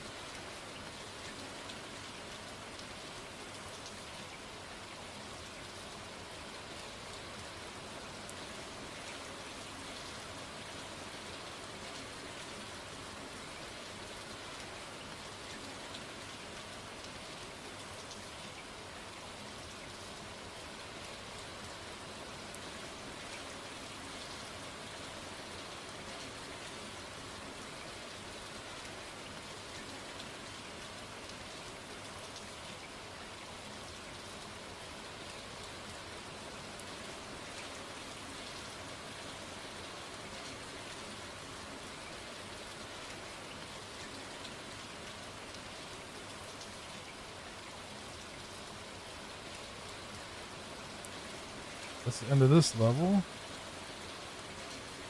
We can get up there. Only thing I dislike about this version is you can't save. In the All Stars version, you can save and come back to any world you want after you've been to them or whatever. So this one is almost like a kind of a blind guess of what character would be best for that level, you know.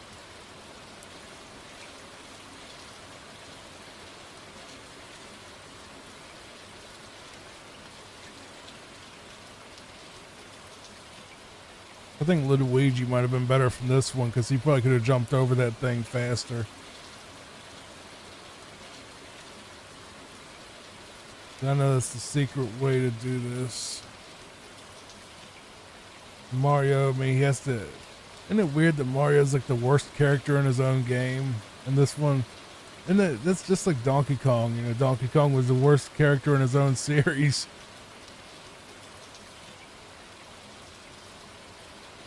I don't know if the developers thought about that or not, that they really did make the title character the worst character in his own series.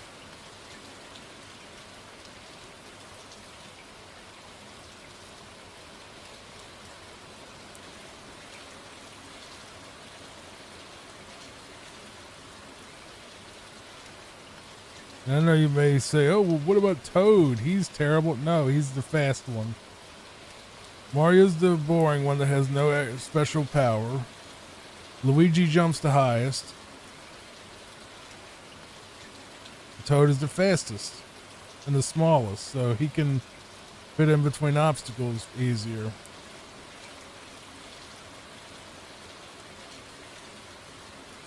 So he's easier to maneuver around, and Mario really doesn't have any special bits. We have a boss fight. Is it? Oh, it's Triclad, the snake thing.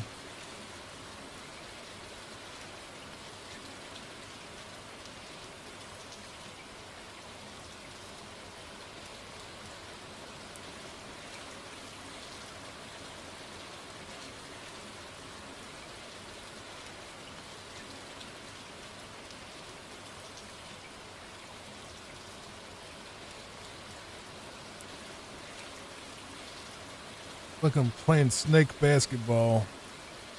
Is what I'm technically doing, really. All right, come on, you cheapo! Don't play with me like this.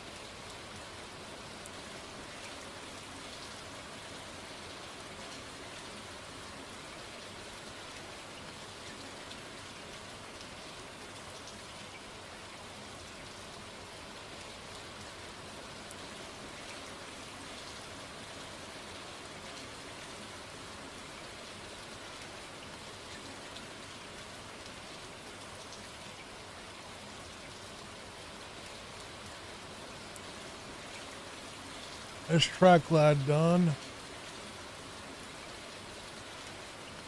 Whoops. I literally walked off the edge of the stage and died. I didn't know you could do that. I thought you instantly picked it, but no, I literally won the battle and then walked right off. That is the most Johnny Fox thing ever. That really was. That was just outrageous. We haven't played as Toad yet, and I think this is the wrong level for. I'm pretty sure this is the wrong level for him. I'm almost positive. I'm about positive this is the wrong level for him.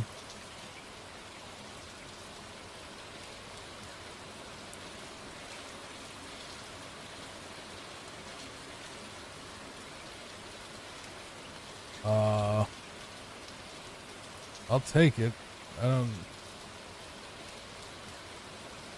take the extra health. Can I go through this thing with this? No. Is that all that was for?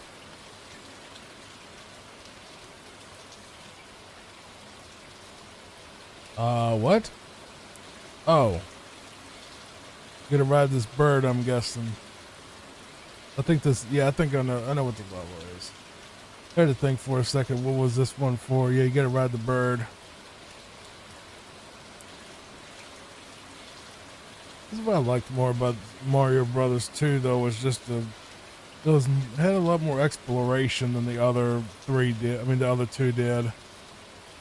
Like, there were some levels where you needed to go left instead of right, you know. And I know that's a simple thing, but it adds a lot to me to the sort of depth of the game itself, you know. That was stupid, and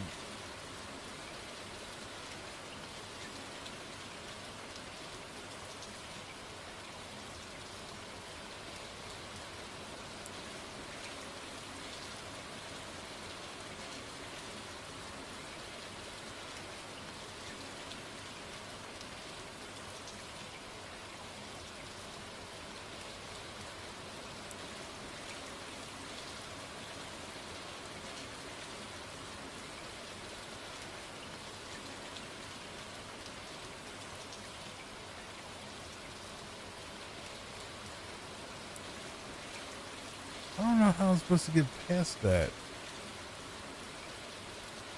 without getting hit like that? I told you, this is a bad stage for Toad. This is not his stage at all. This is a Luigi stage. This is a Luigi stage. He's the one that can jump up all this stuff.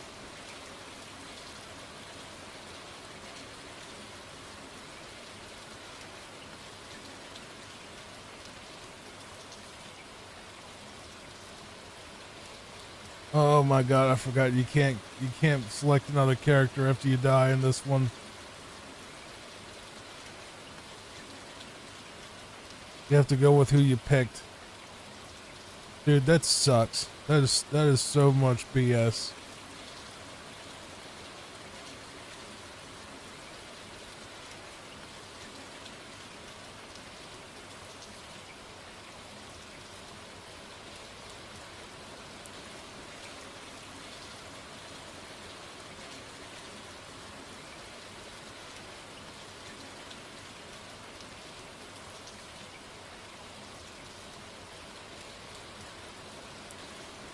Yeah, this is probably the worst stage for Toad. If I had to pick one.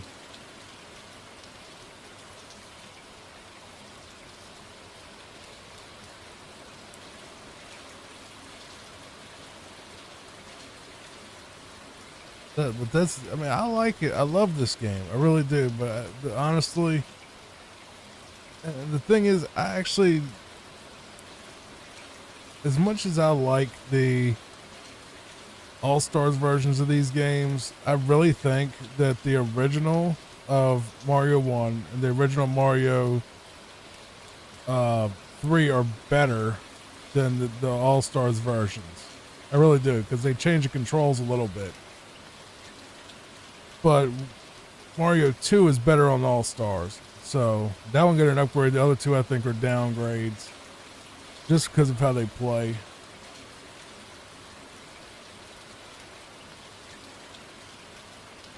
Because this one, I mean, this one plays super smooth, but it's just the fact that I can't save and switch characters is my only real fault with this particular game. That's all. But they changed that in the remake, so that's what I'm not saying this is bad. Okay, I killed Birdo and he came back immediately, but I still finished the level. I don't understand. I got 2 1-ups though. I just picked. Oh, is he really a bad pick for the final stage? Not really. Not from what I remember. I think Luigi would be a terrible final stage for this because he's so tall and lanky, and you know, you kind of have to go in some tight spots in this one.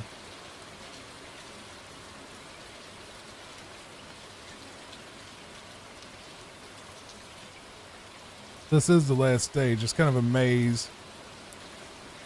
Just gotta remember exactly how to beat it is the problem. But it is kind of a maze. Whoop, almost lost it there.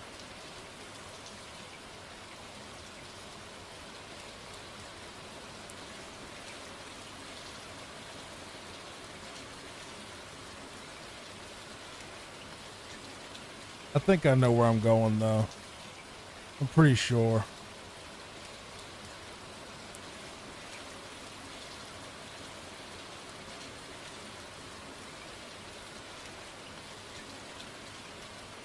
You have to do like a thing where you basically, I can figure out how to get it to cooperate.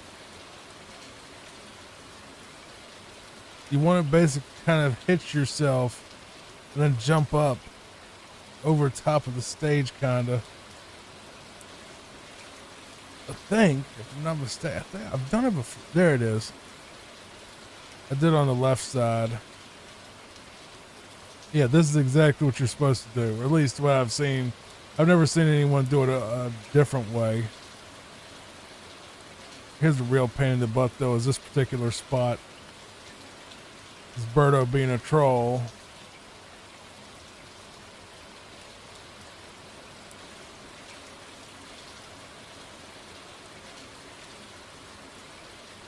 Wait, if you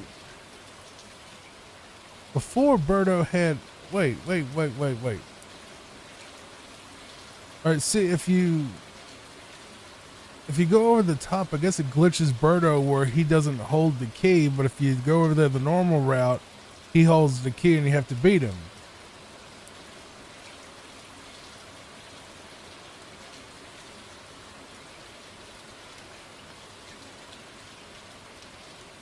You know what? Screw it. Go in there. And die immediately.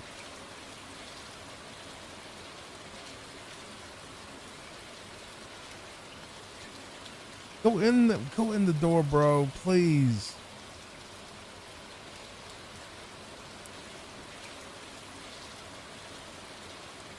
With the key.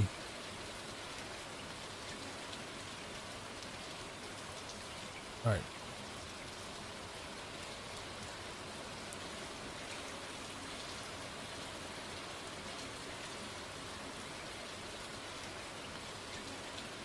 Let's run the last two fights now.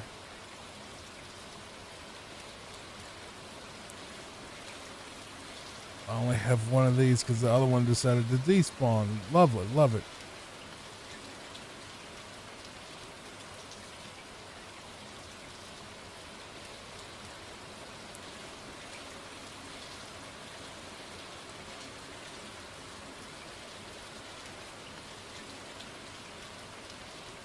We're on the final boss. All right, Wart, let's do it.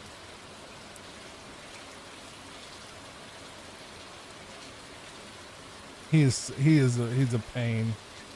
He is a pain, but he's the final boss. He's supposed to be one.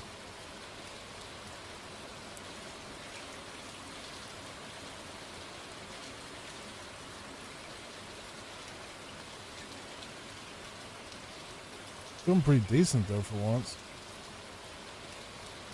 Was doing decent.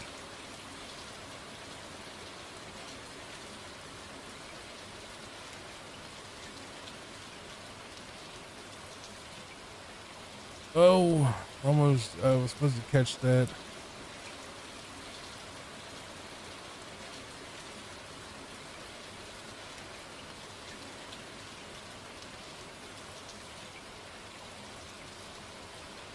Come on now. You have to throw it in his mouth, and he has to have his mouth open when you throw it, so that's the challenge of this one. See what I mean? You have to get it past his bubbles too, so not as easy as it. Oh, it's about as easy as it looks.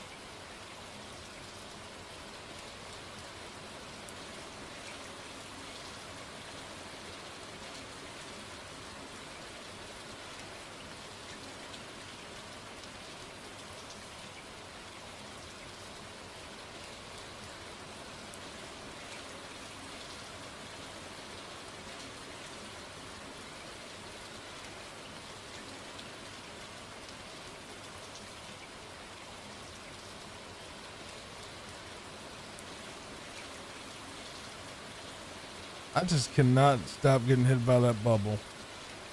I just cannot stop getting hit by that bubble.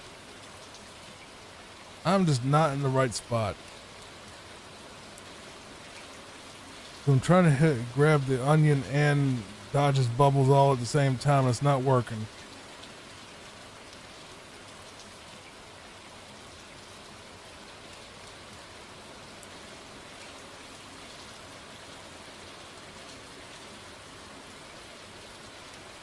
I'll take the hit if he'll take this last onion.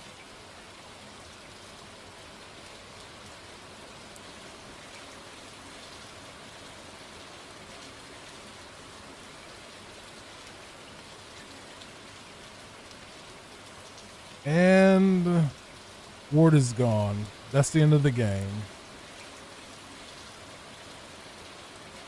That boss fight is tough.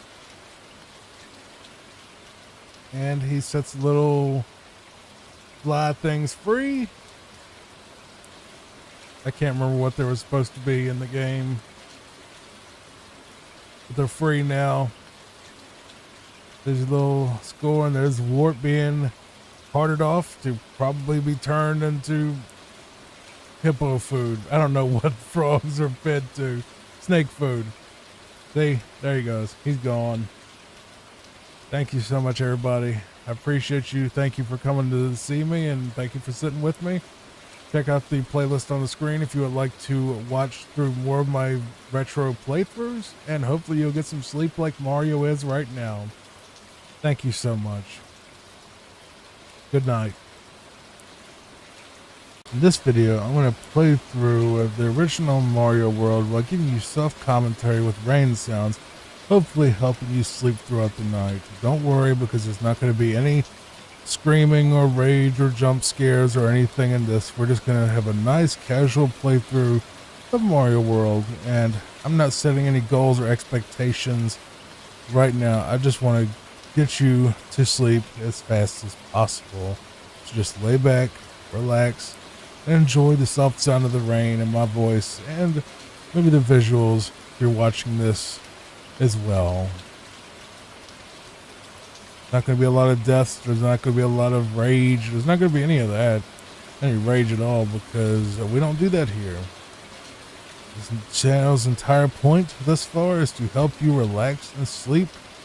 So just let your worries fade away as we play through this classic game.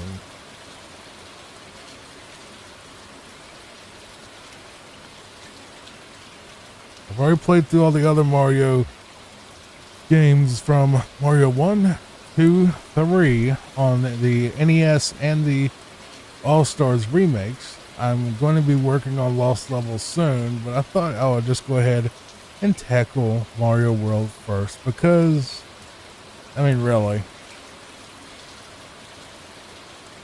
it'll be a little silly to not play through Mario World at least once on the channel if we're going to cover Mario stuff, you know? Just get a couple of lives in this thing, and yes, I will be using the speed up function to help tighten up some of these bits here and there.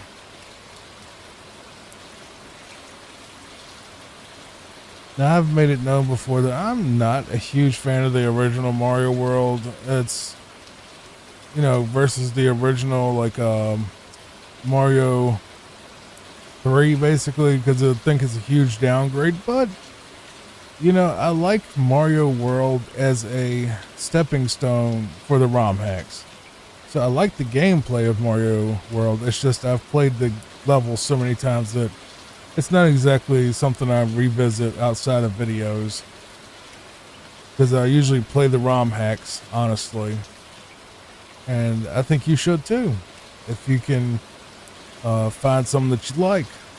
And I will be playing some on the channel as well, but we had to play the original before we play the mods. I think that's fair.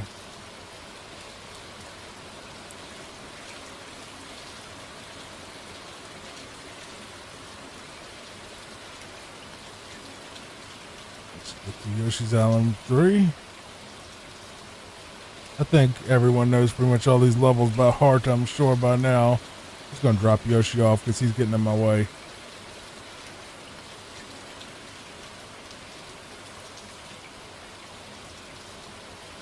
I really thought at one point I could probably speed run this game, but honestly, nah. Probably not. Even though I know it super well, it's, yeah, I probably still couldn't do that. And if it did, I wouldn't be anywhere in the top, you know, 100 probably.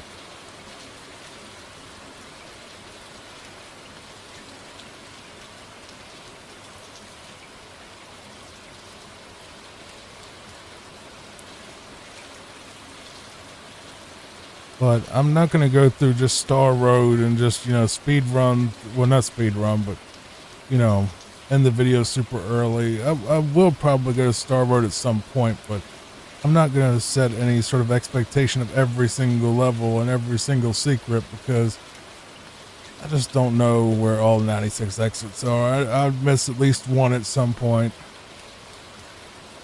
I'm not going to set any goals for me right now. Just the main goal is I'm going to beat Bowser. How about that? That's the goal. Get all the way to Bowser, beat him, and go whatever natural path I feel is, best for the video. So stay to the end so you see exactly where we go exactly. That'd be a good reason to stay around, to see where I actually go. And what I skip. There's an auto-scroller bit right here.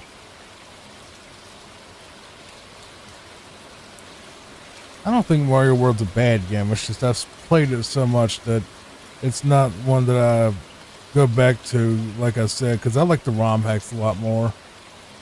Where they basically take what Mario is and they just, add more levels and more features and, different worlds and adventures and stuff using the Mario World engine. So it retains the gameplay of Mario World, but it's like new levels, new layouts, new maps, new everything, And sometimes new movement even. And new characters and everything. All sorts of cool additions I've seen. So here we get the cape power-up, which is known as pretty much the most broken thing ever in all of Nintendo history, probably. There's probably nothing more broken than the cape. It really isn't.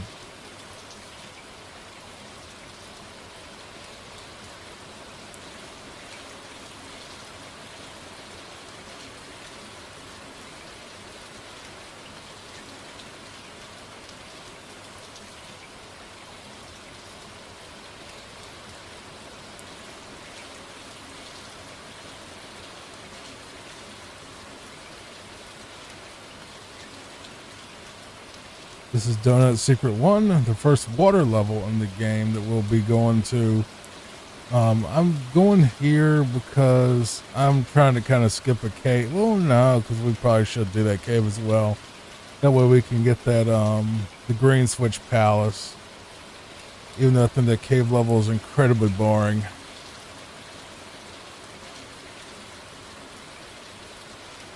But we're definitely going to play through a ROM hack eventually called A Plumber for All Seasons.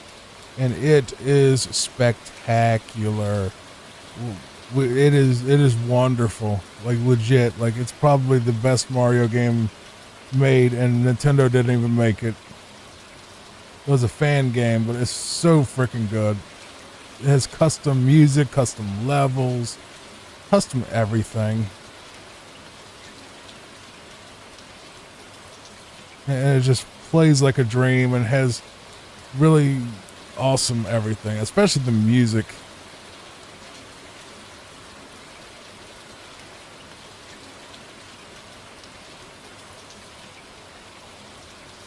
Get this kissy fish out of our way.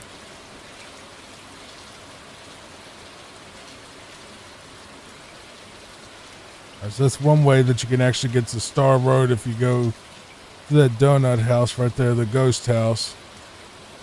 I'm going to go a different way to open up a different exit. So we will be revisiting some levels because that's one part of Mario World, is that it introduced the concept of multiple exits to a level, and certain exits will take you to different paths. So if you go out the front exit, you usually go to the next level naturally, but there's also secret exits. They'll take you to secret levels and secret paths like that one, or even this level, which is a secret exit. So secret exitception, if you think about it. I actually never watched that movie all the way through, so I'm guessing at some point there's a dream within a dream. Makes a lot more sense than you'd think. Ooh, that's not good.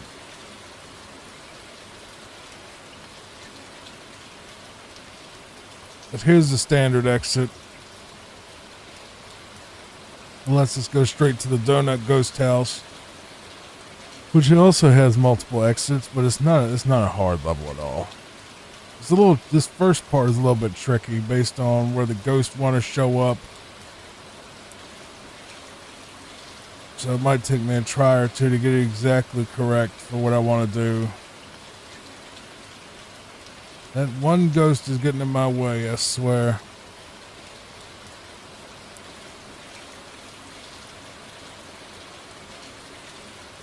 There we go. That's where I wanted to go. It's up here because it opens up a secret that is very useful for the rest of the game.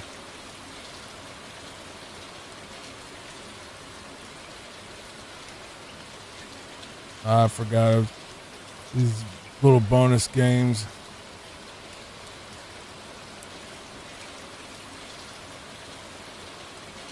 So this is a little power-up area. It's called Top Secret Area. Yeah, it just basically lets you get get a Yoshi. We don't want to fly here. Actually, we do want to fly there, but we don't want to fly in that spot. We're gonna slow our roll a little bit.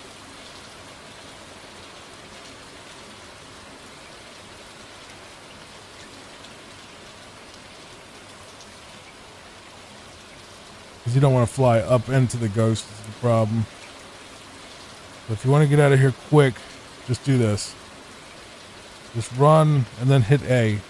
It'll make you twirl, fly up in the air like a tornado. And then you get out of the level pretty quick. But we're going to go back because we have to open up the Green Switch Palace for some stuff later, so...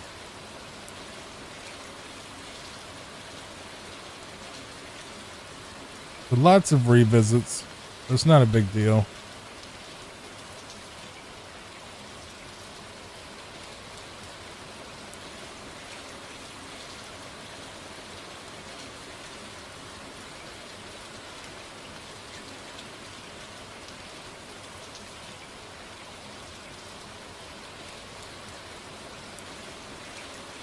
Yeah, take that. Stupid flower. This is an auto-scroller. You know how I feel about them if you have watched my video on Super Mario Bros. 3. If you didn't know, they are boring. I do not like them.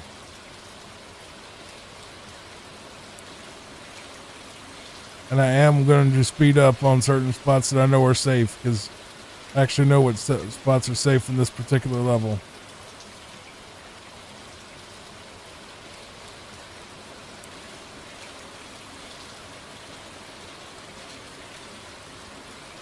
Now here's the thing, the secret exit and the shortcut exit are the exact same pipe in this level. How do you tell? This flat one takes you up to that pipe.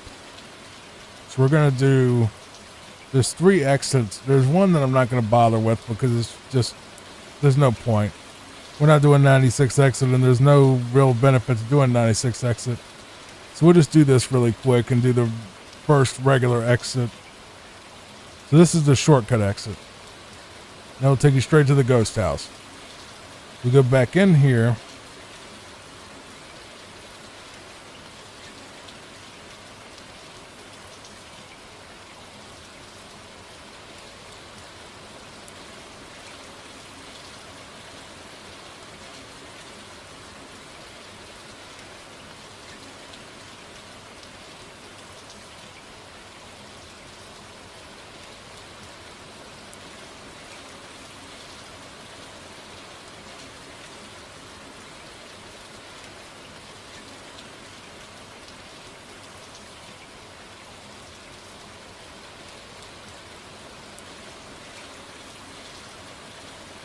As we go up the same pipe again, we ignore this charging chuck right here. We just do a little spin jump up here. Well, we could have done it, but try again. I screwed it up. like that. And then go in the keyhole. This takes you to the Green Switch Palace, which we're just going to skip all that nonsense down there and run away from this shell if it does show up behind us. It doesn't. There's really nothing down there but enemies. You might get like one extra life if you knock them all out, but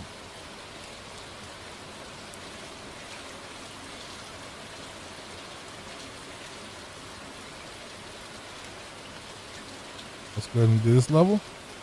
Donut Plains 3. This is a level we're pretty much going to fly over, so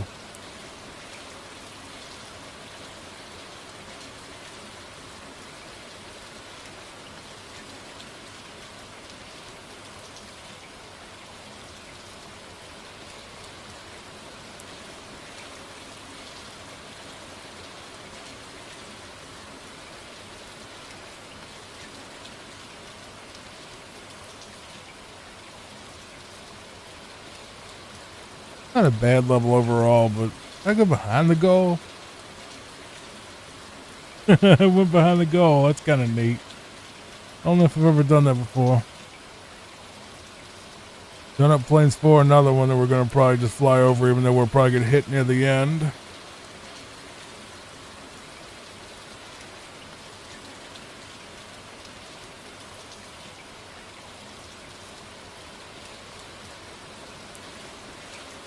Because near the end, these Koopa troopers or whatever you want to call them, see they're parachuting in, so they might actually hit us if we, like that.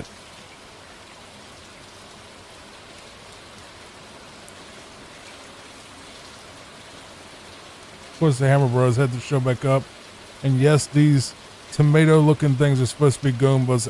I know, it doesn't look like them. They're supposed to be mushroom-looking. But Mario World. Now let's go back from Morton's Castle, and we're going to do some more stuff.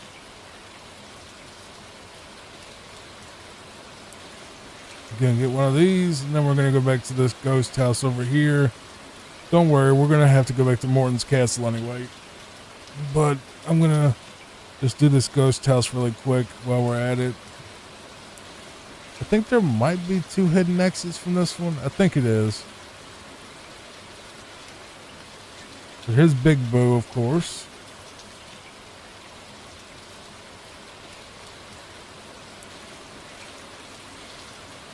Yeah, there's 2 exits on this one, I remember. Yeah. I had to think about it for a second. You know, playing this again, it does remind me of the ROM hacks quite a bit.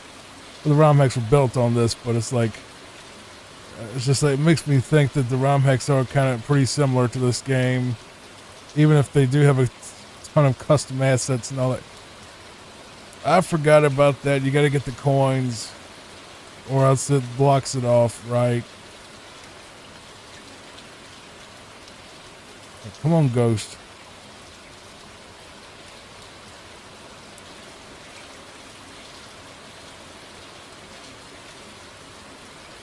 Don't go in this door. Go in this door. This is their proper exit. Alright, save your game. Go back in there.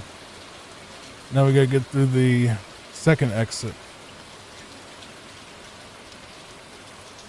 Now, like I said, I'm not going to go through 96 exit, but I'm going to try to go through as much stuff as possible without too much aggravation. That's why you want to stay to the end to see what I actually skip. So,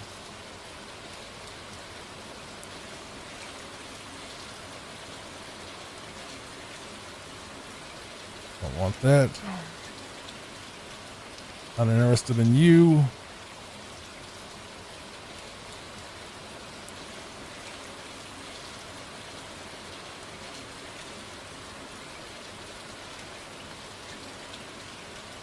That's right there, okay.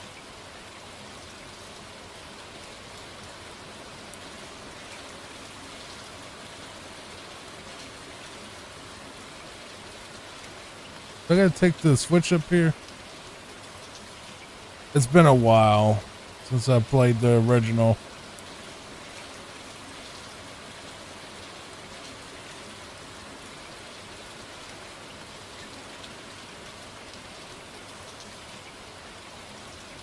Maybe I don't remember everything. Gotta get you two out of my way, though. Why did I go? I must accidentally hit up.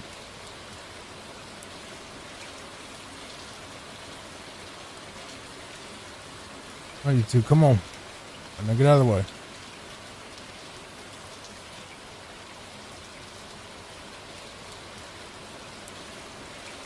There we go. Hidden boss fight.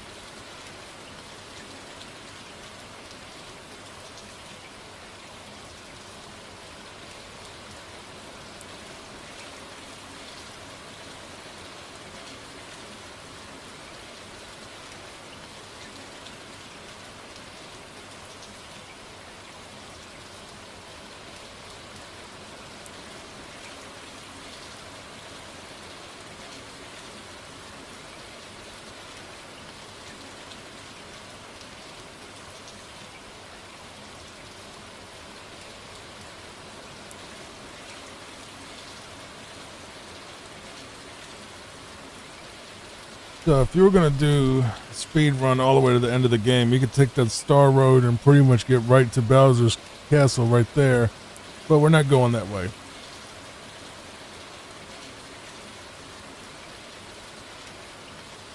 Because I think that's just, you know, if you're gonna try to go to Bowser's castle this early in the game, you probably just didn't want to play the game, or you wanted to speed run it.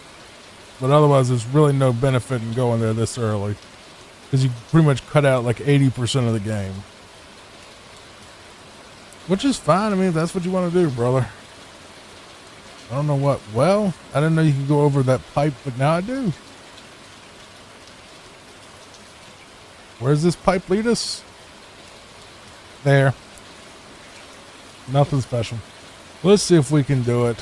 Let's see if we can pull off the Morton early. Probably not. This part is such a pain in the butt.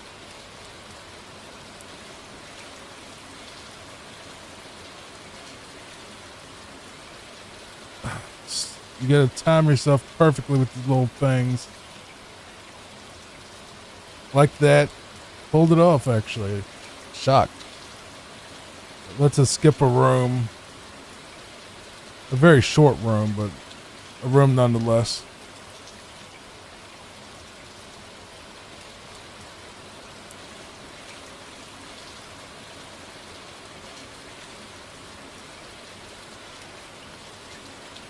Do do do do do.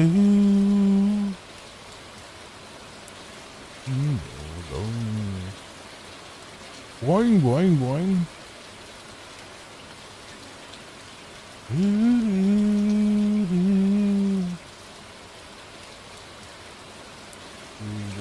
Do do do do. And I lost my feather. Trying to hit a dry bones.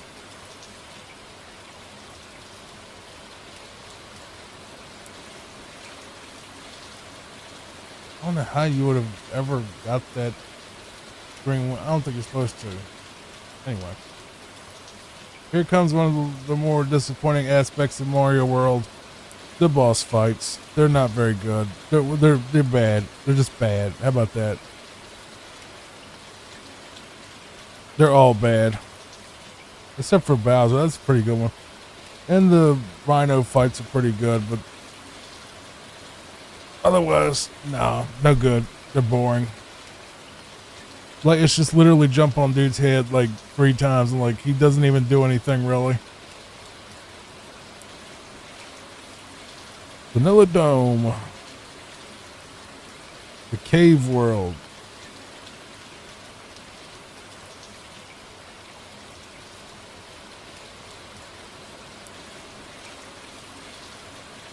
So you see we have these red things right here that we want to be able to get up to. If we had Yoshi, we could probably bop our way up there, actually. I didn't want that.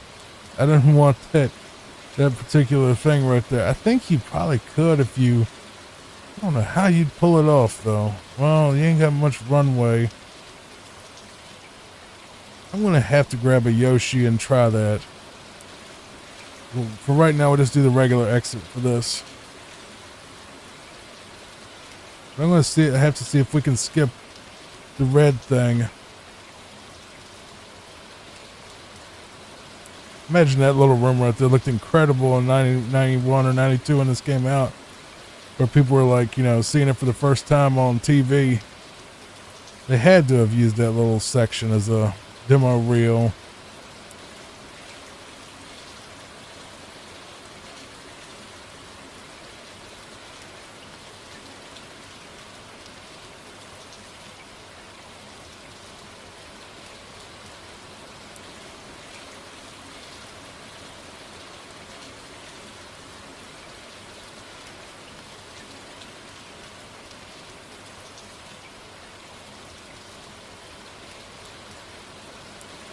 Alright, so to get the red switch, we gotta go here.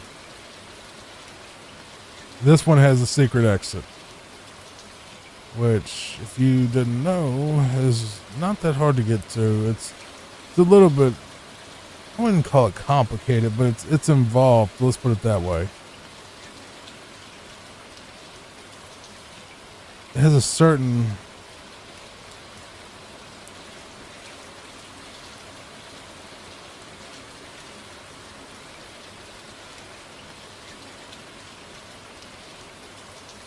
I do not want that. Go away. I do not want a fire flower. Go away.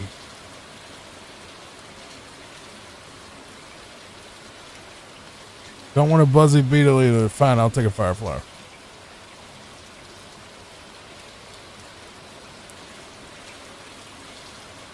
Actually, fire flower would be useful down here. Maybe, kinda. No, not really. Fine. You know what? I'll take the hit. Red switch ballast right there. It is in your best interest to not hit that P switch, because it'll set all these things free.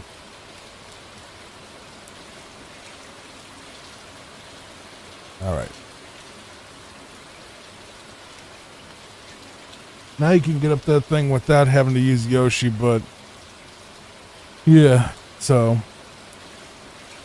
I still kind of want to just go back and get that some powers in Yoshi too, so but you could probably skip that thing with Yoshi, I'm sure.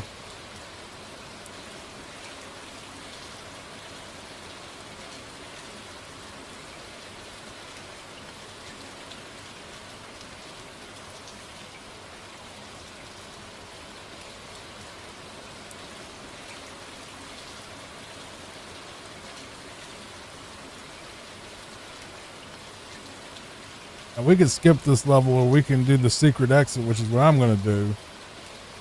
I don't even know if you even call it secret, though. It's kind of obvious.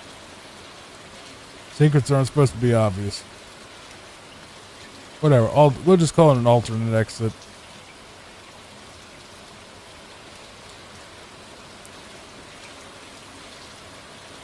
Bye, Yoshi. Have fun, buddy. But this takes us up to Vanilla Secret 1. Honestly, I don't know if I love or hate this level.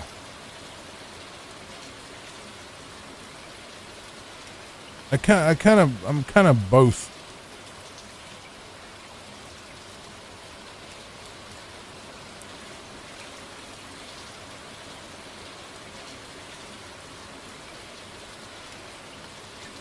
I can't do a little fly up that thing.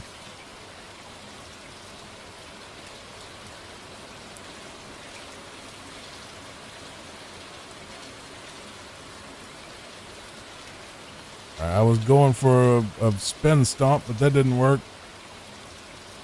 Alright, go in this pipe. This is one exit. This is the alternate exit. And it'll take you to Star Road. We're just not going to do that right now, so that's how you get Star Road in this area. That's probably where most of you got your first Star Road entrance, to be honest. Probably. That's where I got mine. But I think that's probably the most obvious out of all of them versus, you know, the more cryptic ones and other levels. This part is just not fun, not fair. Having to get between all these Koopas.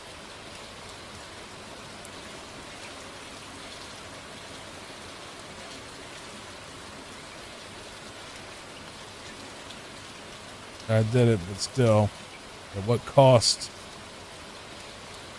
At what cost?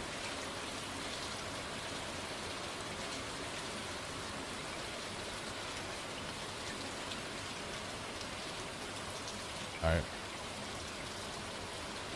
There's a proper exit. That'll lead up to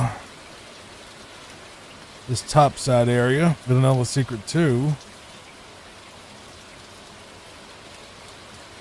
Which was not what I was intending at all, was that particular thing. So let's try that. Whoops. I keep going in the pipe by accident. Fine. Here. All right. Look, there you go. Happy. Be happy. Don't worry. Be happy. Now get out of here. Out of here. You bother me. Y'all bother me. Getting on my way.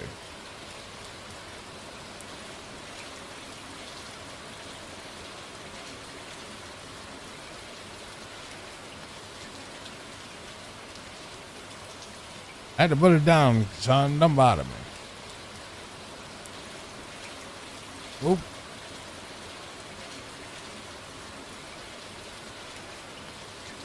Bowser's dropping bombs. That's that level. Here's that level I told you about in Mario 3 with the kissy fish. With Big Bertha coming back and it not looking like him at all. You'll see him in a second. There he is.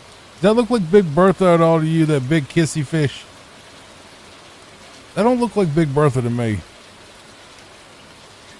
Big Bertha looks like a snaggletooth dummy.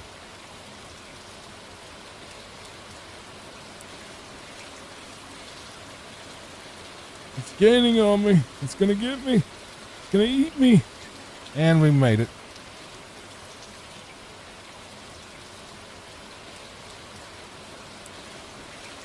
Vanilla Fortress.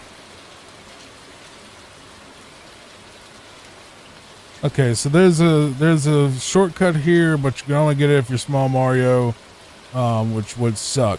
So we're gonna skip it. But if you go down there in that pipe right there, it's basically just gonna skip one room and yeah.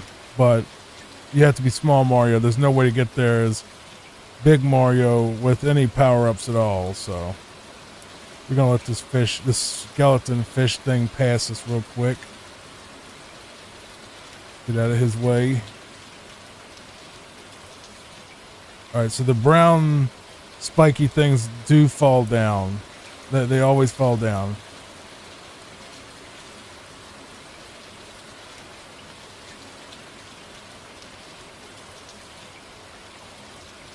Alright, so I thought the cape would actually kill the dry bone fish, but apparently not. This is our first time where we're going to be able to face the rhinos, which I believe are called Reznor or something. I don't know if that's a Nine Inch Nails reference or if Nine Inch Nails is even out by that point.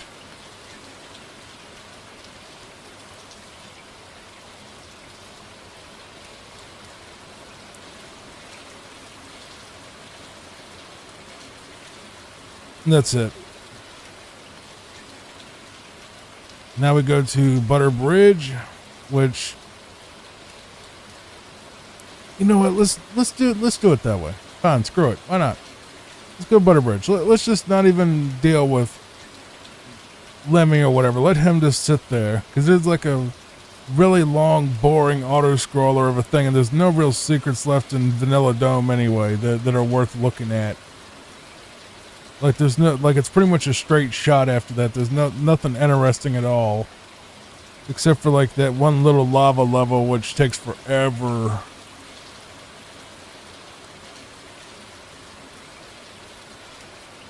Didn't mean to fast forward right there, but we're fine. Boop, boop, boop. Ding. Got a extra life.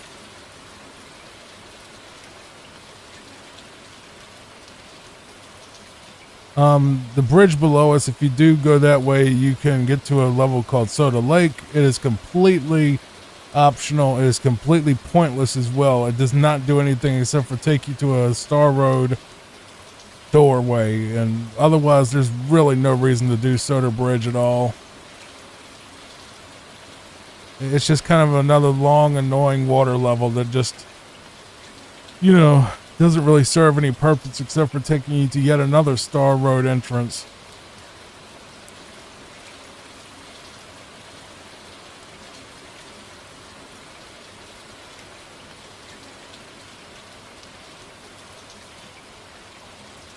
Ah, I screwed that up.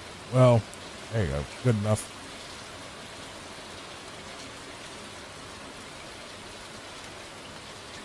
Butter Bridge 2. Is this the one with the saws? I don't remember. No? It's not? Okay. I'll take it.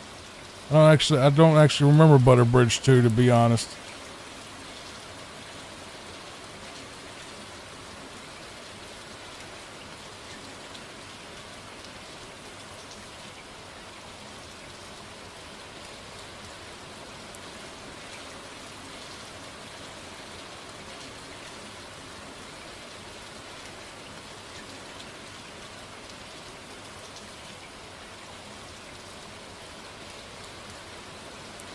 We skip right ahead to more Ludwig's castle.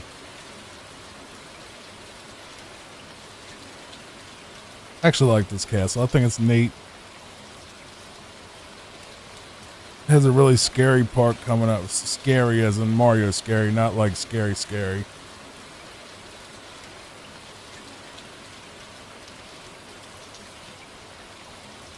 I don't want that mushroom.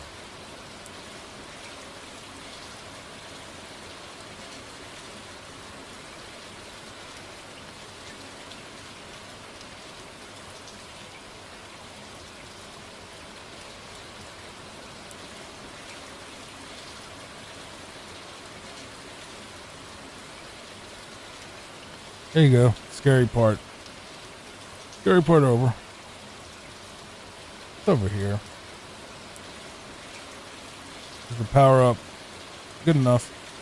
I'll take it just because why not? Well, that did not work.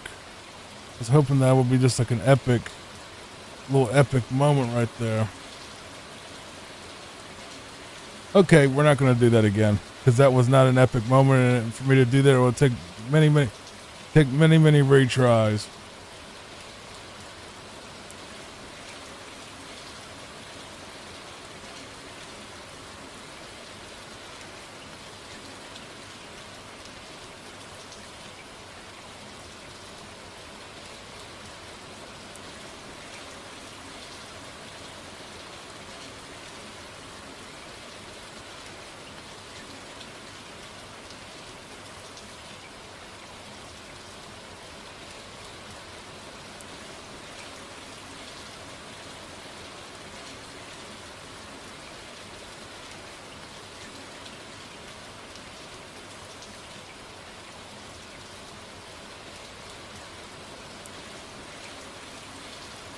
That's a Ludwig's gone.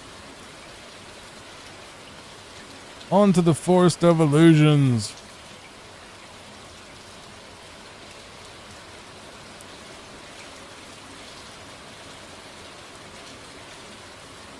Okay, am I able to kill those caterpillar things? What are they called? Wigglers. Am I able to kill them with this cape at all, or is that just not a thing?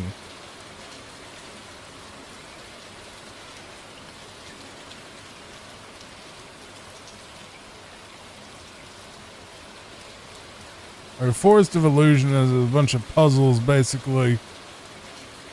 Or like weird little levels that have different exits and paths and dead ends and all sorts of other fun stuff.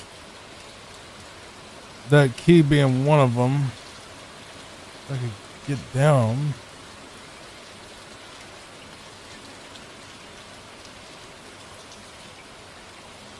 I forgot about the Mario balloon, quote unquote, power up.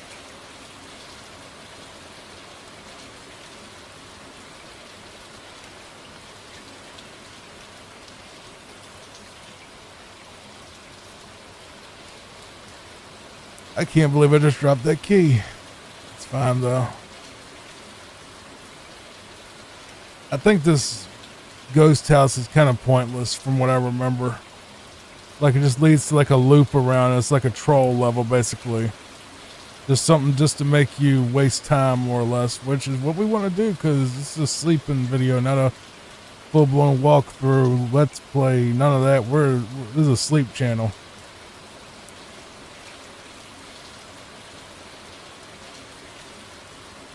Now I gotta remember how to actually get out of this thing.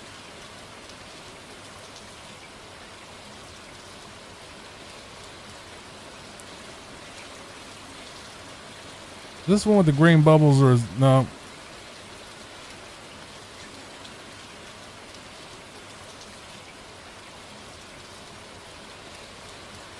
Thanks.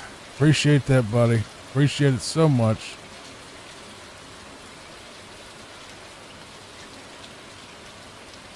I think we have to go left. I don't know if that's the door or not. I'm gonna just take a wild guess and say it's not. Oh, it is. Okay. Force of Illusion 4. Alright, so if you take that bait up there, that extra life that he's offering, he'll start throwing stuff. So he'll start throwing his usual thing. Okay, I'll take the star. It's fine. I wanted the cape, but we'll take what we can get. And Lakitu apparently gave up again, which he is known to do for some reason. I think you're supposed to go up there. For some reason, it's telling me to go up in that pipe.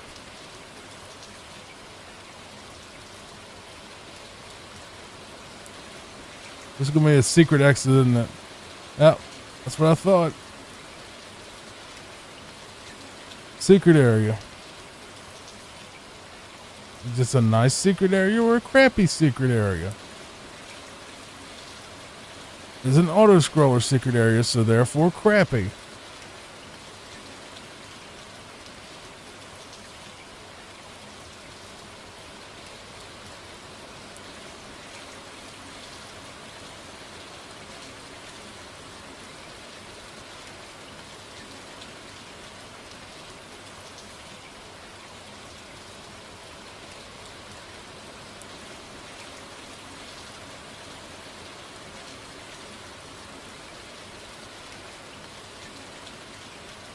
Yay! I'm so happy I did this particular level. I feel like this is a troll level. Like, yeah, it's a secret area.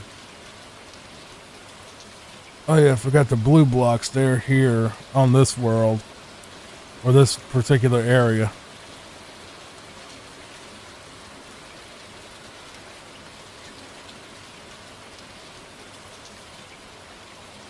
That was totally worth it. I think goes out to the secret fortress, doesn't it? This fortress basically just takes you to yet another star door.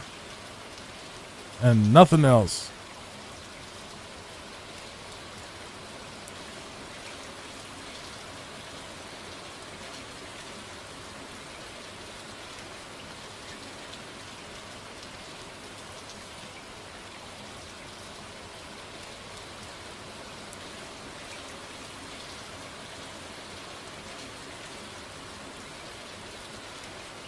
I'll take it. I'll take the hit just to get a little bit ahead.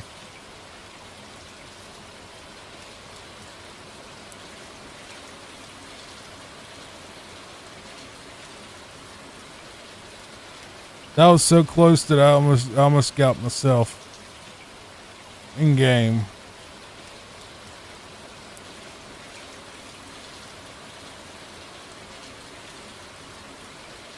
Yeah, thanks for the mushroom. I mean, that's totally exactly what I would want in this situation. It's just a mushroom.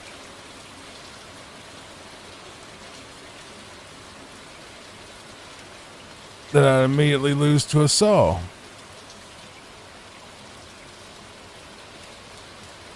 Oh, there's the... Wait, what? Why is there a door right... I was like, that's a weird spot for a door. Like, what was the rest of the thing?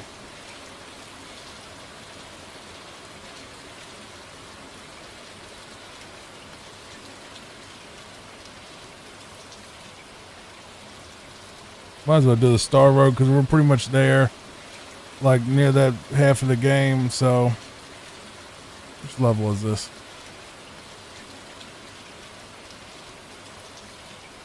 I'll give the Star Road... I like the Star Road levels. Don't get me wrong on these. I actually like these levels, but... It's just... Their main purpose is to skip a lot of the game. Or skip around parts of the game. And I don't want to skip the entire game for this video. So for the most part, Star Road, at least early on, was completely worthless to me. So I'm not trying to skip the entire game.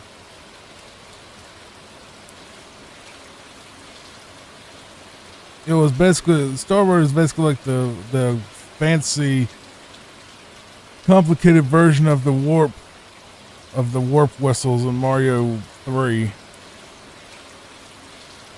You can't get under here either. Well, yeah, you can. Okay, I thought...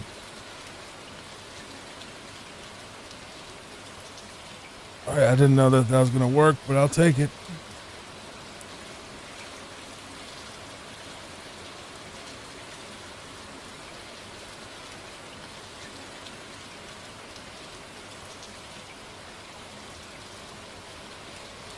By the way, if you went through the regular exit, it would just go straight back to the star. I think this goes straight to Bowser's castle, doesn't it? Yeah, we don't want to do that yet.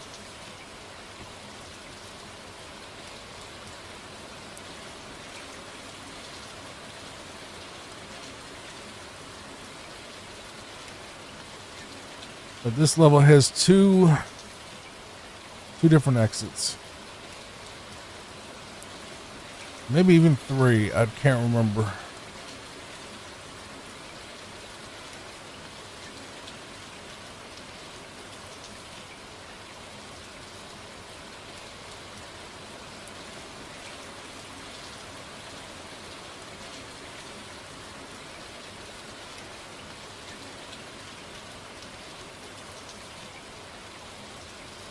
This is the exit where you'd have to go to, if I'm not mistaken, you pretty much have to have all the switch palaces opened up to use this one. Unless you do some fancy pants friggin' jumping that would not be possible for someone as inept as me.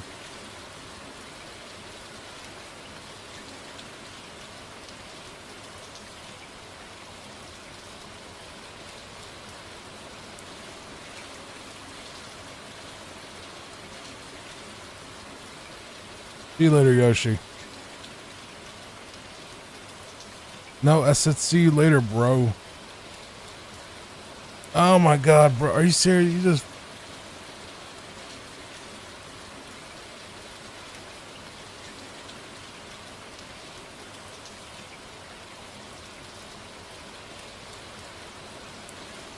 Goodbye, Yoshi.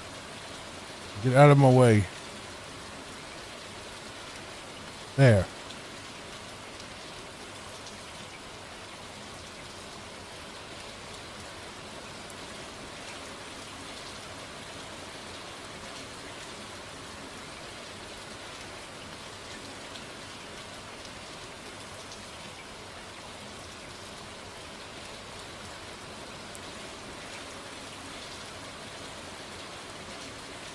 Really doubt that you could make it up there on your own even if you did a really complicated jump.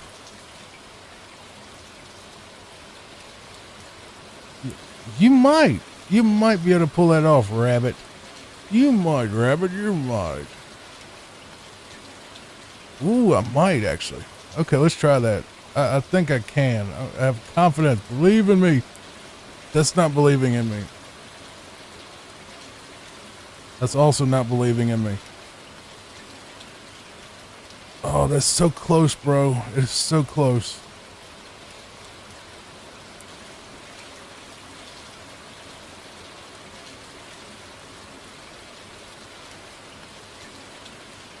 That was about as perfect as you could do it, I think, but maybe I'm missing it by just a tiny...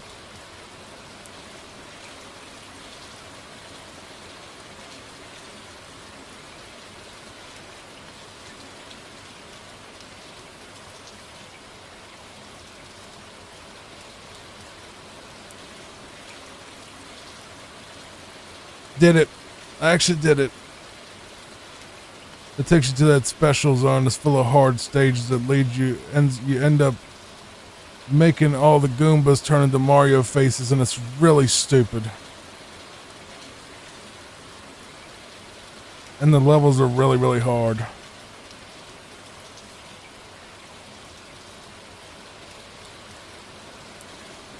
That's what that was for. Hey, at least I pulled it off, and I can say I pulled it off. You're bragging rights.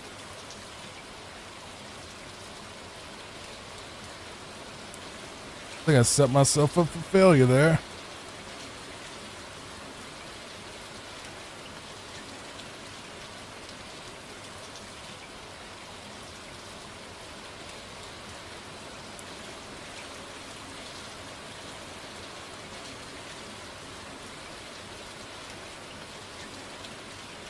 What is... I don't...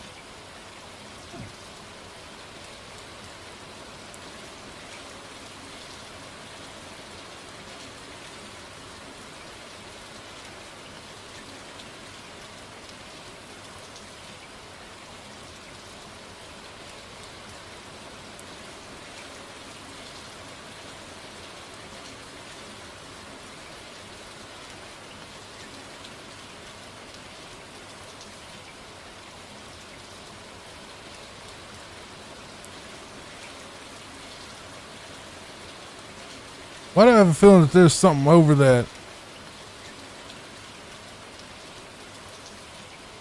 I don't think it is. There's one level where you have to fly under the goal to do something. I don't see why else you would have a thing like that, so it's fine. Okay, this one's not even really a level. This is like a more like a thanks for playing zone kind of thing. I'll take that though. I'll take your...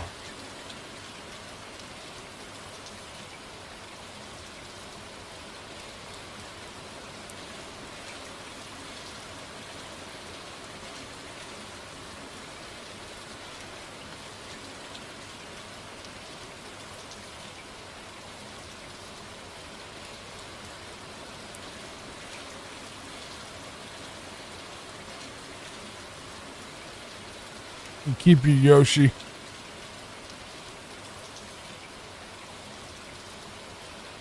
Wait, there's a secret exit there too? Yeah, there is. Right. Forgot there's a key. It's on the right side, I think.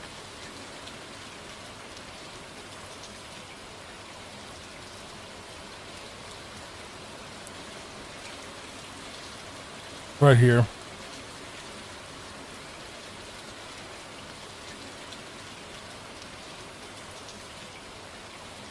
Oh yeah, I remember you. The Star Road water level. This is the first one you can actually go in, I think. Question mark. I think so. But I actually don't remember. This might be the second one.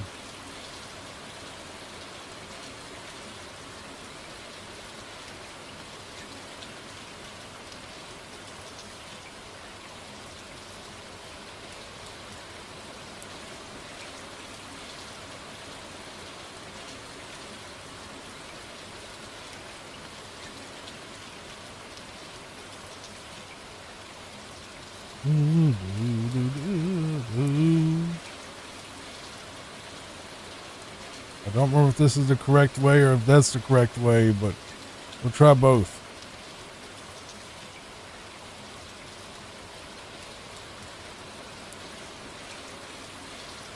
That's the correct way.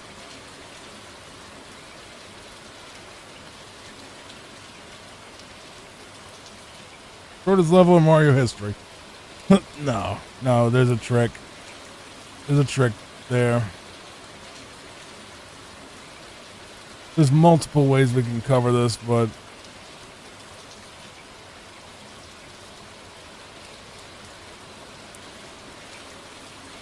this is the easiest. Just doing that.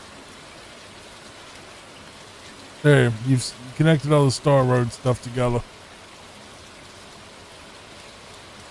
See, that's the only thing Soda Lake connects to. So if you do Soda Lake, which is right below the bridge area, you only go to the Star Road piece right there. That's all it is. There's no other reason to do that level. Unless you want to, play that level for some reason, which the level's really slow, boring, and annoying. So, no. No thanks. Not interested.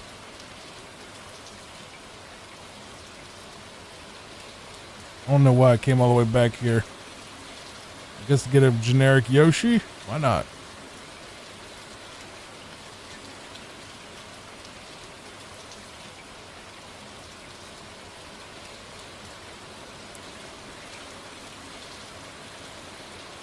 Yeah, like as you can see, it's basically like a ghost house, which is nothing.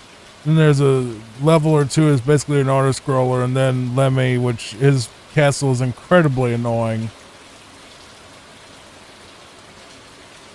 And down there, the only thing that's really there is an exit that's normal that'll take you to a non-level. I don't think there's a level in that one spot, and then Soda Lake, which once again I've said is pretty much completely pointless.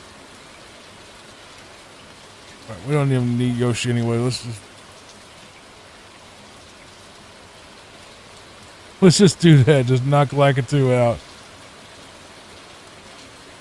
That's the correct way to play this level.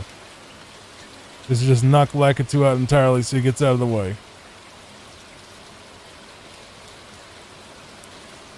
Goodbye. Stupid little thing whoop. Oh, right, we went in that little secret exit. Right.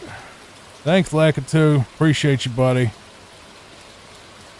You are a gentleman, and you're also dead now. From that beautiful trick shot.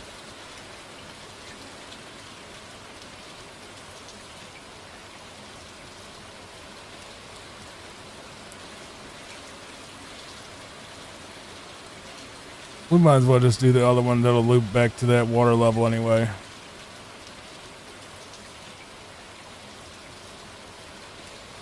Alright, come on, Wiggler. Move along now.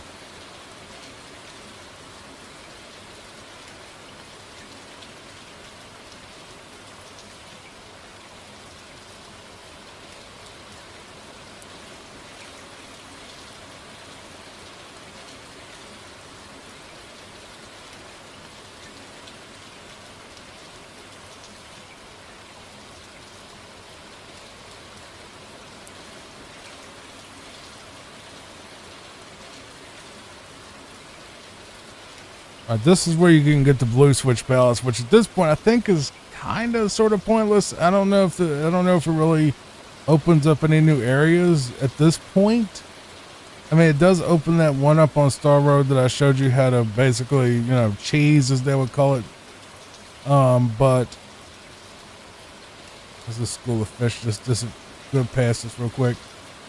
And this landmine looking thing. Get him out of the way.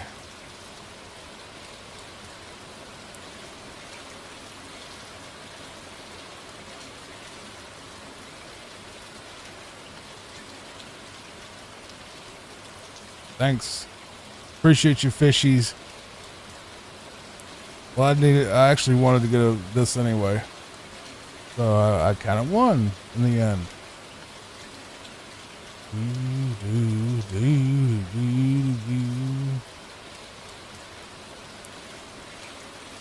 All that for a dragon coin.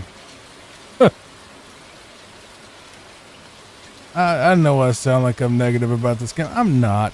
I'm really not. I love this game, and I love the ROM hacks that it came out of it.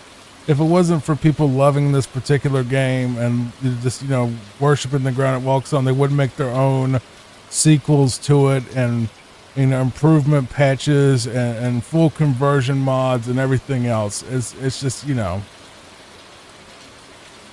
they had to have a good base to build on. So even though I've kind of picked on it, a lot of it was really in jest. I'll just, being nitpicky and a little bit, a little bit precious. I'll put it that way. Pretty sure this is where the secret is back here. Yeah.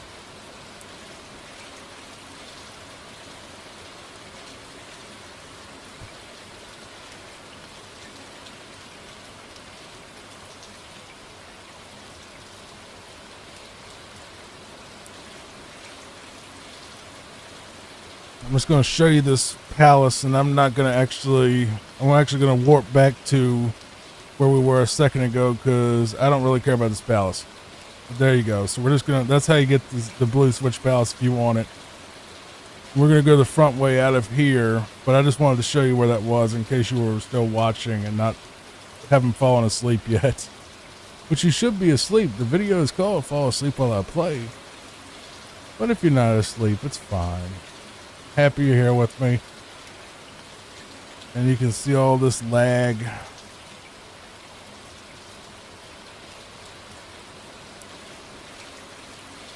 At this level is a little bit confusing if you've never played it before because it has an exit that's not in plain sight. And if you go through the regular exit, you are going to just do like a loop around and be stuck in the forest basically. So follow what I'm going to do here.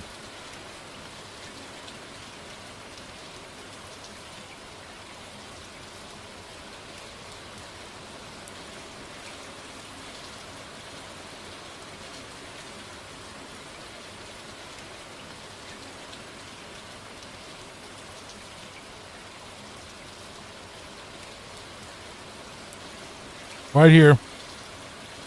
I'm almost positive this is the pipe that we need to go in, yeah.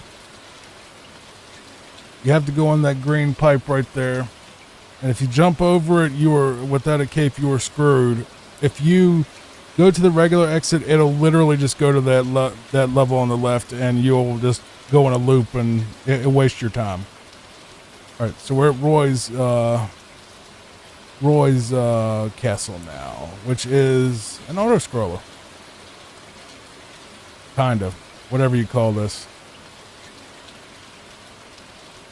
Like a semi-auto-scroller. I guess you could fly through it. I mean, we could. But yeah, I love this game. I really do. Don't get me wrong. I think I enjoyed in this playthrough a lot more than I was expecting to.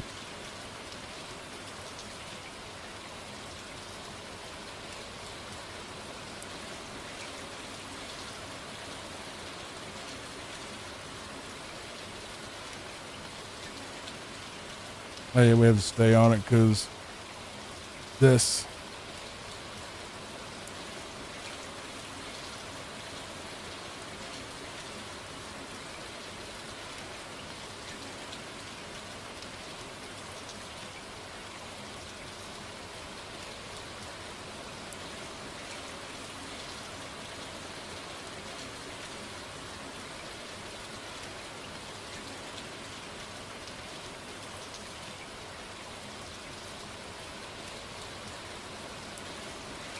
Ooh, that was close. Okay, Roy. Same thing as the others, just with sunglasses. And pink hair, or purple hair in this case. Right, off to Chocolate Island. How long have I been playing this? Hour. It's only been an hour? Okay. I had to split the recording because I didn't want to lose the footage in case the lights went out, because you never know when the lights will go out. There's no storm going, but you never know. Someone might be drunk and hit a light pole or something. You never know. Chocolate Island's a lot more straightforward and not very long. It's almost like a filler course, honestly.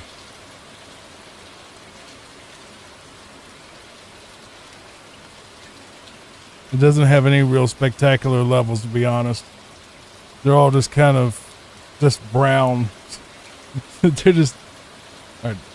Choco Ghost House. I don't remember it. Do I? Maybe I do. We'll see. Whoa. A school of ghost thingies. Whatever these are. We just let them pass. I don't remember the stage. But I'll figure it out. Oh Lord, look at that. At least the other Lakitu would give me extra life if I took the bait. You're just trying to get me to die.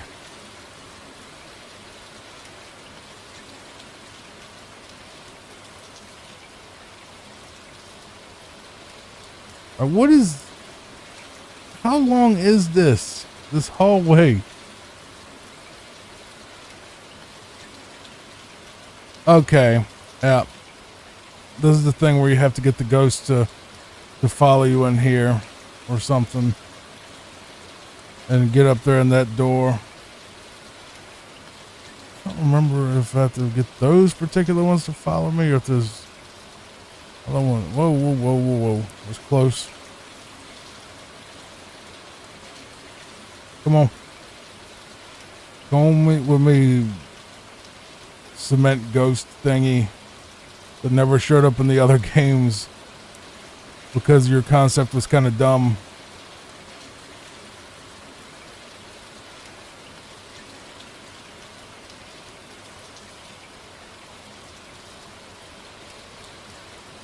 Now, come on.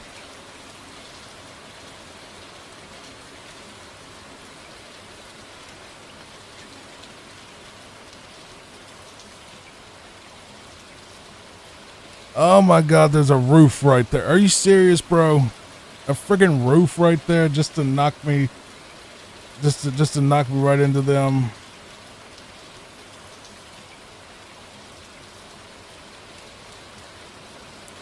That was incredibly cheap.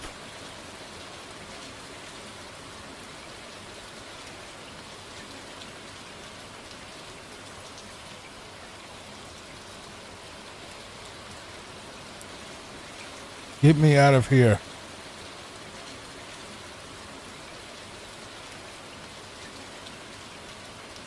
Not a very complicated ghost house. I feel like near the end of this, like, the programmer's kind of was like, you know what, we need to hurry up and get this done.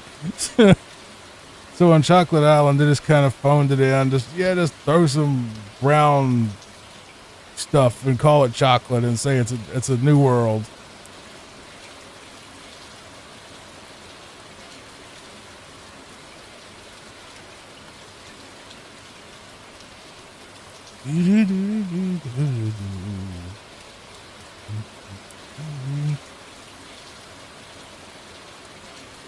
I feel like the Mario 3 developers, whoever developed that, were like incredibly inspired the entire time throughout, you know. Every world had a theme and all the themes were explored and gimmicked and everything. And, you know, Mario World was a huge undertaking. Think about it. New console, you know, they're getting their butts whooped by the Sega Genesis at that point. You know, they had to put something out that was just wow, and they knew that Mario was like a guaranteed, you know, money. They knew that was going to be like their money game regardless. And they put out this, which is a perfectly good game. But I just feel like Mario 3 had a lot more thought put into it. At least on the level design. I feel like it almost had something to prove, kinda. And they proved it all right. They really did. So, if I was gonna rank them of the original quadrilogy of Mario 1 through this one, which was technically, originally going to be called Mario 4, Mario World, Super Mario Brothers 4 Mario World, I think was the original working title. If I had to rank the original four, if we're talking about USA Mario 2 and not the, if we're talking about USA Mario 2 and not the, whatchamacallit, not the Lost Levels version. Did I just... Okay.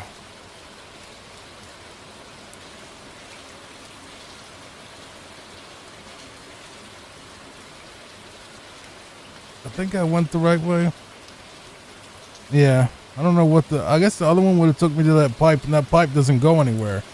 Well, I think the pipe might let you, like, skip a level or something. It doesn't actually... I know it doesn't take you anywhere secret.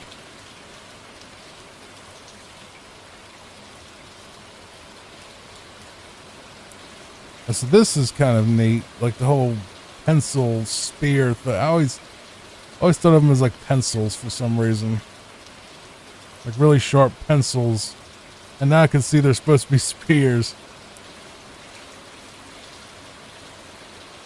Why is there all this fire if Bowser's not even in this castle? This isn't even a castle, it's a fort.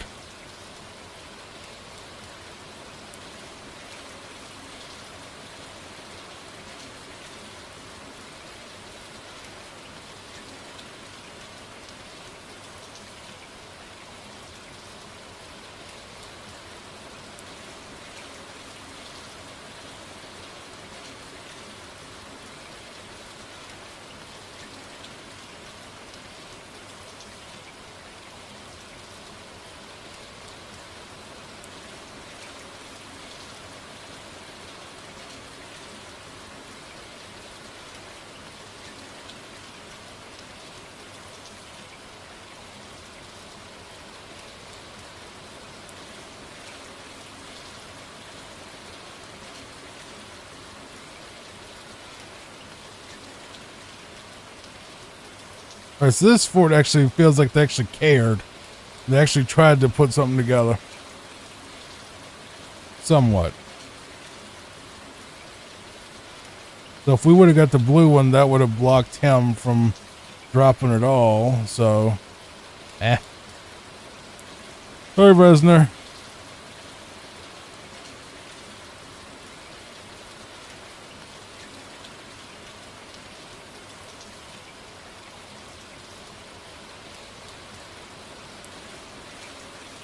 Chocolate Island 4.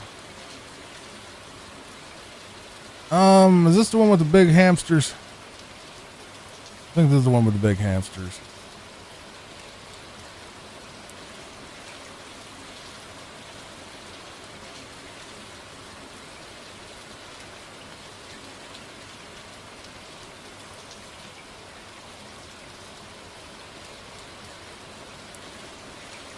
But there's no secret exit here, so it's just a straight shot regardless.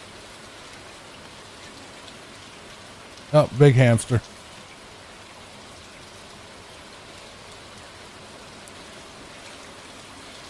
I can't remember if they hurt you or not. Well, it doesn't matter because we just beat that level in like 2 seconds. Okay. Don't hit that P switch because it'll unlock all these enemies apparently.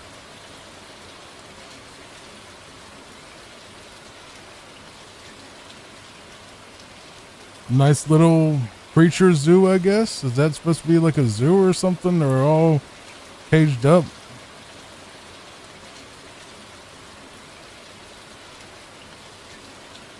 This one doesn't have a secret either, so I don't know what this is supposed to be. I mean, there's really nothing in this level.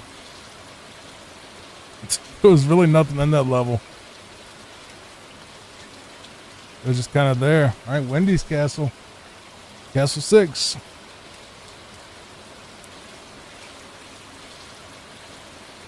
Ooh, that's fun.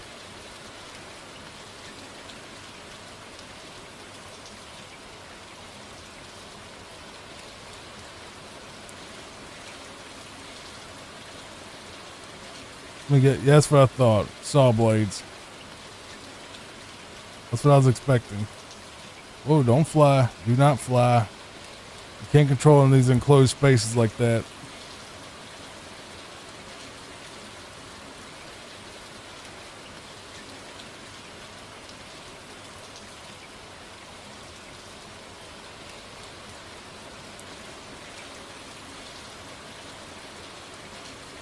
Ah, great.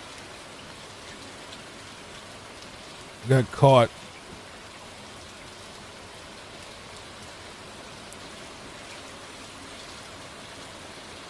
Believe it or not, I'm pretty sure you can just spin jump on these. Yeah, see?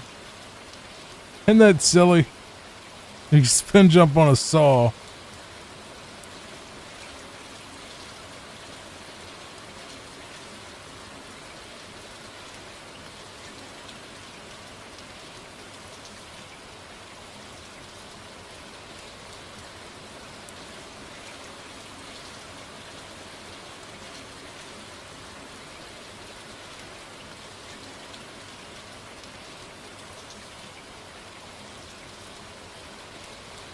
Oh, that was something.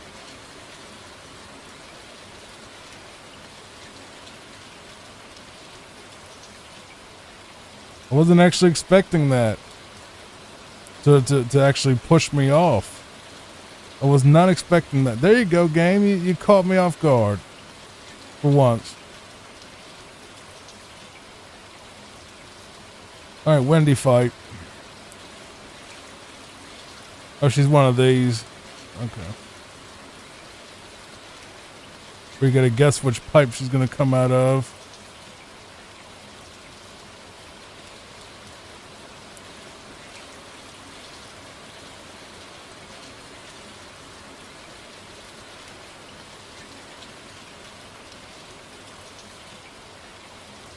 Oh, she's done. Ghost ship.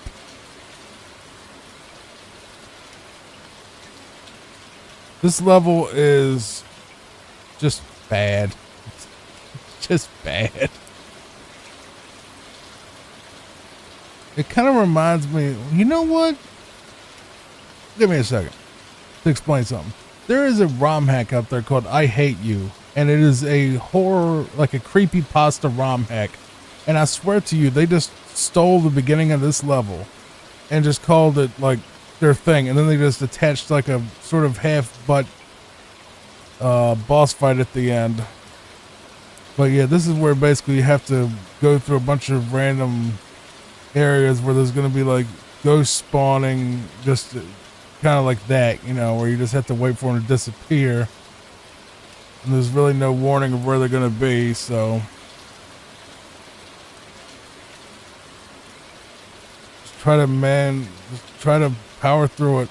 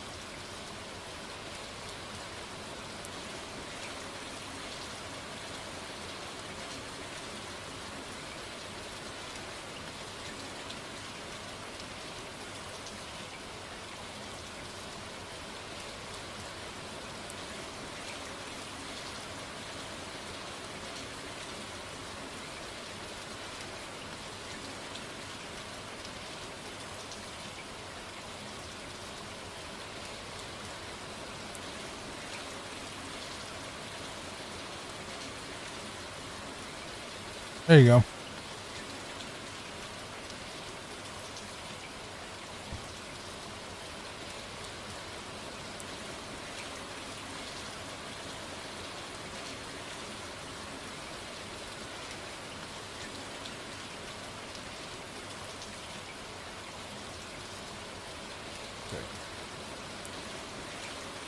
The Valley of Bowser 1.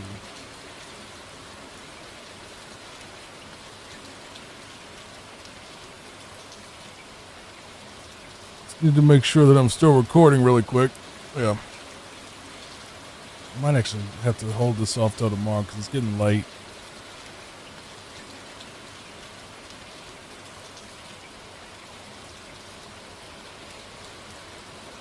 It's like 10:30 right now, and I'm usually in bed by 11, so I'll be dreaming about Mario, honestly, because I played through the 1, 2, 3, and World today, so I expect to have Mario dreams.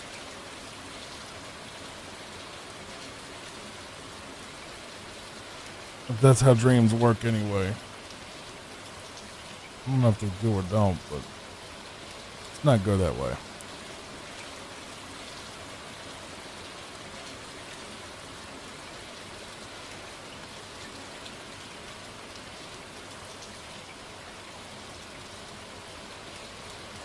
Whoop.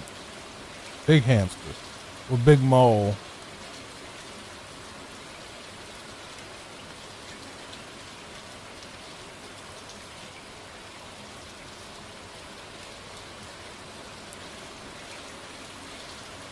Whoop. Let's get smushed. And I am going the wrong way. Guess this down here is where I want to go. Come on now. You got me in a rock and a hard place right this second. Alright. You got me all smushed up in a very strange position. That is not how I wanted to say that, but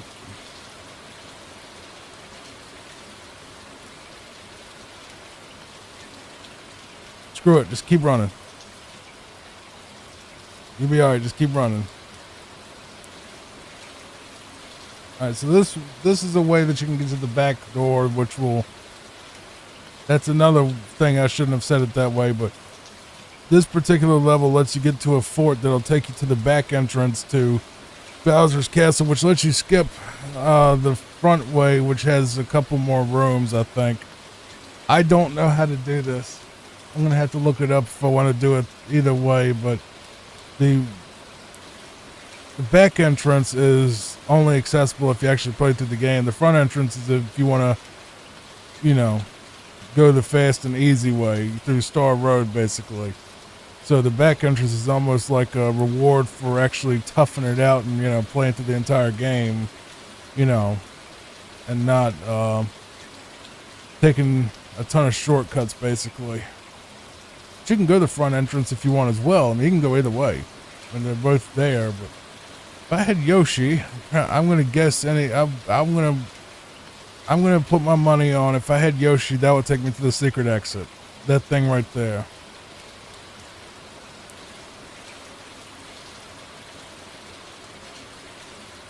Because you need Yoshi for those wings.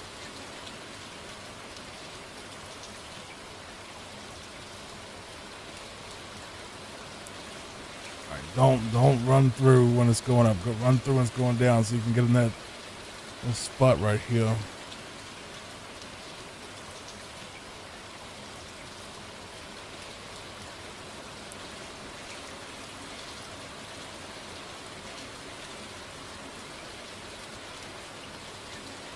I have to go back and get Yoshi just to see if that's the secret way out. Ooh, that was close.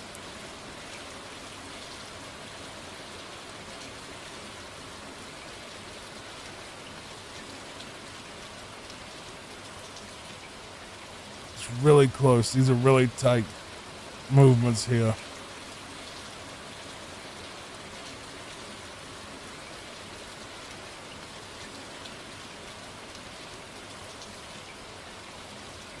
Oh, nice, yeah, nice little trick there. Appreciate that.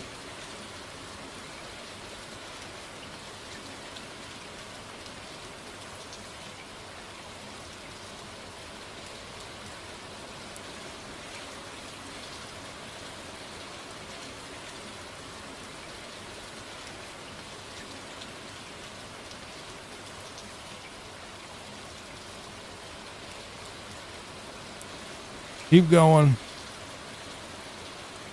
Okay, so the other way is the Yoshi way. So I'm gonna have to go all the way back.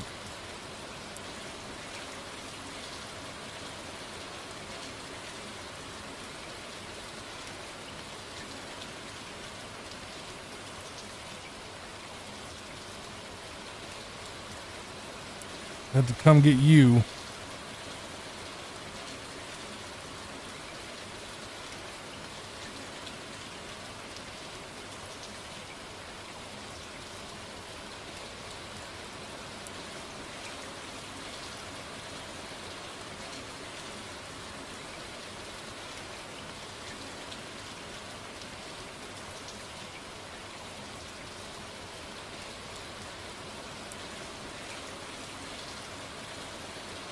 Okay, now we got Yoshi.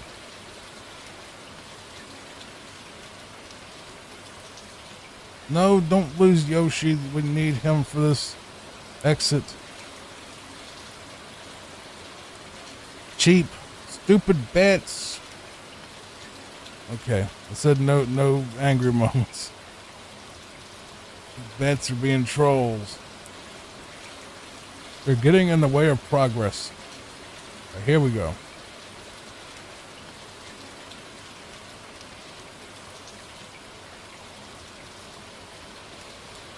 What? So that wasn't the secret. All right.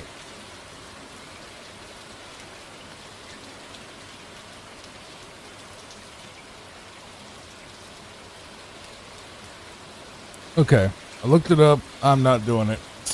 It is. I might do it. Depends on how this level is. But green bubbles. All right. Well, first of all, it's going to cut out like 3 or 4 levels that I don't want to cut out. Okay, what is this? It's probably death, I'm sure.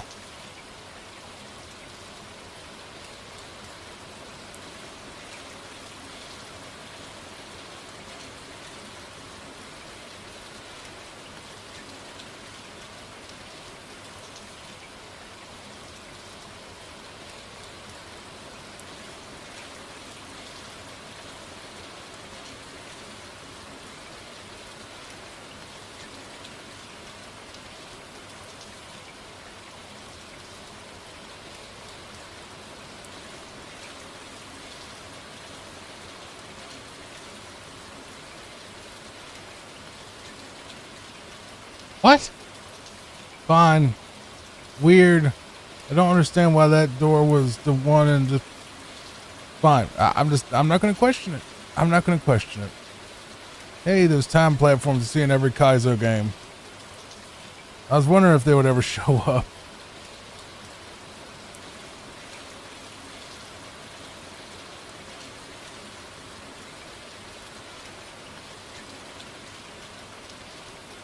Skill.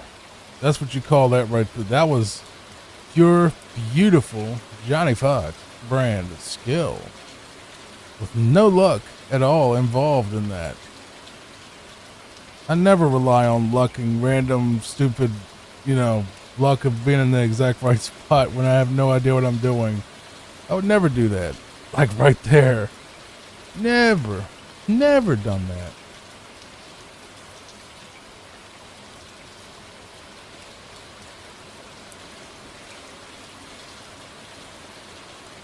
By the way, the exit for that to go to the back door, which we're not going to do because we're going to see the back entrance level anyway. So doing the front entrance will actually be more game than the back one. You don't miss anything. But if you go to the if you go to the front exit, let me just pause really quick. If you go to the front exit, you have to play through, I believe it's 2 levels, and then you go to like where the back exit goes to.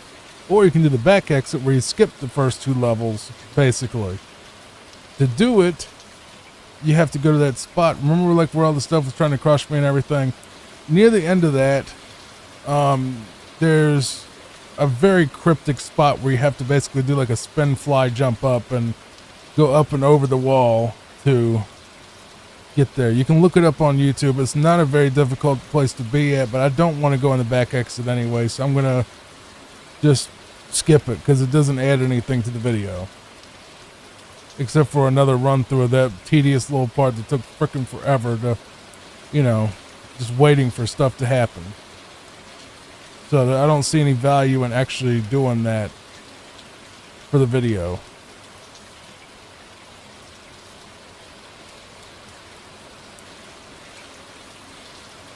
I don't even care. I was going to say, what is the secret at the very end? I don't think I even care. I'm guessing it's going to probably just go straight up to the star where you could skip the... It's going to bother me now. It's going to bother me now. I'm not going to be able to go to bed without knowing what that particular keyhole does.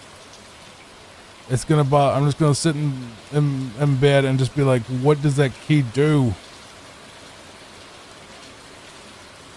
I know we need Yoshi for it, so might as well. So we did most of the game. We didn't do every single level. I mean, we skipped a few, but I'll call it the most scatterbrained video I've ever done, really, because we did a lot of levels and we skipped a lot of levels. And we did a lot of exits and skipped a lot of exits. But it's going to bother me to not know what's that stupid keyhole goes to. And it has to be just going straight to the star and skipping Larry's castle or Lemmy or whatever the thing's castle was. All right, wait, what? Okay, there's also this. An ice level in here for some reason. Okay, whatever. I'll take it. Did that make it where we can keep Yoshi? Or no? No? How do I get the... If I'm not supposed to keep Yoshi...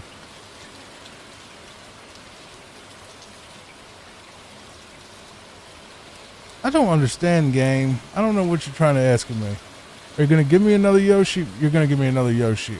You would have given me another Yoshi if I would get rid of this one. Alright. Bye, Yoshi. Have to sacrifice you to get another one of you. Animal cruelty at its finest. I do not endorse animal cruelty. I love my puppa. When someone threw my puppa in lava, I throw them in lava. I throw myself in lava after. I'm guessing you go down this hole? Yeah, sure. Whatever. It's goes to the same place. That's not how you do it.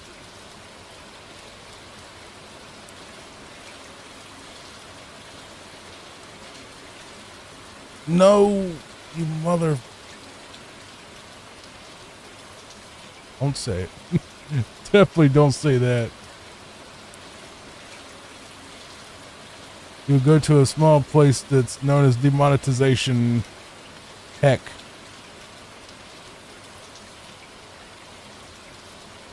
Did you know that word is that? You know that word is forbidden.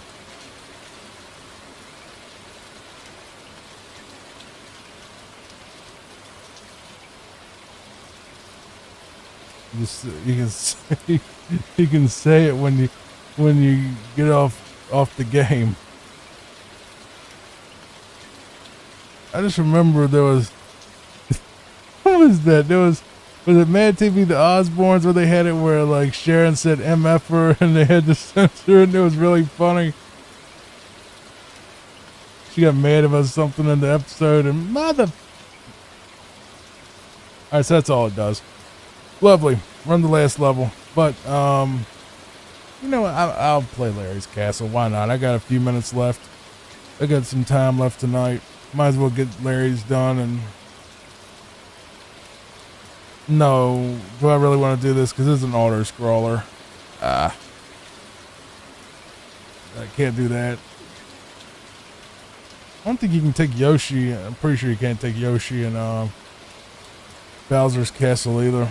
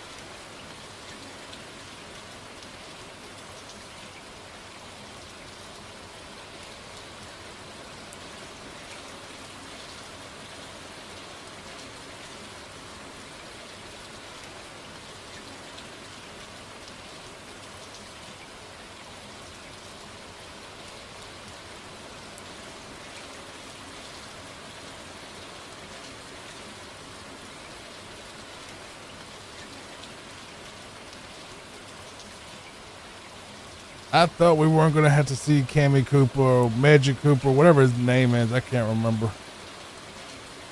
I was hoping we weren't going to have to see him in this playthrough, but he's only really in one other level that we mandatorily had to go through if we did a different route.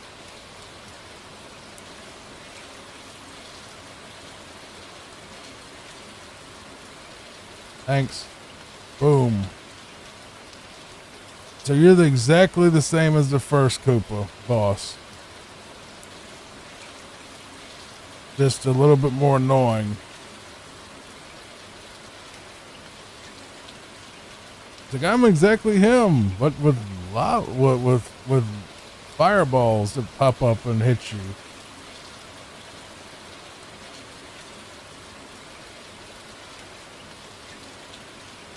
Stop trying to get him faster than you possibly can.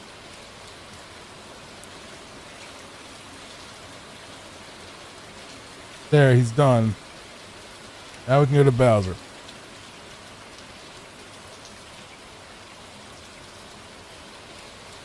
You have to give me that. I did all the castles. And that one down there does not count. It's a fortress, not a castle. I can't remember what these levels actually are. Let's see. That's an auto scroller, so we're skipping it. We're going to go to a different one. You get like 3 or 4 different. What is it? You got 1, 2. It doesn't matter which one you go to. You have to go through 2 levels of each. What is this one? What's 4? Nope. 3?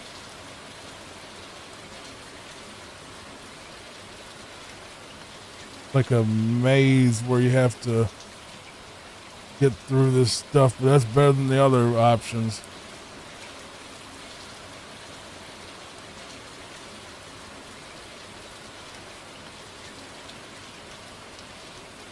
It's 5, 6, 7. I'm guessing 8. Nope. That looks like it's going. No, we can look. Maybe it's just where you run right through. Nope. So that's not that. Let's try 6. Underwater.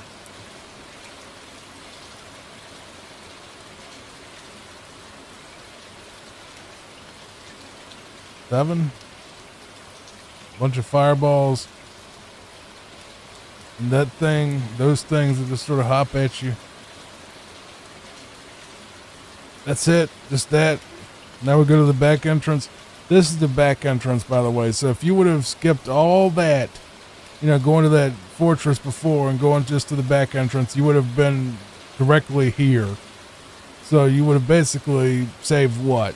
Like 20, 30 seconds total off your game time. I mean, it's not worth it. Because you're going to go here anyway, and those 2 rooms were really nothing, so. Here we are, final boss. Boss battle 1,000,000 times probably, but we'll watch it again. Come on, go ahead and throw him out.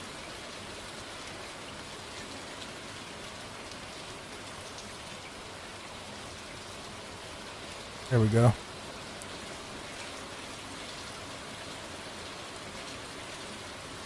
I will give him this. This is a really good boss fight.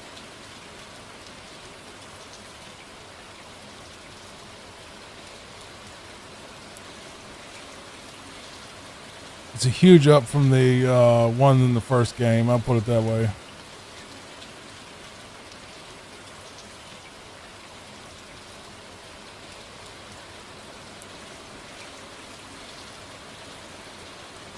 I don't want it. Keep your mushroom. I've got 2 capes.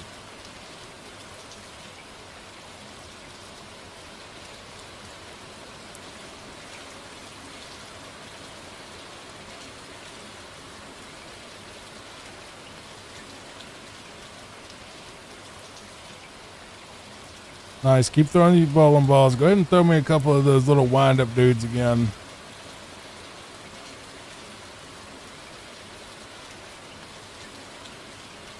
Screwed that up. It's fine.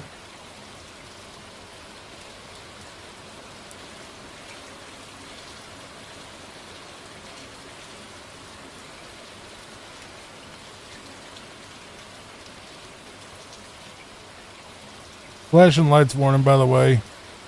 In case you're watching this, there will be flashing lights in the background, kind of, sort of, mainly just thunder effects on the black background for some reason, so nighttime thunderstorm.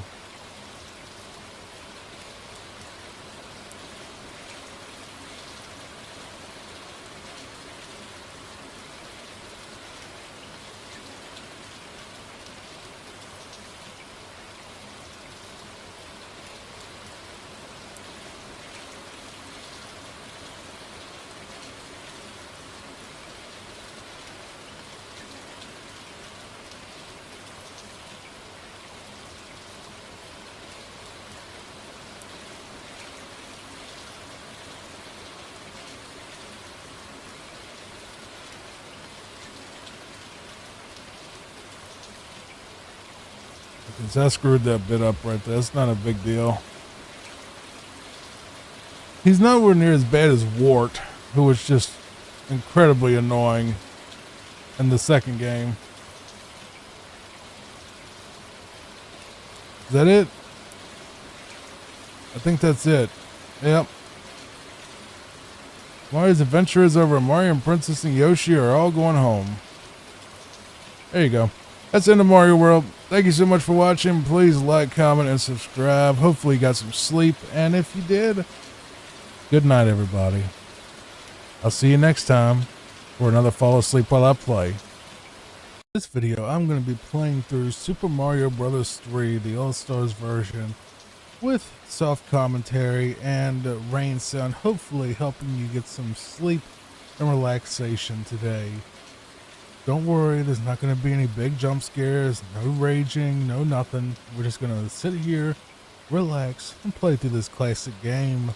Just stop worrying about everything, turn your mind off, and just watch me play through this game that I've basically played through a billion times. That's what I basically aim for when I do these videos, is games that are pretty much easy playthroughs for me. That way there's no real exciting moments, really. Hopefully this helps you relax and sleep. We are going to be doing all of the levels in the game, and I will have timestamps in the description and in the pinned comment in case you want to skip to a particular world. So let's say that you don't like World 1 or you've seen it too many times. You can switch right over to any other world, or even the final boss fight if you want to just see that for some reason. I've got it all laid out for you below. Just choose whatever you want to do.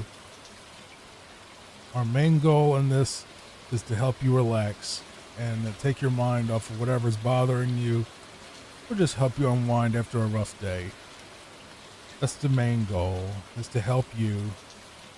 But we're not going to use any warp whistles because they're basically worthless to us. We may pick them up just to pick them up, but we're skipping one in this level because I don't see any point in doing it, really. There's no point in picking it up if we're not going to use it, right? Let me just make absolute, there we go. Just had to make absolutely sure I was recording my voice, because sometimes OBS has little, hiccups. We're starting with our first mushroom house. We're going to be getting a fire flower here, and moving on to level 4. If you watched my original Super Mario Bros. 3 playthrough for the NES version that I posted last night, you will know that I am not a fan of auto scrollers. I feel like they are boring and they just last forever. And it's just really difficult to make them interesting, basically. And since I am not a speedrunner, and I'm also not a robot that does those tool-assisted things, I can't do the super fancy moves and, duplicating coins and all that other craziness to try to make this more entertaining. So what I'll basically do is, if I know that there's a safe spot, I will fast forward just a little bit on my controller. That way we can get through the auto scrollers a little bit faster. That's a big advantage of turning the audio off with the game, is you don't hear that speed up chaos that comes from it. And I don't hear it either because I have the speakers turned off entirely. Let's move to our first little card slot machine thing. We're gonna try to go for a mushroom. And we failed, but it's fine. We're going up to the first fortress, which you should know probably by now if you've played through this game. There is a warp whistle here, but we're going to skip it entirely and go the way that I don't think anyone's actually gone in a long time probably, which is the direct way, not the secret way. Because we just want to see something a little different than normal. I'm not trying to sound like Bob Ross of YouTube, but well, Bob Ross is on YouTube. His archives are anyway. Well, if you want to think of me that way, yeah, sure. The Bob Ross of gaming. Going for the same vibe. The relaxing thing. I've thought about doing more intense and, you know, crazy stuff that, ooh, we got that little secret coin ship. I don't know how we did that, but it's some type of secret way. You have to get an exact, I think it's a certain amount of coins and something, I don't know. Or a certain point score or something at the end of a level to get the coin ship. Not sure. I think it's the coin ship. Just gonna skip past all that. There will be a fire flower down there. Well, not a fire flower, but a fire piranha plant. We'll see a lot more of them throughout this playthrough. Going speed past this outro and go up here to our first matching game. Got a fire flower and a star, so that's not it. Mushroom and a 10 cent, so we didn't get anything. Fine. We're level 6. And I did insult, well, not insult, but I did say that this game was not as fun as the NES version. I'm starting to actually believe that I may have been wrong, actually. The thing is, the controls, I think, have been felt a little bit different because I was playing it on a regular hard drive. And once I put all of my emulators on my brand new fancy Samsung SSD that runs at like 1 billion miles an hour compared to a hard drive, it seems like all the games in RetroArch actually play a lot smoother control-wise. I don't know if that's something I've just, it can't be something I've imagined. That's not going to work. I keep thinking that that's going to work, but it's not going to work. We'll just do it the normal way. But, yeah, it's kind of crazy. It does feel like the games are a whole lot more responsive than they were on my hard drive. Maybe my hard drive is screwed up. I don't know.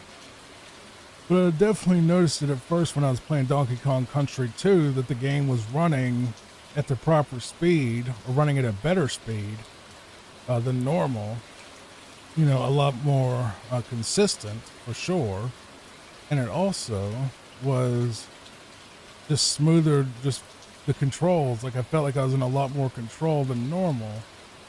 So I'm guessing maybe the SSD did a little bit to help. I don't think it, maybe just moving it over to a faster drive that wasn't as busy doing other tasks, like, you know, doing big massive backups to cloud storage and all that was what fixed it. Maybe the drive was, you know, able to handle the other tasks that might have been holding back the emulator that I use.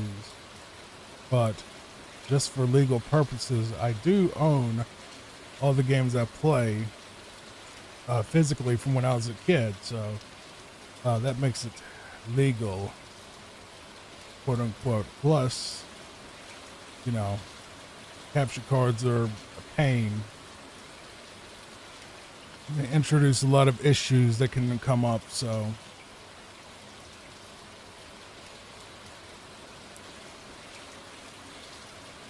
but I only play games that I own in real life on cartridges, so we'll just say that I do back up my own cartridges, and I have like a little ROM thing that I back them up on, just for legal disclosure.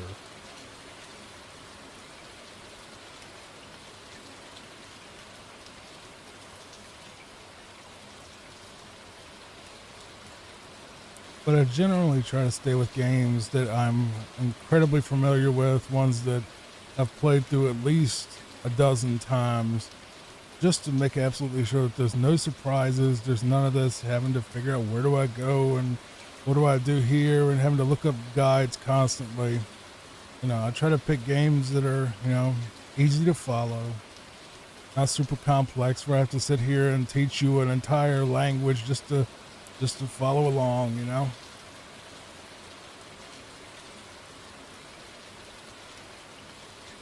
That's I think that's Lemmy or Larry. I'm not sure. Let's get past this little cutscene. Get a P-Wing, and now we're off to World 2. Is the desert world. And I take back what I said, because this is actually controlling quite smooth. I don't know what happened. Maybe it is the hard drive that made it feel like a lot less precise and a lot less easy to play. Maybe I'm just getting more used to these games or something, but he doesn't feel like he's 400 pounds like the other times I've played this game recently.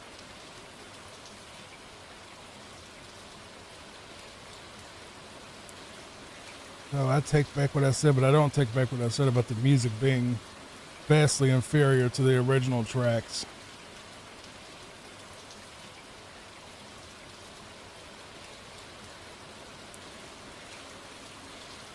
I just don't feel like the Super Nintendo sound font did a lot of justice for the NES games that were, well, there really wasn't that many remakes. I mean, one that's notoriously bad for it was Ninja Gaiden. Like, a lot of people really, really hate the Super Nintendo port of Ninja Gaiden. Which, I don't necessarily hate it, but I will agree that the music in that game is pretty busted on the remake. But there are many Super Nintendo games that have music that are some of my favorite pieces of music of all time. Donkey Kong Country, Mega Man X, Mario games even, like Mario World has a few good ones.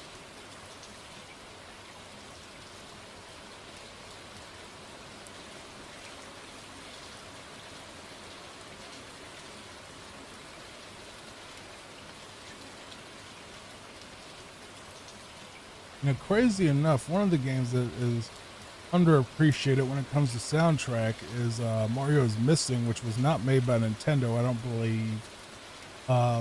It was an educational game, but it did have really good music, actually. Which is a thing that you see a lot, like bad, quote-unquote bad games with great music.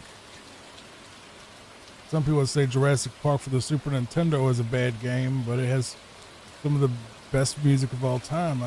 One of my intro song for a long time on live streams was actually the Jurassic Park Super Nintendo interior theme.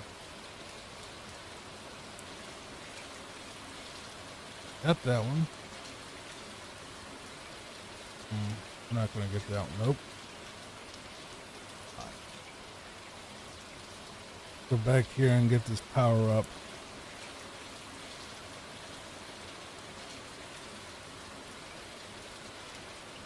Got fire flower. Would be useful against this little hammer bro or sock bro, whatever you want to call him. Level 3.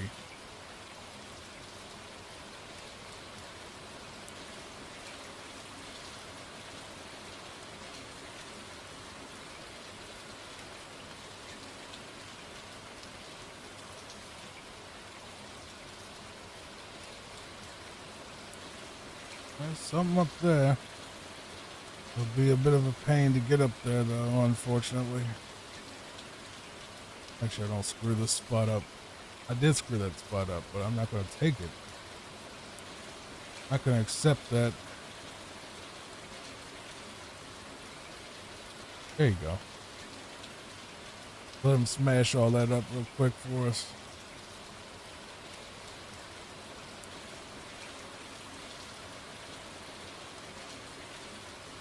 Okay, we got the Angry Sun level next. Sure you all remember this one.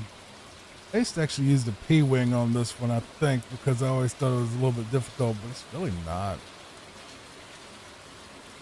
Just have to have some good momentum is all.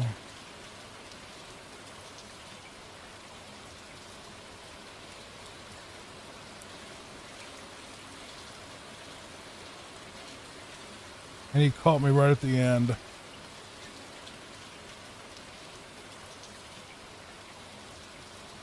Pick a box, its contents will help you. Got another fire flower. I'll take it. Gladly take it. 4. Level 4. I believe you can beat those chain chomps if you have a star, but I'm not exactly sure. I think so, though.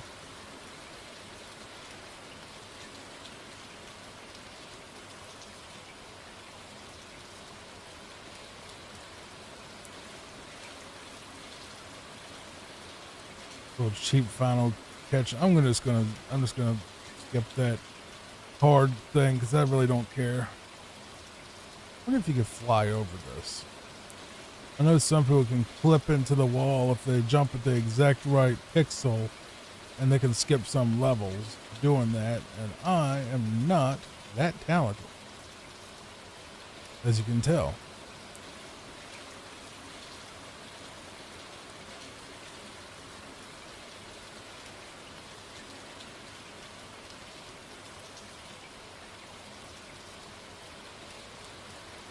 Whoops, I need your shell, buddy. I need you real quick. Well, I was a little bit too far off screen. That'll work. He's already up there. Come here, buddy. You're supposed to break that block for me. Third time's a charm, right? Hit it. There you go. Third time's a charm. That wasn't a charm at all.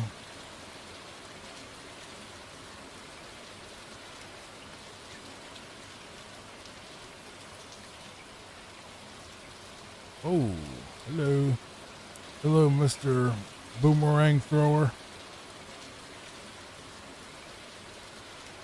Go take care of this guy. I will reiterate what I said before, though, that I believe that Mario 3 is vastly superior to Mario World in almost every conceivable way. Levels, layout, worlds, controls, power-ups, fun, unique environments.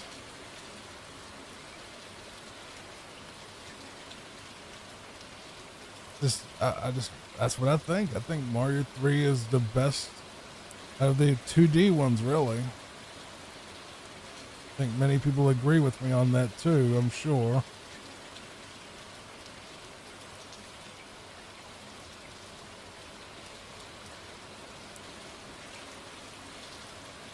I think I used to think that that wasn't exactly right, but I was wrong. I was wrong. Hey, we got a little 10 cent. Nope, that's not good. I think there's one right here. Yeah, there we go.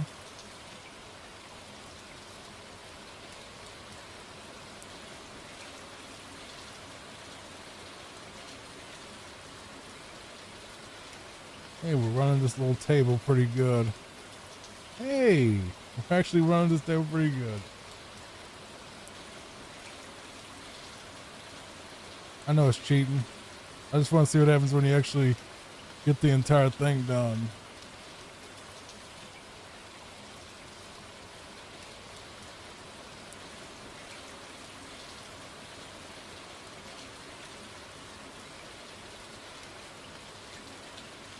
Nothing, apparently.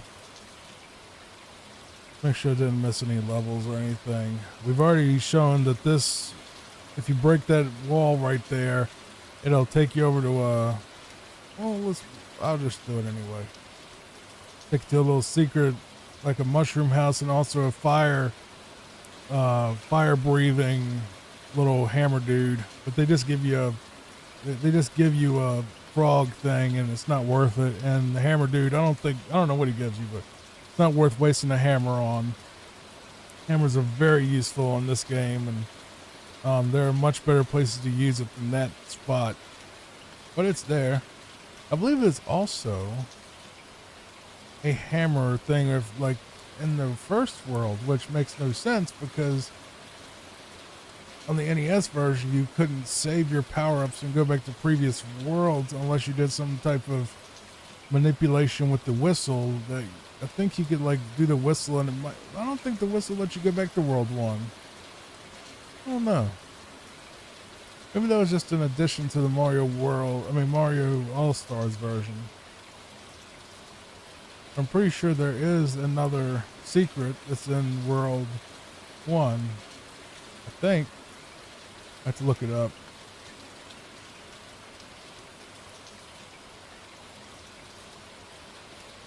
Lost my fire flower. Fine. It's fine. Fine. That's Morton, I believe. Come on, Morton. Don't mess with me like that.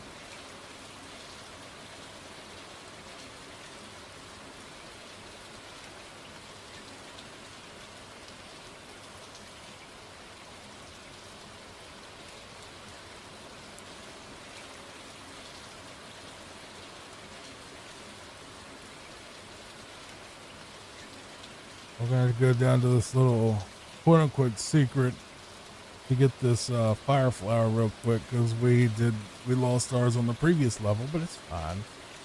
It's fine. Not going to stress over it. You're going to get hit. I mean, it's natural. You're going to get hit at some point in these games. What is down here, though? Another fire? That's another fire flower. Okay.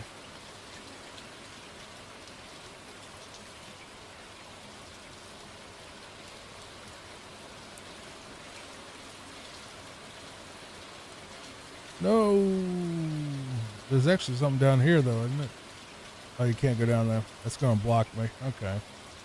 There's a little thing down there. I don't know if you can get a power up or what down there, but it's fine. You hear that a lot. It's fine. That's me coping with being a terrible gamer. Playing this game for 30 years and still getting hit by stuff. 'Cause I'm so reckless when I play games.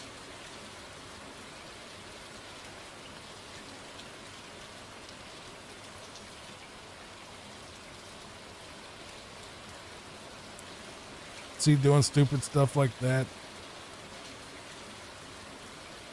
Or that. Smart to just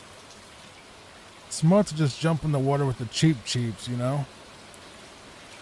That makes plenty of sense. I don't know why you wouldn't. Why you wouldn't do that.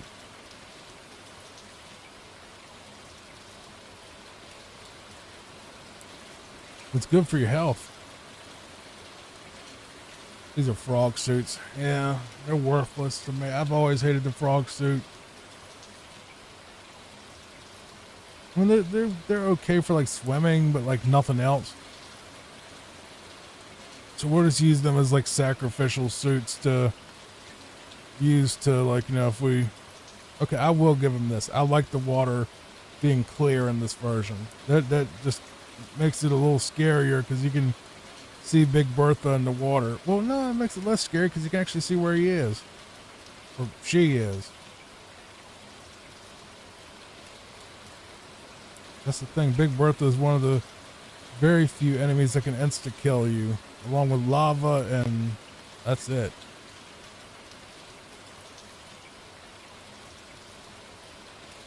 Don't fall in that water. Big Bertha eats you in one shot.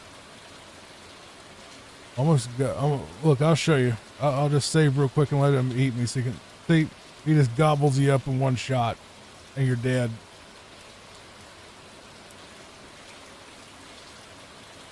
Did that on purpose. You could actually see his ugly face actually eat me. So you'll see him a couple more times in this game. He came back in the sequel. Mario World, I believe. You're going to come down here at any point. There you go. Another hammer.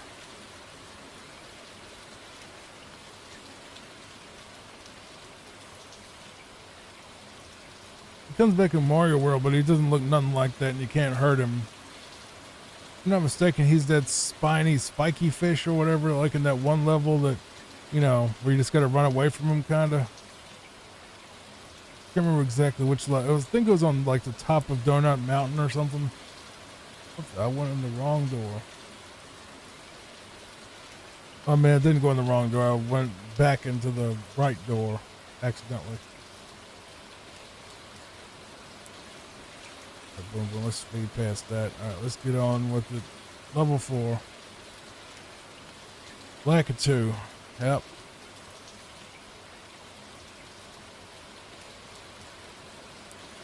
Lakitu shows up in this one. I screwed that jump up. You're supposed to do like this, or else you have to go and find the hidden blocks, and that's just eh. There's Lakitu right there. The worst, well, not the worst. The worst is the Hammer Brothers, easily. But this level, just see, there's a Big Bertha again. Like I told you, I would see him again. I almost got hit by that jellyfish by accident.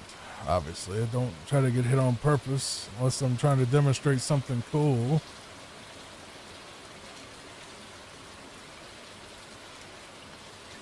I'll tell you if I was trying to do that.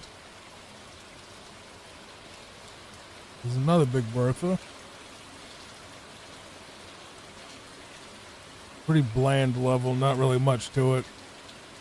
Just some tight platforming, well, not platforming, swimming with that that thing. So we got another board to work with. So no. Nope, no good.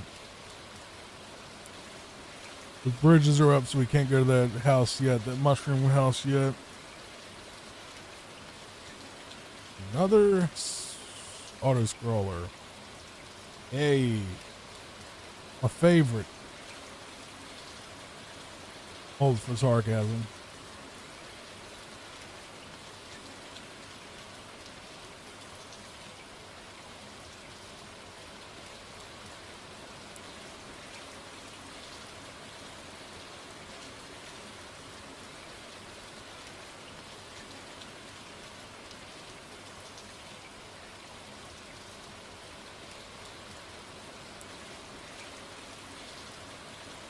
I was about to say, I have fallen off of that spinny thing before, and I immediately did right there.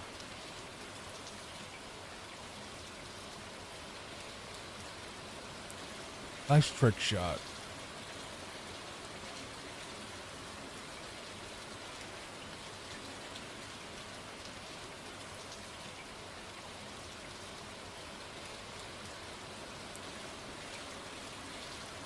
Got a leaf. That's cool.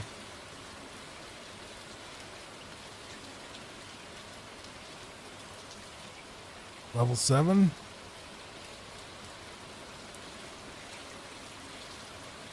Now most of these are pretty fresh in my mind because I literally beat the NES version last night for the video last night.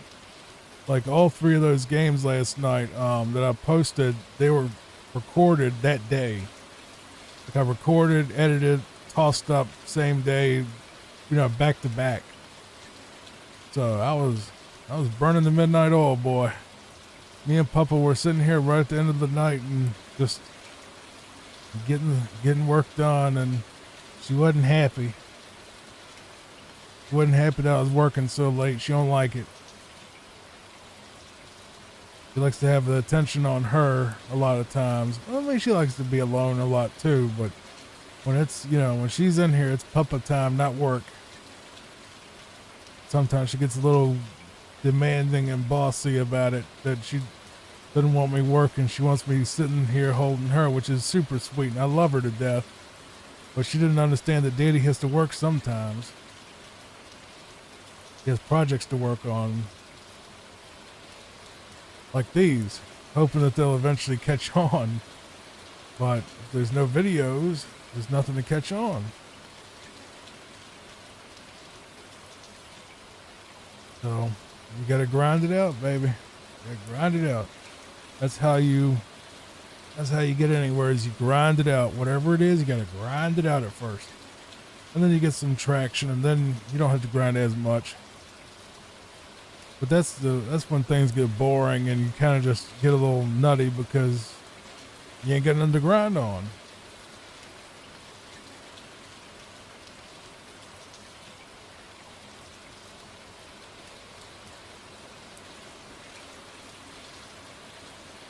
Oh, no, you don't, Big Bertha. You ain't going to eat me. You think you're going to eat me. Nope. Not today. Not today. I'm not on the menu today, sir.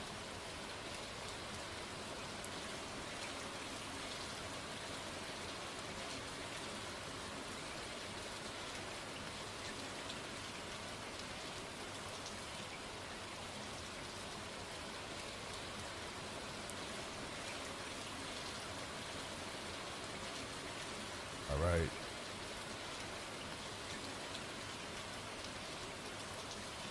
Level 9.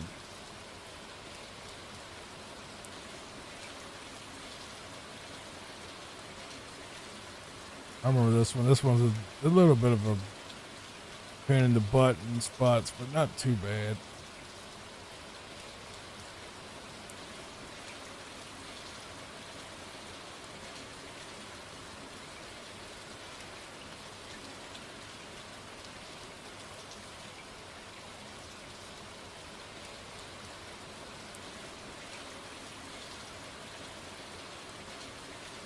Hoping that you're asleep by now, able to relax. That's the whole point of the channel. But if not, hit like and subscribe, and maybe tell a friend about it.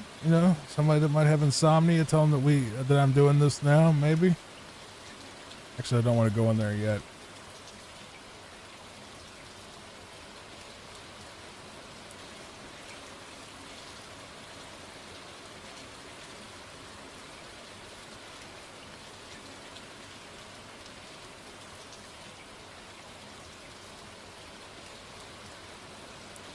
Okay, we're getting a little bit of a roll here.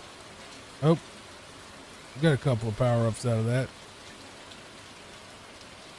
I'll save and continue. Gonna use a hammer this time. We didn't use it in the previous video, because I was gonna show you how to get the raccoon suit early. But this is a good spot to get some early power-ups and boost and all that.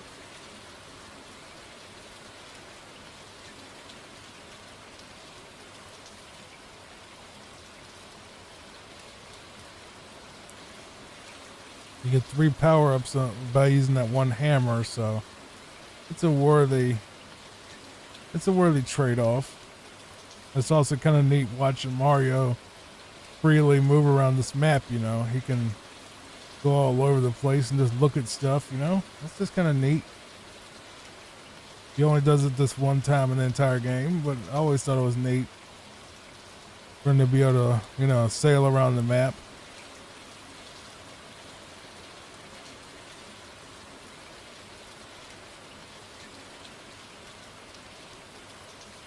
Right. He turned into like a little purple dragon thing from the friggin' Mario world. That particular king did. I forgot I ain't got a fire flower. Whoops.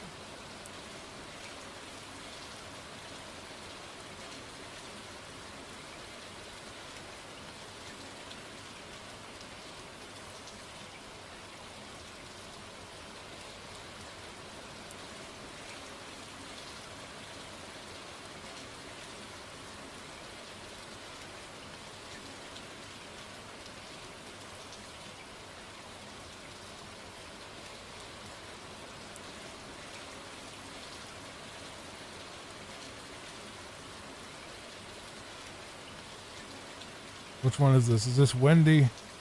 Yeah. All right. Wendy, based on Wendy O. Williams, who was a singer in the 80s. I believe she was a singer for a band called the Plasmatics. She was also a solo artist that did an album with the members of Kiss that was thought of as the Lost Kiss album, but I don't know about that. I think that's a little bit too much of a stretch.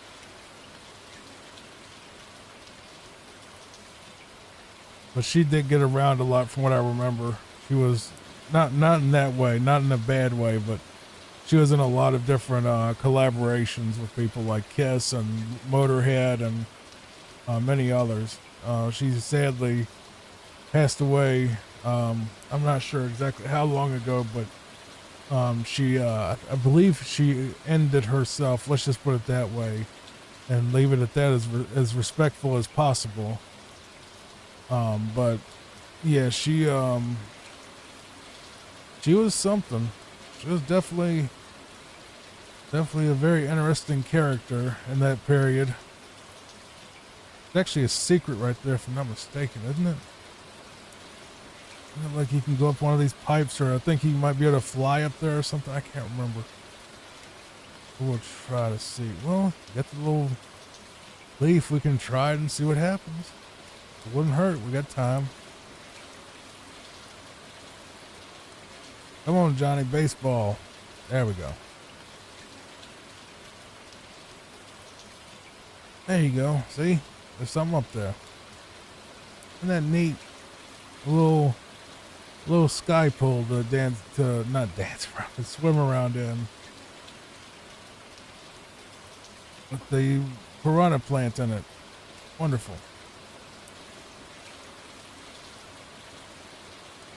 And Big Bertha, for some reason, spitting out his little tiny version of himself. And that's it. Very strange. Not sure what the point of that was, but I'm happy to share it with you at least. Hopefully I don't fall right into a pit, and I did. You can't spin your tail underwater, right? So what's the point of this area?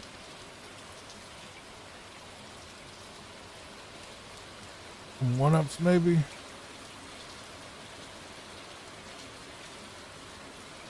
I guess that's the point. Along with being just a unique area, but I don't know how you're supposed to get that block right there, but it's alright. It's alright, it's fine.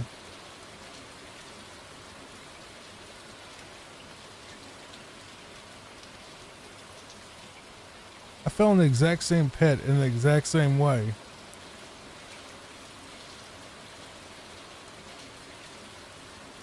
Trying to avoid this stupid fire plant right here.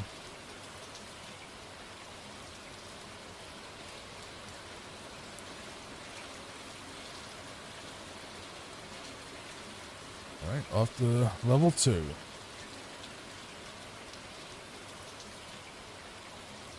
I have seen this level more times than I've seen Puppa. And I've had Puppa since she was like 11 months old. And she's almost 9 now.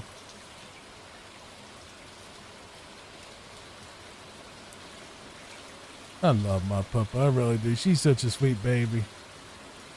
See, I thought she was going to be a little grouchy today, but, because I had that guy come here to fix some stuff in the house. And, he's going to help me later when he gets the stuff in to fix the stuff we're working on. And, I had to pin her up because I didn't want her in the way. And, I told him she's not dangerous enough because he went in there to look at a different, project that I had going on. And he saw her and was like, you know, I thought she was going to bark or growl or something, man. She just was staring at us, just whining like, hey, why can't I join in and look at what y'all are doing kind of thing. It's sweet baby. So she wasn't mean at all. She was just like, hey, what are you two doing? The only time she gets a little grouchy is when she goes to the vet because they mess with her. You know, they give her shots and maybe, I don't know if they jerk her around or what to make her mad, but she just doesn't like them for some reason and never has. She's never liked any vet though. Like from the beginning, she never liked them, but as Puppa gets older, she gets a lot more tolerant of other people. She was never mean. She was always a sweet baby to most people, but she could be a little territorial.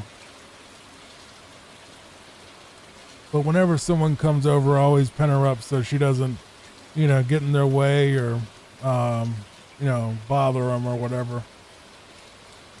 Because I know some people don't like dogs, but I mean, if they went up and talked to her, or wanted to pet her or something, she wouldn't bite them. She just, probably look at them like, hey, who are you kind of thing.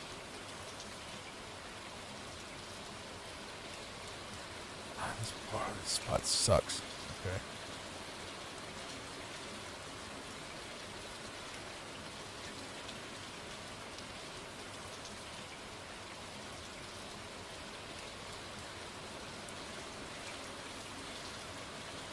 Well, she wouldn't bite him, nah. She's a sweet baby. She don't do stuff like that. Bubba might have. Bubba was a little more territorial, and I think a lot of the time Bubba egged her on. Like he would get to barking, and he was a sweet baby too, don't get me wrong, but he would start barking, and then it'll get her wound up, and she would start barking.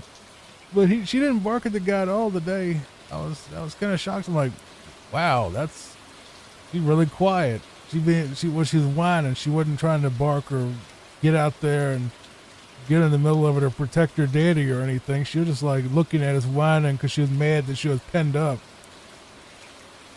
She hates being penned up. Even though penned up, you think, oh, Johnny, you got a cage for it? No. She was penned up as in there was a fence up, and she had her bedroom, the kitchen, and the dining room all to herself, where she could just walk around and do whatever she wanted in there.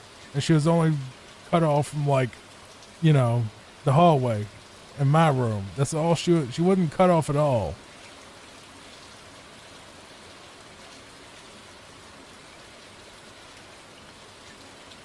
Actually ran the table on this thing. I didn't even realize it, but that's good. I decided to just leave that gate up because I was having trouble getting it down. So I was like, you know what? Neither one of us go through this door, or at least I don't. So if I do have to pen her up, it'll be a lot easier just to have this gate, blocking this one doorway I never use. And that way, if I need to pen her up for something, I can just shut her bedroom door or the laundry room door where she stays, and then I can just leave her in there. But as she's gotten older, she's gotten a lot calmer. And she's gotten a lot lazier and a lot, a lot cuddlier. Well, she was always cuddly. But she used to have,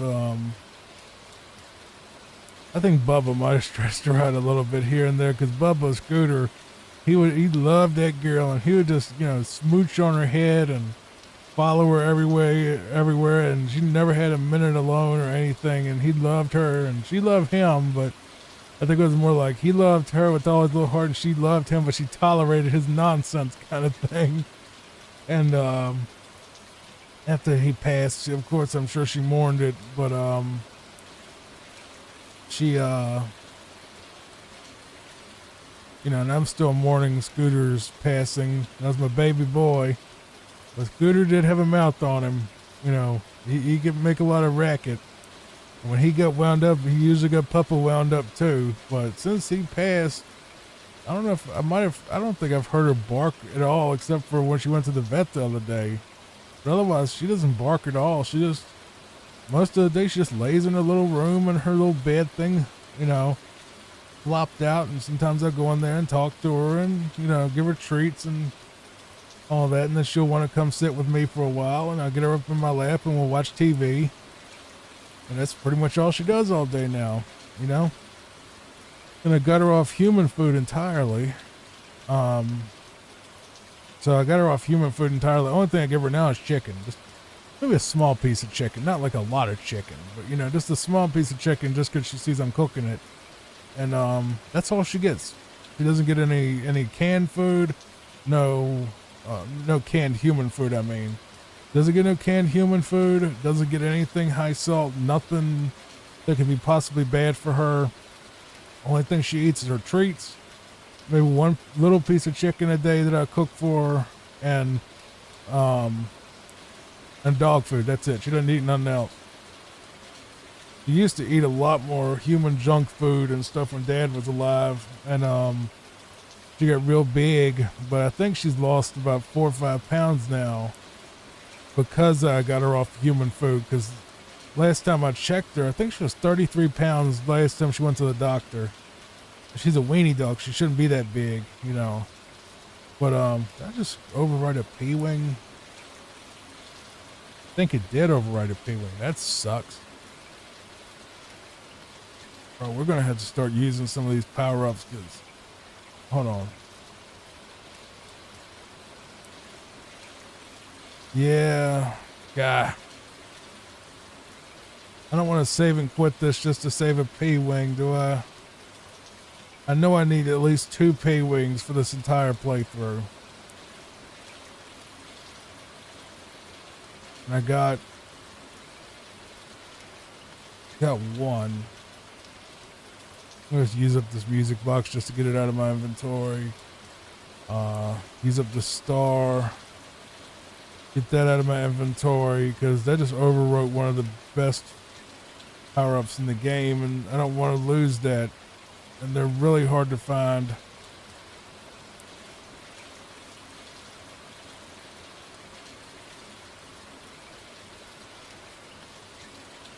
I'm gonna have to make up some slots because I haven't been using the power-ups that I've been collecting.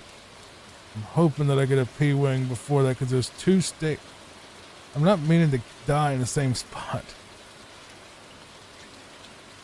There's 2 stages in Bowser, well, 3. So I need 3 P-Wings. What is with this jump? I need 3 P-Wings total for this game. And they're all for Bowser's World. There's 3 levels that just suck.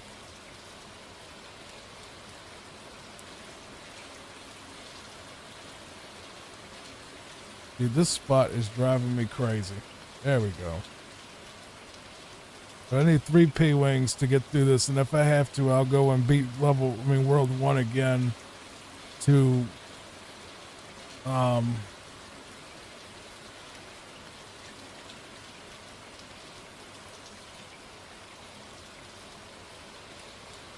depends if I go this way. Do I have to use the secret door, or can I just go right here? I can just go right here. Okay. That secret door leads to like a really slow, boring section that I didn't want to go to if I didn't have to help, if I could help it.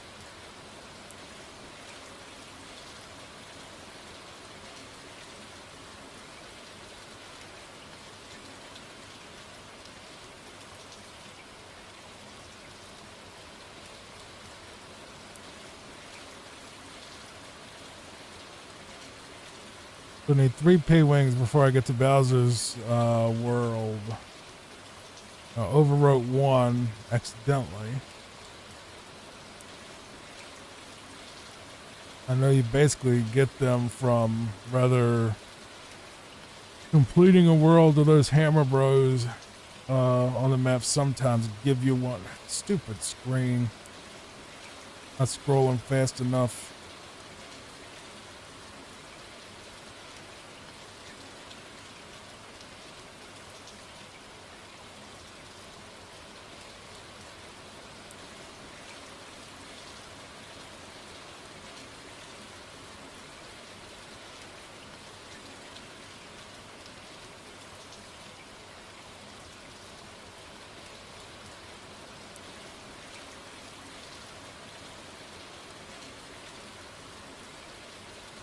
One is it here? I don't know which one is it.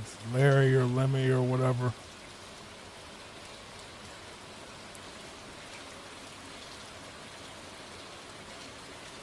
What you give me this time? P-Wing, thank you. I need 1 more to get this all set up. So I'm making sure I use my power-ups throughout the game, because last time I played through this in the NES version, I had so many power-ups at the end that I basically didn't end up using a lot of them. But since I know we got finite space now, I need to make sure that we do use them.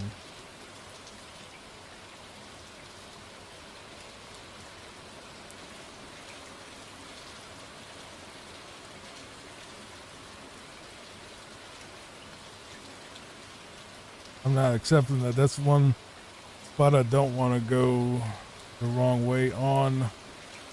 We had the same problem last time.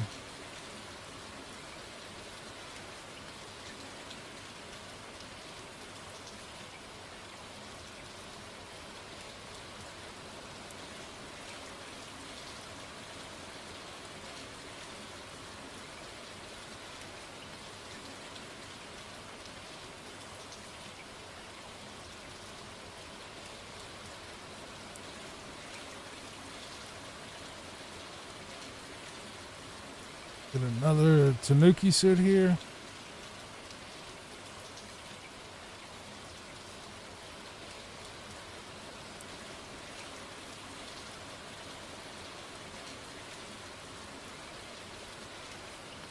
I think this is the shoe level. Yep. The only level where you can get the shoe. The coolest power up in Mario 3 is a shoe.